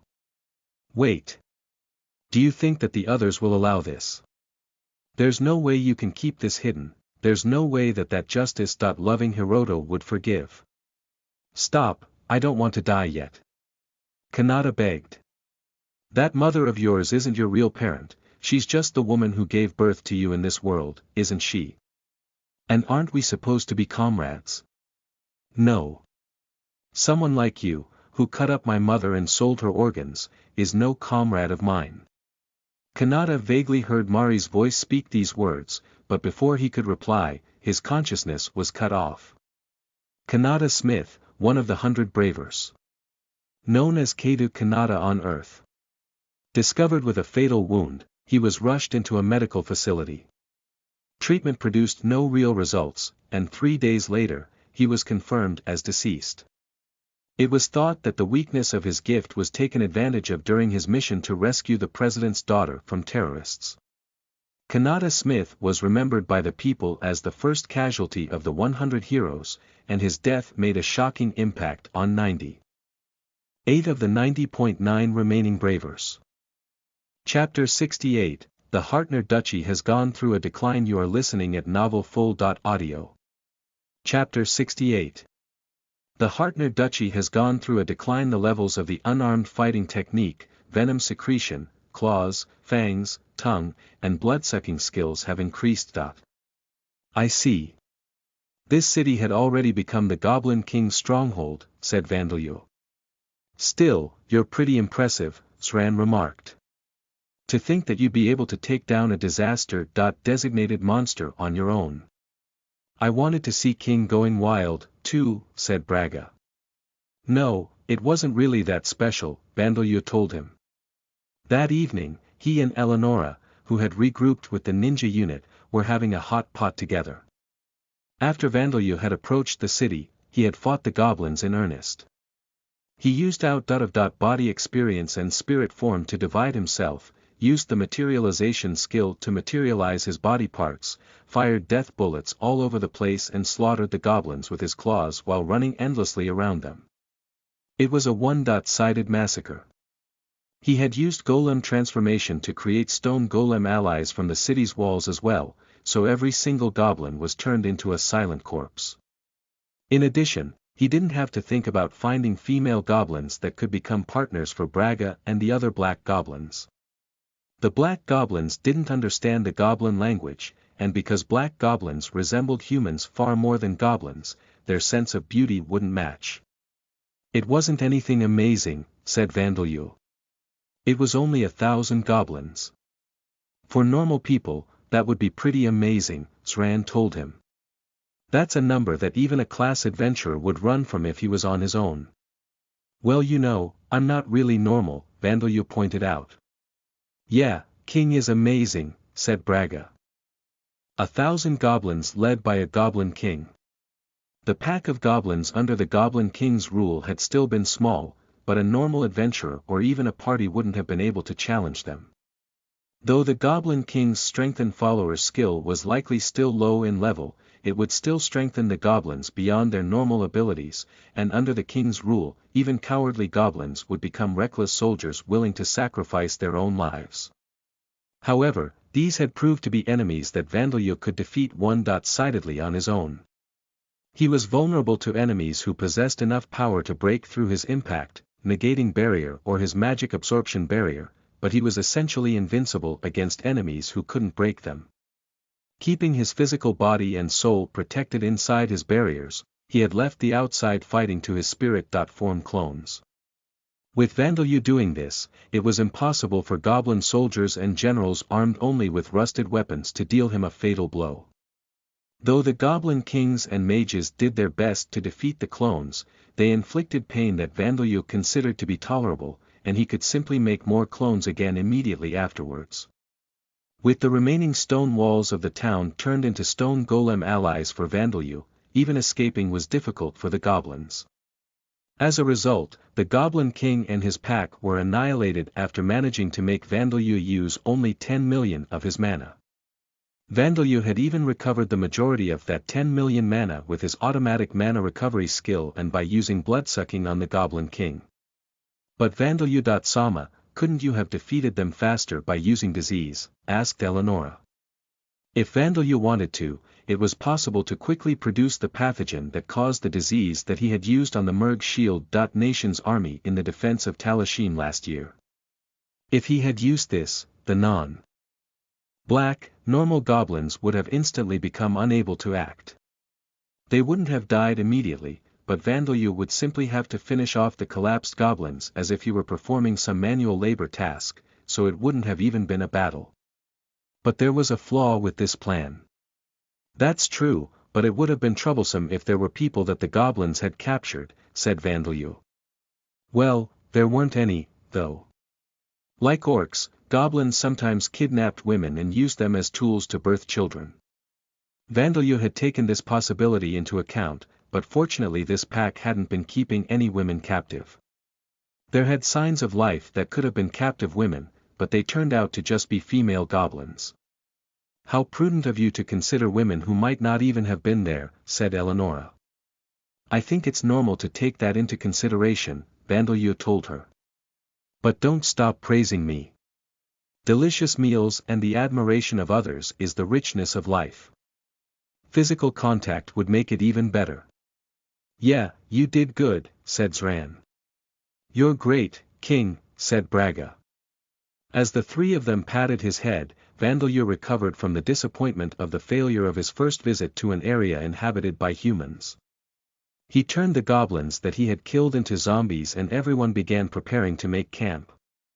Vandalyu didn't really like the idea of using the houses that the goblins had been living in, so he used golem transmutation to construct familiar-looking pit dwellings out of suitable wood and stone. It was summer, so 10 of these would probably be fine. Incidentally, Vandalyu had broken the Goblin King's limbs and left him at death's door for Braga to deal the finishing blow. Braga did gain some experience points, but despite being a king, it was only rank 4. It didn't provide enough for Braga to level up. Still, what a waste, said Zran.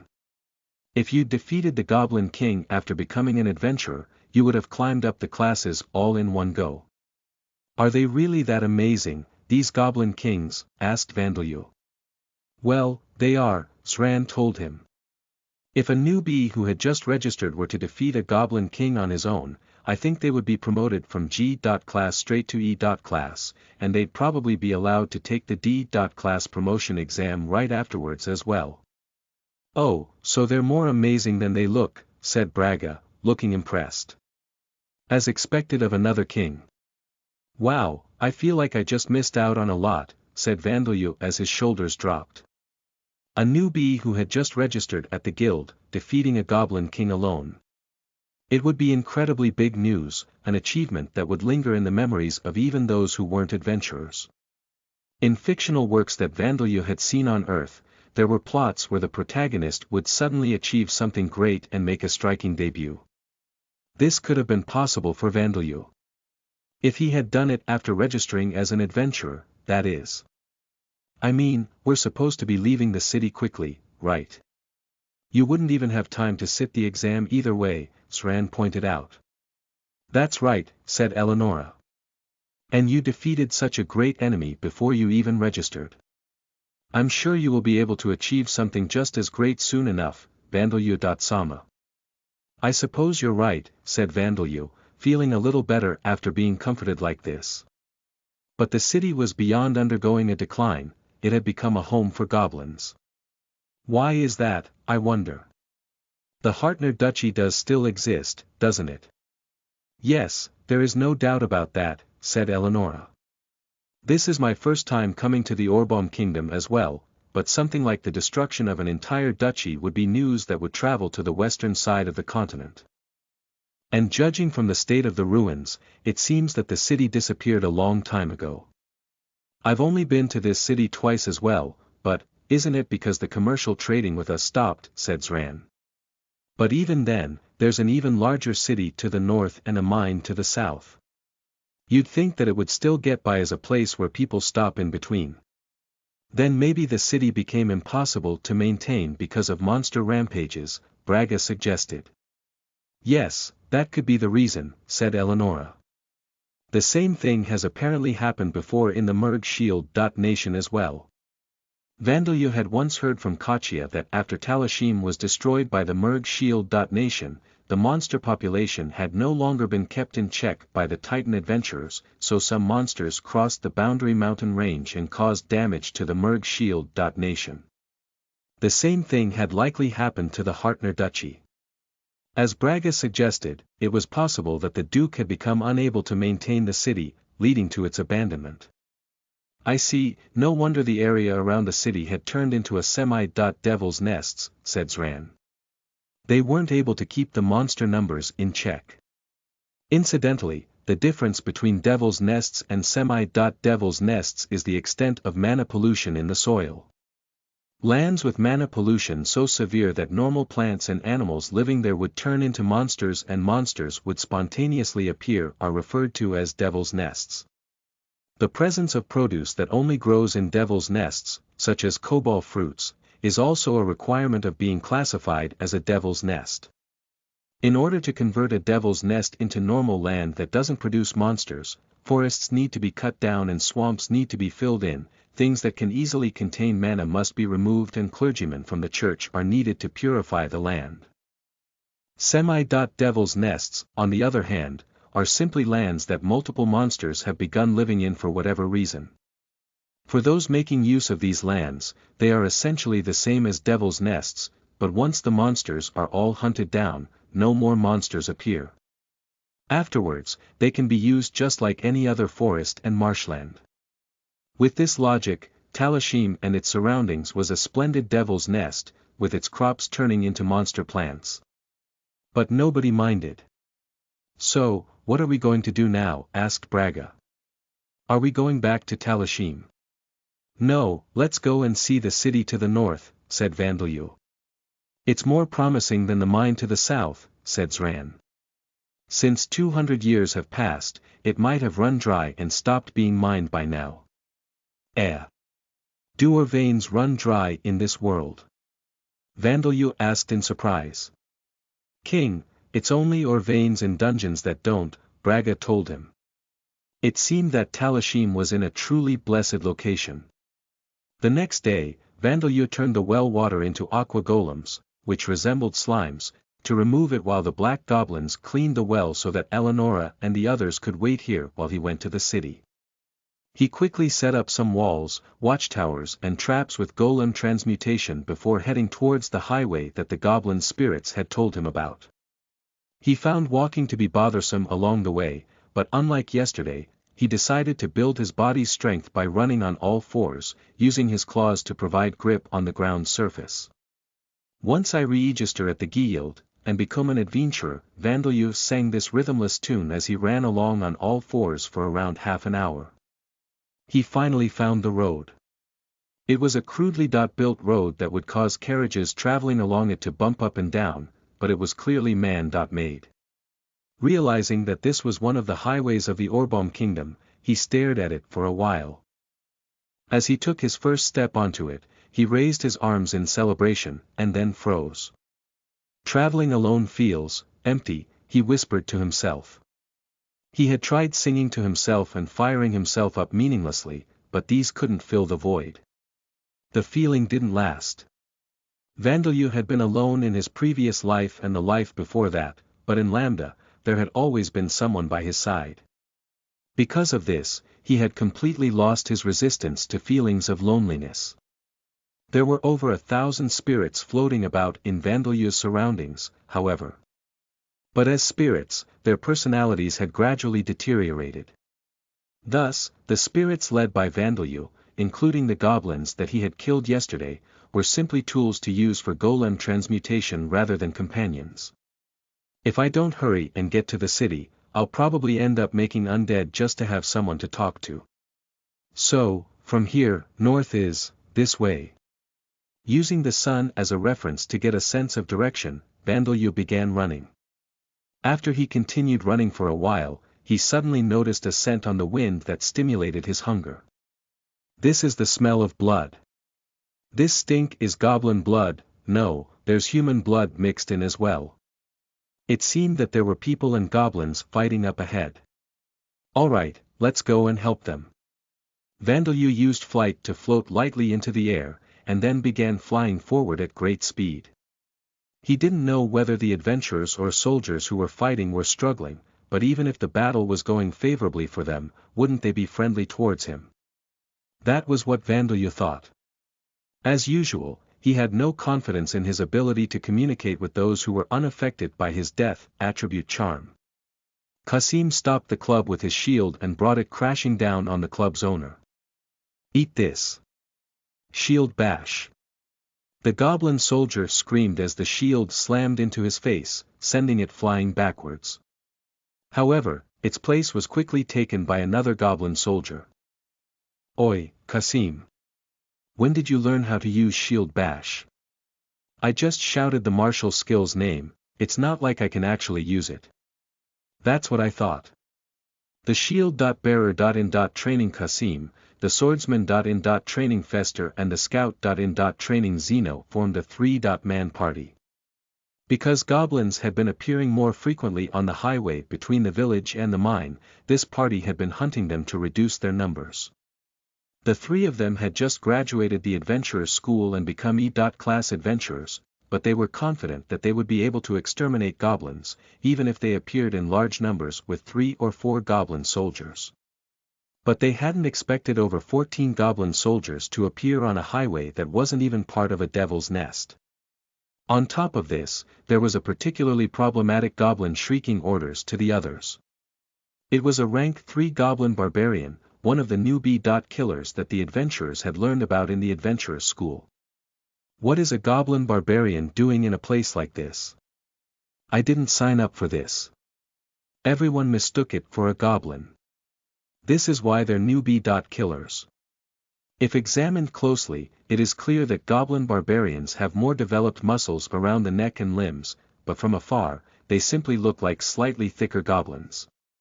And in the majority of cases, their weapons are tree branches used as clubs just like other goblins, only a little larger. Because of this, many newbies approached them after mistaking them for normal rank 1 goblins, only to be beaten to death by their overwhelming strength. It's still better than a goblin mage, isn't it? Those are newbie killers as well, said Zeno. The contents of a goblin barbarian's head are no different from a normal goblin's. Even the goblin barbarian that was in charge now seemed to not have given any orders other than, don't run away, and, fight. Zeno, you're right, but trouble is trouble. No matter what happens, they won't run away. Fester finally managed to cut down a goblin soldier, but the next goblin soldier stepped forward immediately to take its place. He had already cut down 3 of them. Goblin soldiers were smart enough to run when they thought that their chances of winning were slim or if they thought that victory would come at too great a cost. But the goblin barbarian's head was filled with nothing but the idea of fighting. And since the goblin soldiers feared the barbarian far more than Qasim's party, they weren't running away. Oi, do you still have mana left? Qasim asked his companions. If I use provocation in either stone wall or stone form, I'll be out. I can use 3 more martial skills, Zeno replied. How about you, Fester? I only have enough to use single flash twice, said Fester. It is difficult to say that non-mage E.class adventurers have abundant mana pools. Qasim prepared himself, knowing that it would be difficult to come out of this situation alive on their own with their remaining mana. At least they were all fortunate enough to be men. At worst, they would all be killed here, though they would probably turn into goblin food afterwards, they wouldn't feel anything as long as they were killed first. Zeno, Fester, I'll draw the goblin's attention with provocation. While I do that, you guys run, said Qasim. Qasim, what are you trying to? There's a barbarian on the highway. There's definitely a large pack of goblins nearby. You need to let everyone in the village know. Kasim raised his shield. The goblins had grown tired of attacking, but they were unwilling to allow Kasim's party to escape. The moment Kasim tried to use his shield technique, martial skill, provocation. Far behind the goblin barbarian, there was a child carrying a large amount of luggage floating in the air. That child was silently flying closer, swift as the wind. Iron Rend. He swept his claws across, easily decapitating the goblin barbarian. Gay. What? Gaiaja. The goblin barbarian screamed as its head flew off and blood spouted from its headless corpse like a fountain. Kasim and the goblin soldiers stared blankly at the white-haired child that was floating in the air on the other side of this blood fountain, making it difficult to believe that this was reality. If you're going to attack the goblins, I think now is your best chance, the child. Vandalyu advised Kasim's party, who were still staring at him blankly several seconds later. Gegyu. Yeah. Gegya. Kasim's party used the mace, sword and knife in their hands to beat down the dumbfounded goblin soldiers. There were some goblins who had regained their senses and tried to flee, but they fell before Vandalyu, who casually swung his claws at them, and all of the goblins were safely eliminated. Sorry I'm late. My name is Vandalyu. Ah. You saved us. The E.class adventurers were bewildered by Vandalyu's polite self-introduction. White hair, candle.wax.like skin, doll.like facial features and a clear.sounding voice. All of these contributed to his doll.like lack of presence. It was as if he had a phantom.like air about him, and he would vanish if touched. The only vivid thing about him was the blood-stained, knife.like claws extending from his thin fingers, but these were his most unbelievable feature for Kasim and his companions. Vandalyu had sliced through the goblin barbarian's muscle-packed neck with these claws. The neck of a monster that was significantly stronger than them, feared at the adventurer's school as a newbie-killer. Who is this guy? Nobody could blame them for having their minds completely occupied with this question. Vandalyu.san. Kasim began. You don't have to use the honorific, said Vandalyu, interrupting him. Kasim. San, you are adults, aren't you? In the world of Lambda, humans in most regions are treated as adults from the age of 15. Kasim and his companions looked to be in their late teenage years to Vandalyu. In fact, the three of them were young men who had graduated from the adventurer's school and turned 15 this year. Really? Well then, Vandalyu, what may you? I mean, what are you? Kasim asked. Kasim, he won't understand what you're asking him if you say it like that, said Zeno. In other words, he wants to ask who you are, where you've come from and whether you're a person or not, said Fester. Fester, you're being so rude. To the one who saved our lives. Zeno reminded him. Vandalyu didn't understand why the three of them were so flustered, but for now, he decided to answer their questions. I'm a damper, and I lived with my mother in a forest far away from people. I don't know where my father is or whether he's alive. My mother died of illness recently, so I'm heading to a town with an adventurers guild to fulfill her last wish of me becoming an adventurer. He had no intention of honestly telling them about his past, so he told them the lies that he had prepared in advance. A damper. Ah, it's true, his left and right eyes are different colors and he has claws. It's my first time seeing one. Hey. Do you have fangs as well? The three of them seemed to think that this explanation was enough to account for Vandalyu's strange features. The human rights of Dampiers were recognized in the Orbaum kingdom, but it wasn't as if half-vampire children were born frequently, and even if the nation acknowledged Vandalyu as a person, whether the vampires would accept him was another matter entirely. Because of this, many people had never actually seen a damper. Even these three, who had attended the adventurers' school in the city, had only heard about Dampier's racial characteristics like their odd colored eyes, claws and fangs. Because of this, it seemed that they had brushed aside all of the other strange things about Vandalyu by telling themselves, it's because he's a damper. Could it be that Dampiers are considered rare in the Orbaum kingdom?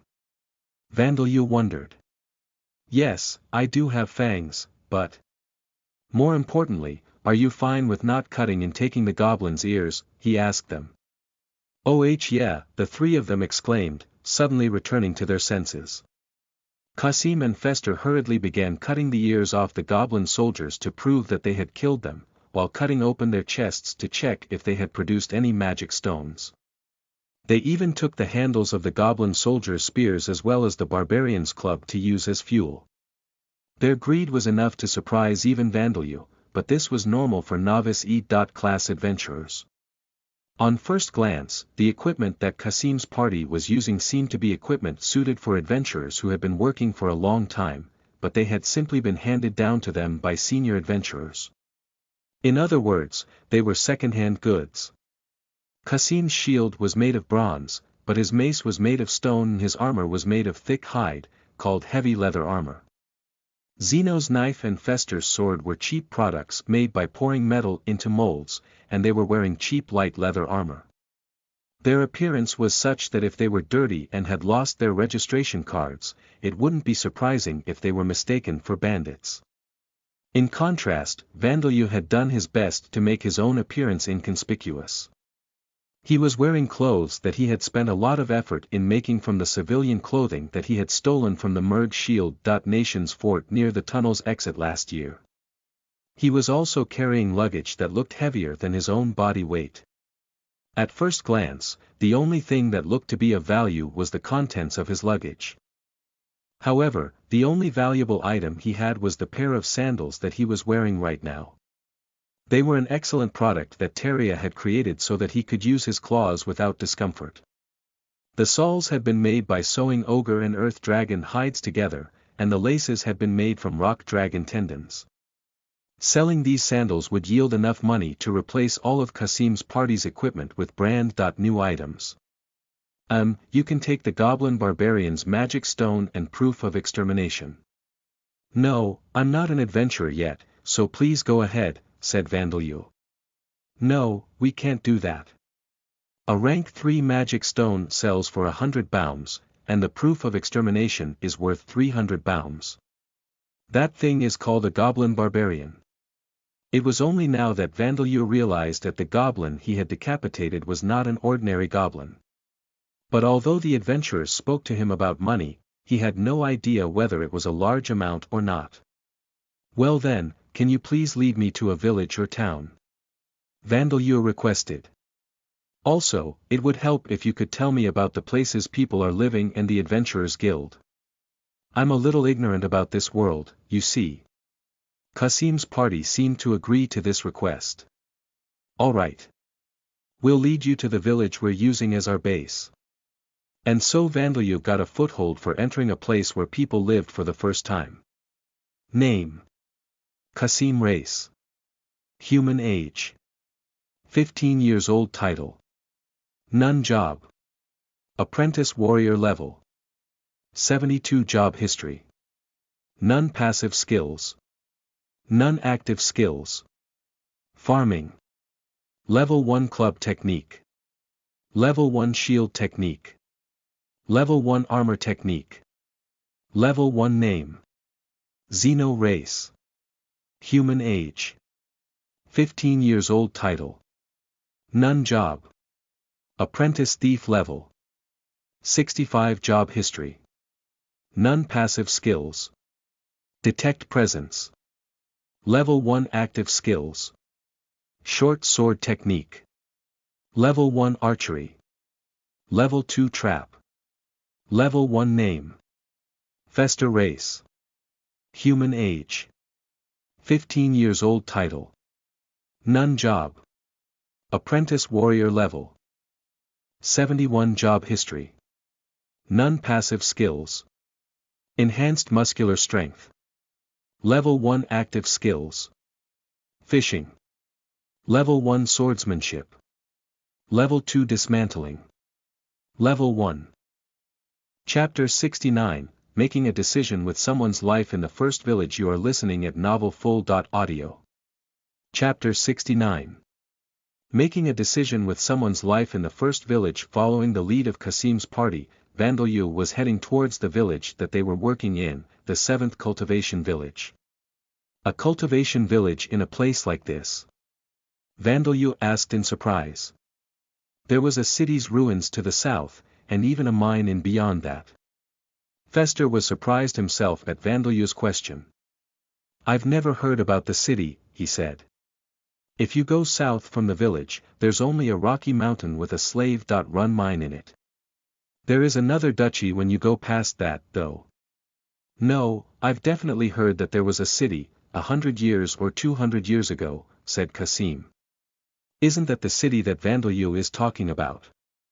Ah, I see. He said he had a vampire parent, right? I suppose it wouldn't be strange for him to be told about that, said Fester. It seemed that the Hartner duchy had gone into a decline in the past 200 years.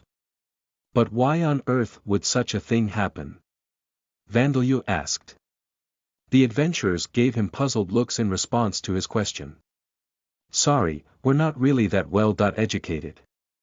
Each of the duchies is its own state, like a country ruled by noblemen, so people like us don't really learn about the histories of other duchies, said Zeno.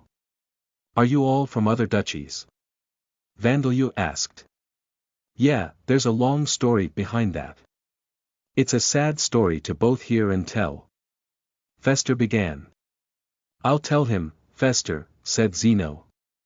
First, regarding why the city disappeared, I'll tell you what we know.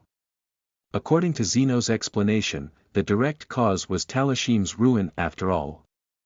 That city had been built as a relay point for the commercial trade with Talashim, and when that commercial trade disappeared, the productivity of the city decreased and it became difficult to maintain it. At the same time, the southern mines' production had fallen as well. Since profits couldn't be made by employing normal workers, slaves were used to carry out the mining. With the people working at the mine not even having money to spend, the Duke Hartner of the time, who had been newly appointed several years previously, had ordered that the city be dismantled. Vandalyu was amazed that they would have been willing to dismantle an entire city. It seemed that feudal societies did anything that had already been decided upon. In Japan, there would definitely be disputes over such an action. But what happened to the first princess? The name of Talashim's first princess, Livia, didn't appear in Zeno's story. It might have been omitted because it didn't have anything to do with the city. It bothers me, but I suppose it would be unnatural for me to ask about it now. As Vandalyu thought this, Zeno's story skipped to more recent events. Actually, 5 years ago, the Amid Empire came attacking, he said. Most of the Sauron duchy to the north was occupied. We're from the Sauron duchy. We're what you'd call refugees, said Fester. Those guys from the Empire apparently behaved themselves in towns and larger farming villages, but in small villages like ours, they did whatever they liked. My oldest Aniki tried to save his fiancée, and both of them. Fester, that's not the kind of story you should let such a small child hear, is it? The war between the Amid Empire and the Orbaum Kingdom that Vandalyu had heard of previously. Vandalyu felt that he had suddenly caught up with what had been happening. Well, anyway, we're refugees who escaped the Sauron duchy and came here to the Hartner duchy, Zeno said in summary. When the initial conflict was over, the second son of the current duke, Prince Belton, began a cultivation project to help the refugees. That's why we're able to live with our families in the 7th cultivation village that we're heading to now. But the village isn't exactly prospering, so we became adventurers on the 3rd year after it was built and went to the city, said Kasim. I see, said Vandalyu. I'm sure it must have been hard. Beginning a cultivation project to help the refugees seemed to be not a bad plan in Vandalyu's eyes. Unlike Earth, there was plenty of unoccupied land.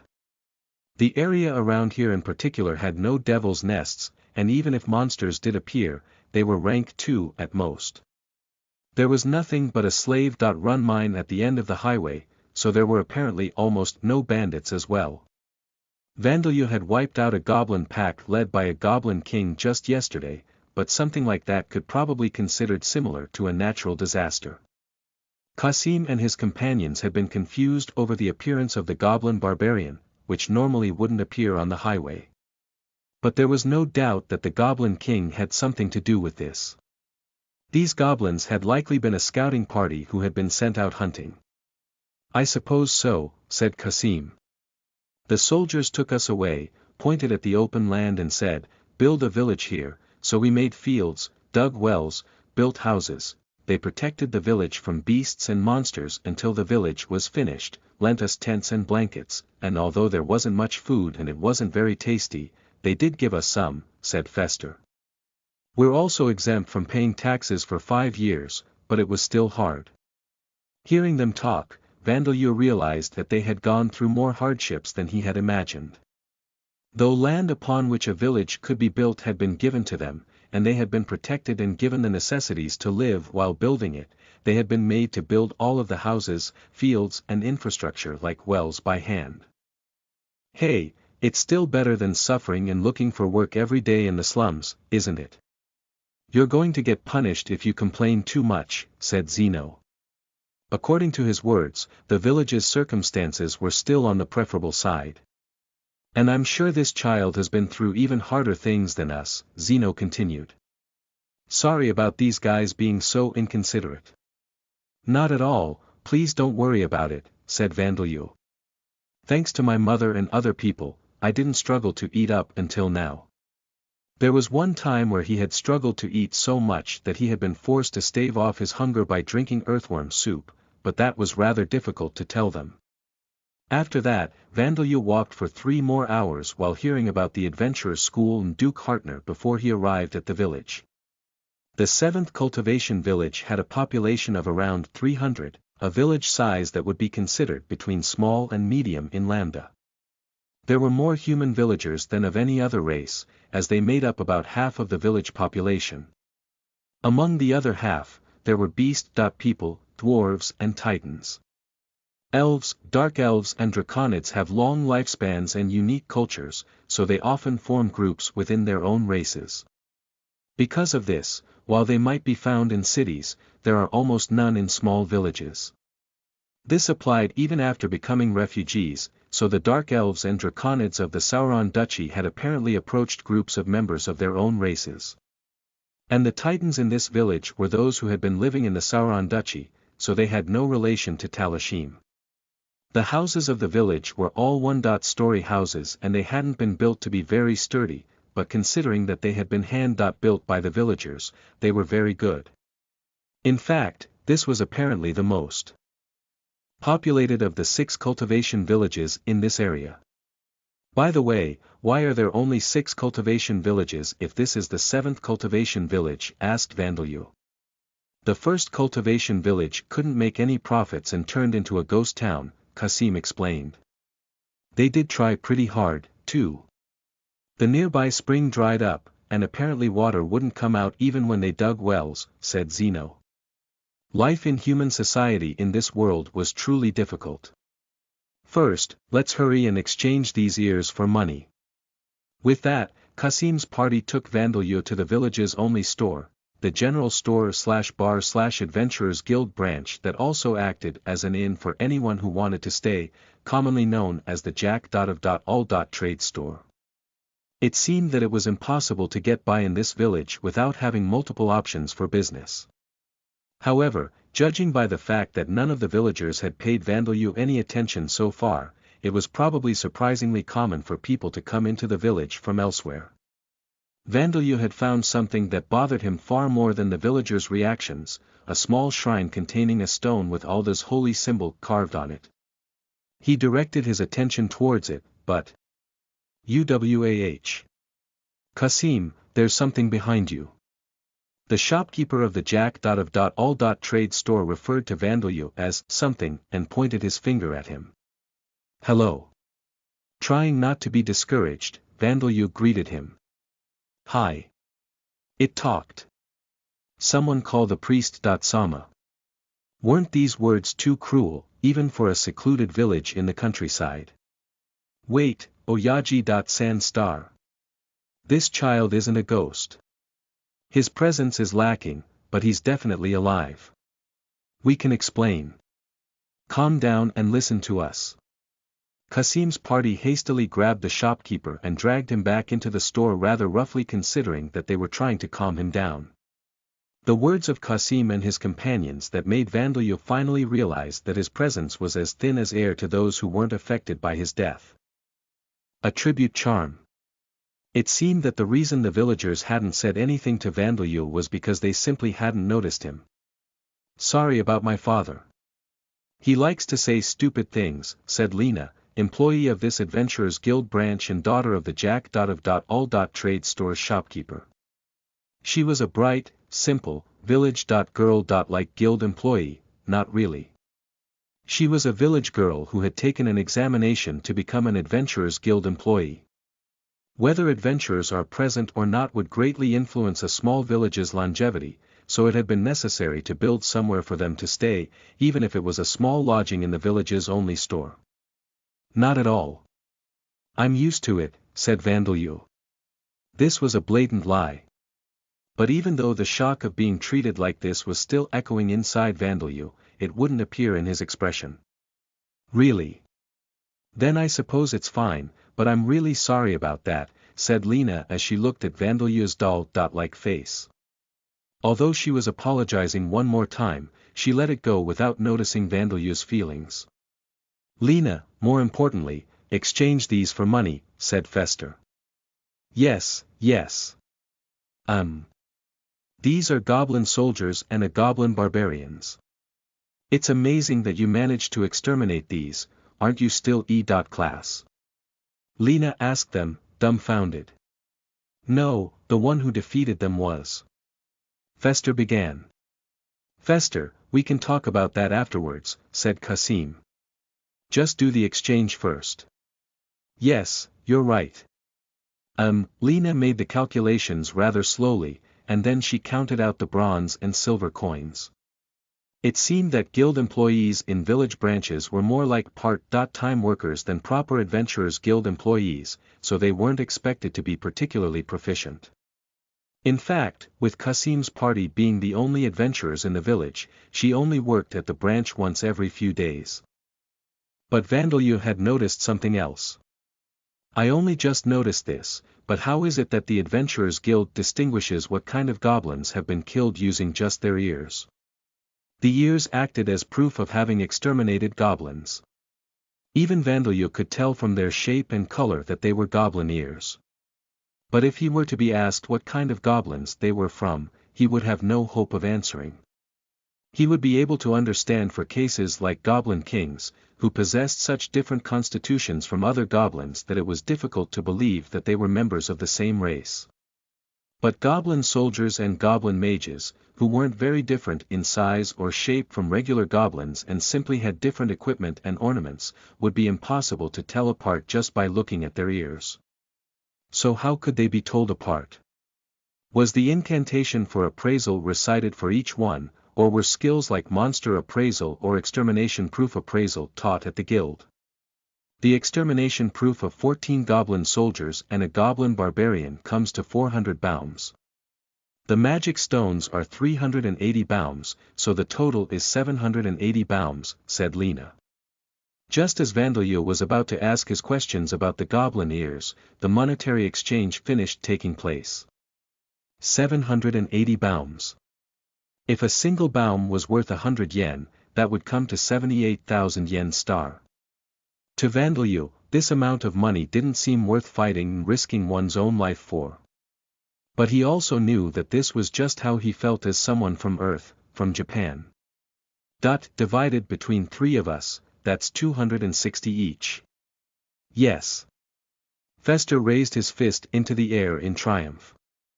With this, we can take it easy for a while, said Zeno, breathing a sigh of relief. Judging from their reactions, Vandeleur could tell that 260 baums was sufficient pay for them. How much is that money worth? He asked. 260 baums. Let's see. If you were working in the slums with one of the relatively better jobs, you might be able to earn 260 baums after about 20.6 days, Zeno explained. It seemed that one would need to be fortunate enough to find daily work in the slums and work without rest for 20.6 days to earn 260 baums. But there probably weren't welfare programs or safety nets like insurance for injuries and illness. And finding work every day wasn't guaranteed. Considering that, being able to earn this much in one day might be worth risking one's own life for. But even the fact that we have some leeway with this amount of money is all thanks to the fact that this Oyaji-san lets us stay here for free, Zeno continued. Indeed, we'd be in trouble if we didn't have adventurers, even if those adventurers do ogle my daughter, said the aforementioned Oyaji-san, joining in the conversation. Sorry about earlier, he said to Vandalyu. If you're staying here, I'll let you stay for free just like these guys, so forgive me, Oju-chan. He apologized with a gentle expression that made him look like a completely different person from before. That was fine, but... Oyaji-san, I don't really ogle Lena. Fester began. What, Fester? Are you saying that my daughter doesn't suit your tastes? The shopkeeper demanded. And who are you calling your Oyaji-san? Stop it, father, said Lena. I'm a boy, said Vandalyu. For some reason, everyone present was surprised by this news.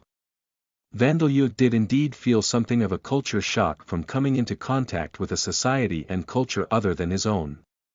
But the shock at the way the human society in Lambda treated me is something else entirely. Vandalyu couldn't have imagined that he had such a weak, ghost-like presence. And most importantly, this was the first time that he had realized that his appearance was such that he would be mistaken for a girl. There were times when his gender was mistaken by ghoul children as well, but he had thought that it was simply because ghoul men had lion heads.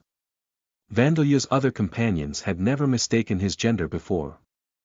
The truth was that the ghouls and undead titans had only known because Vandalyu used / or asterisk as a pronoun for himself, and because Sam and his daughters referred to him as Bakken*. It wasn't like they had thought that he was a boy from the very beginning.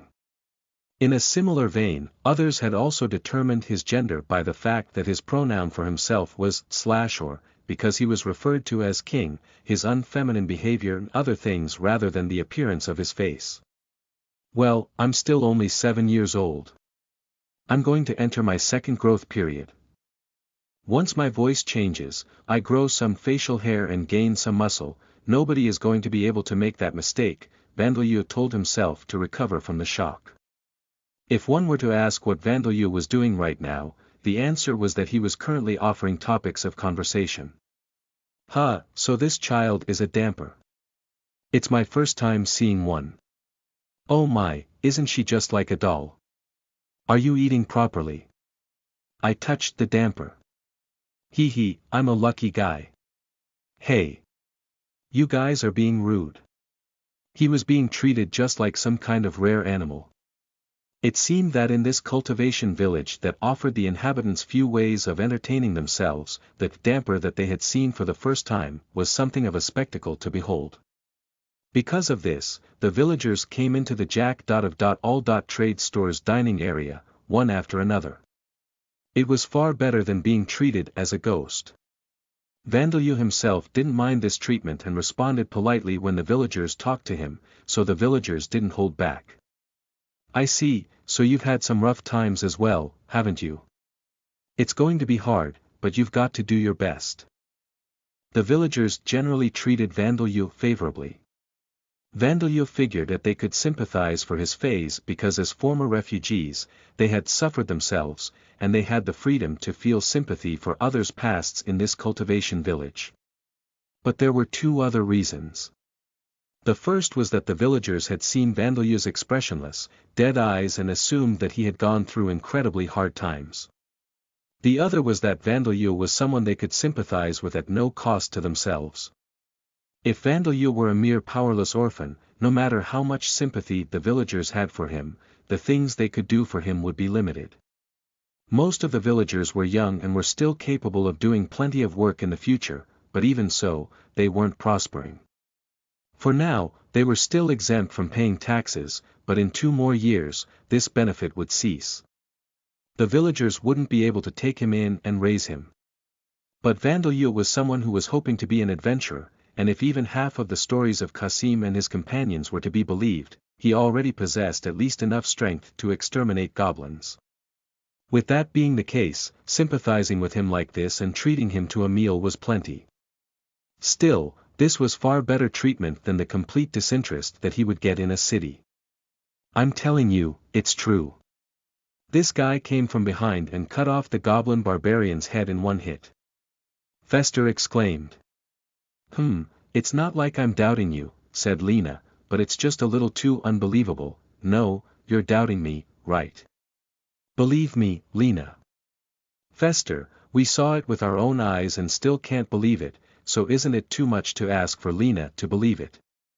Zeno pointed out. They were talking behind Vandeleur, but considering that he could slay rank 3 monsters without any effort, it wasn't something worth convincing anyone of, so he stayed silent. In fact, he had rendered a rank 4 goblin king completely helpless without any difficulty, only yesterday. Killing a goblin barbarian wasn't a significant achievement compared to that. Also, Vandeleur couldn't register at the branch that Lena managed on her own. Apparently, the only thing that could be done here was the exchange of extermination-proof parts and other materials. In order to register, Vandeleur would have to go to a proper guild branch in the city. Despite Borkus and the others having told him that 200 years ago, registration had been possible even at branches in small villages. It seemed that it wasn't only the Hartner Duchy that had gone through a decline in the past 200 years, the Adventurers Guild in the Orbaum Kingdom seemed to have gone through a decline as well. This child is the Damper child who saved Qasim and his friends. 2 men entered, asking this question. These 2 were the rare elderly members in this village of mostly young people. It looked like several years had passed since they were in the primes of their lives. The man at the front was wearing similar clothes to the other villagers, but the one following behind him was dressed in cotton clothes that had been properly colored using dyes, and there was a necklace with an ornament that Vandeleur hated, hanging from his neck. Chief, Priest Sama, has your discussion finished? Asked the storekeeper of the Jack.of.all. Trade store. Yes, it is done, the village chief replied. More importantly, we must thank this child, he said as he took Vandeleur's hand and bowed. Thank you very much for saving Qasim and his friends. Even if you are someone aspiring to be an adventurer, I am sure it took great courage to attract the goblins' attention. It seemed that the story circulating among the villagers was, Vandeleur attracted the attention of the strong goblin while Qasim's party made a counterattack to exterminate the goblins. Vandeleur was small compared to other children of his age, so for the villagers who didn't know much about Dampiers, this was probably far easier to believe than the truth of. Vandeleur cut the head of the goblin commanding the small unit from behind. I am glad to have been of help, replied Vandeleur, not particularly interested in correcting him. But you mustn't do such dangerous things, the chief told him. Adventurers must survive. Now that I think back, I think the people here are nicer than anyone on earth. Vandeleur felt a little moved, thinking that humans aren't that bad. However, there was the Priest Sama, who was smiling behind this nice village chief, so he couldn't let his guard down. To think that I happened to be staying in this village to preach and met such a brave little girl. This must be Alda's guidance. The Priest Sama, the priest of Alda, spoke in a gentle tone as he touched the cross-like holy symbol of Alda on his chest and offered a short prayer of thanks. Vandeleur's gender had been mistaken again, but he didn't care about that right now. Priest Sama, this child is a. Chief San, there is nothing to worry about. Alda only punishes the wicked. Those who perform just deeds will not be unjustly punished, even if they are Dampiers. I heard that you lived in a secluded forest or mountain. You have not yet been baptized, have you?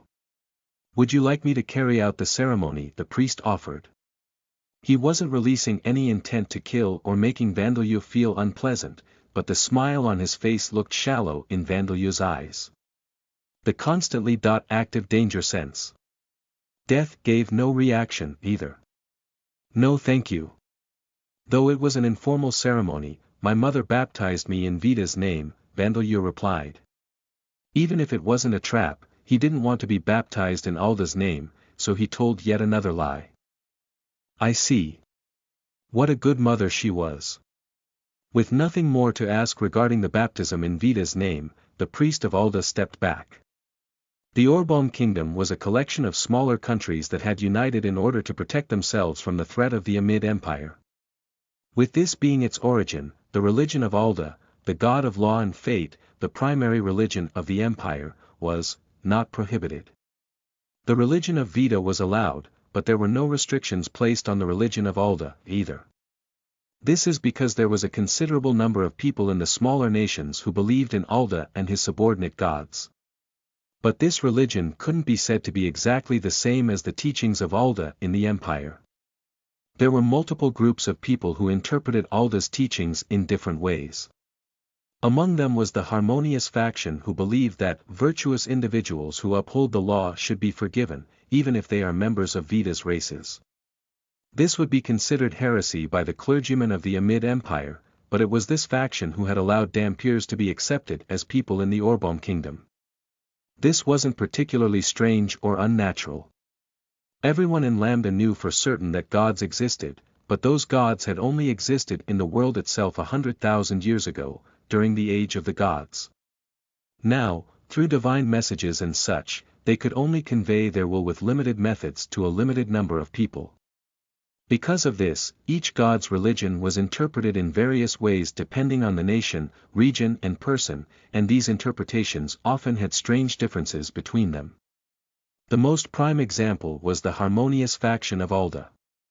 But then, the reason the harmonious faction spread is because there were more members of Vida's races here than in the Amid Empire, including dukes who were beast men, and the people's impressions of Alda's religion in the Orbom kingdom had worsened following the war, so this was probably a political decision made in order to survive.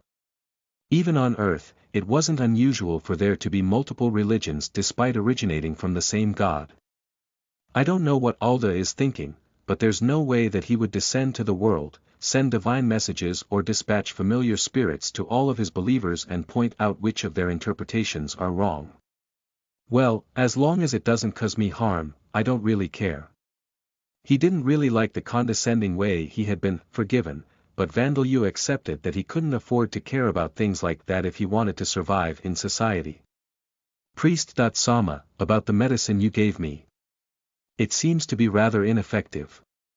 That medicine is best taken in large doses, so please take it in double the dose that you have been doing up until now. Priest Sama, could you please have a look at our fields? I do not mind. Alda is also the god of life, after all. One by one, the villagers approached the priest with their troubles and requests. It seemed that the villagers adored him quite a lot, considering how shallow his smile was. The stories of saints and heroes told by clergymen were probably one of the few sources of entertainment in this cultivation village, and seeing that he was an educated man who could even mix medicine, it made sense that he was adored, even if he was a little suspicious. Suddenly, a voice came from outside. Priest Sama, please come. Ivan has fallen from a roof. It appeared that a villager had accidentally fallen from a roof while doing repairs. Judging from the tone of the voice, it seemed to be quite a serious injury. In fact, when Vandalur used Detect Life, there was one person with an unnaturally weak reaction. That is not good, we must tend to him immediately, the priest said behind Vandalur, standing up. Vandalur quietly left the Jack of all trade store.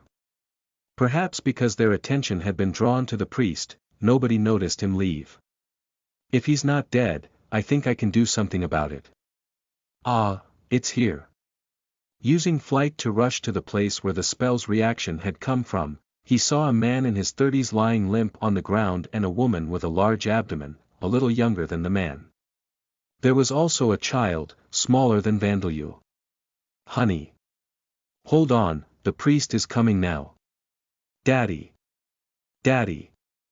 Though his wife and son were clinging onto him, the man let out nothing but a groan in reply. His breathing looked labored. There was a thick shadow of death on his face. This is a serious injury, it's not his bones, it's his organs. In the worst-case scenario, something might have even happened to his brain. In such a situation, with Lambda's medical treatment, it was hopeless. Magic might be able to do something about it, but this was the edge of the village. Vandeleur judged that he would likely die before the priest arrived, though that priest would likely be able to do anything other than shake his head unless he was a first-rate practitioner. Of course, if Vandeleur used death-attribute magic, there was a high chance that he could save the life of this man named Ivan. The wife wouldn't have to lose her husband, nor would the child in her abdomen and the child by the man's side have to lose their father. However, Vandeleur's current objective was to register at the guild without attracting any attention, and then dash back to Talashim. A child saving a life that could not be saved without high-level magic. That would attract plenty of attention. To follow my original plan, or give in to my emotions. It can't be helped. I give up. Excuse me. With these words, a child quickly approached Ivan's side and touched his body. Hey. Yua. Who are you? The woman and child who hadn't noticed Vandeleur's presence were surprised, so Vandeleur said, I'm the damper that people are talking about in this village, my name is Vandeleur, to introduce himself as he cast spirit form transformation. In a way that they couldn't see, he produced tentacles from the palms of his hands that were touching Ivan, fusing with Ivan and extending his spirit form into his body. It was indeed the brain that was the problem. There was intracranial bleeding, and the blood that was pooling inside his head was creating pressure on his brain. Absorb the accumulated blood with my tentacles. Regenerate the broken blood vessels with healing power enhancement. After that, repair the cracks in his skull. This person has an aneurysm in the blood vessel near his heart. I suppose I'll fix that while I'm at it. There's a growth in his large intestine. It seems malignant, so I'll remove that. His athlete's foot. I might as well cure that as well. Hey, what are you, Mommy? Daddy's face is looking better. You're right. Could it be that you're healing him? Yes. Please wait a little longer, said Vandeleur. The man called Ivan had been in poor health. The image of a simple, slow life being a healthy one wasn't true, at least in his case. Vandeleur had done all of the medical treatment he could, so he returned the tentacles back to his body and undid his spirit form transformation. Things will be all right now. He'll likely open his eyes soon, said Vandeleur. Vandeleur had even fused his own stamina and nourishment with Ivan's and expended it in order to heal him, so there was no way that he would stay unconscious. Vandeleur had taken up the blood that had accumulated in Ivan's skull, but he would consider that as the treatment fee. Ugh, what happened to me? Ivan opened his eyes in the next moment. Honey. Daddy. The woman and child embraced Ivan. It was a moving sight. This was what a household, a family, should be like. What is the meaning of this? Why are you here? Ivan asked his family. Ivan, said a man's voice. Just a moment ago, you were lying on the ground, looking like you were going to die. How are you looking so lively now? Just as Vandeleur began feeling respect for Ivan for having built such a good household, the priest, village chief and the others had finally arrived. Now if they could be fooled into thinking that Ivan's condition had actually been nothing serious and that the man who had called for the priest had jumped to the wrong conclusion, everything other than Vandeleur being present could be resolved. This child called Vandeleur, healed him. This child saved his life. Ivan's wife exclaimed. Madam, honest women are well-liked. Now that you mention it, I had a dream. A scary god of death had grabbed my head, but before I knew it, there was a goddess patting my head instead. I see, so that must have been this child, Ivan concluded. Who are you calling a goddess? And so, Vandeleur saved the life of a villager he had never met before, attracting a lot of attention to himself.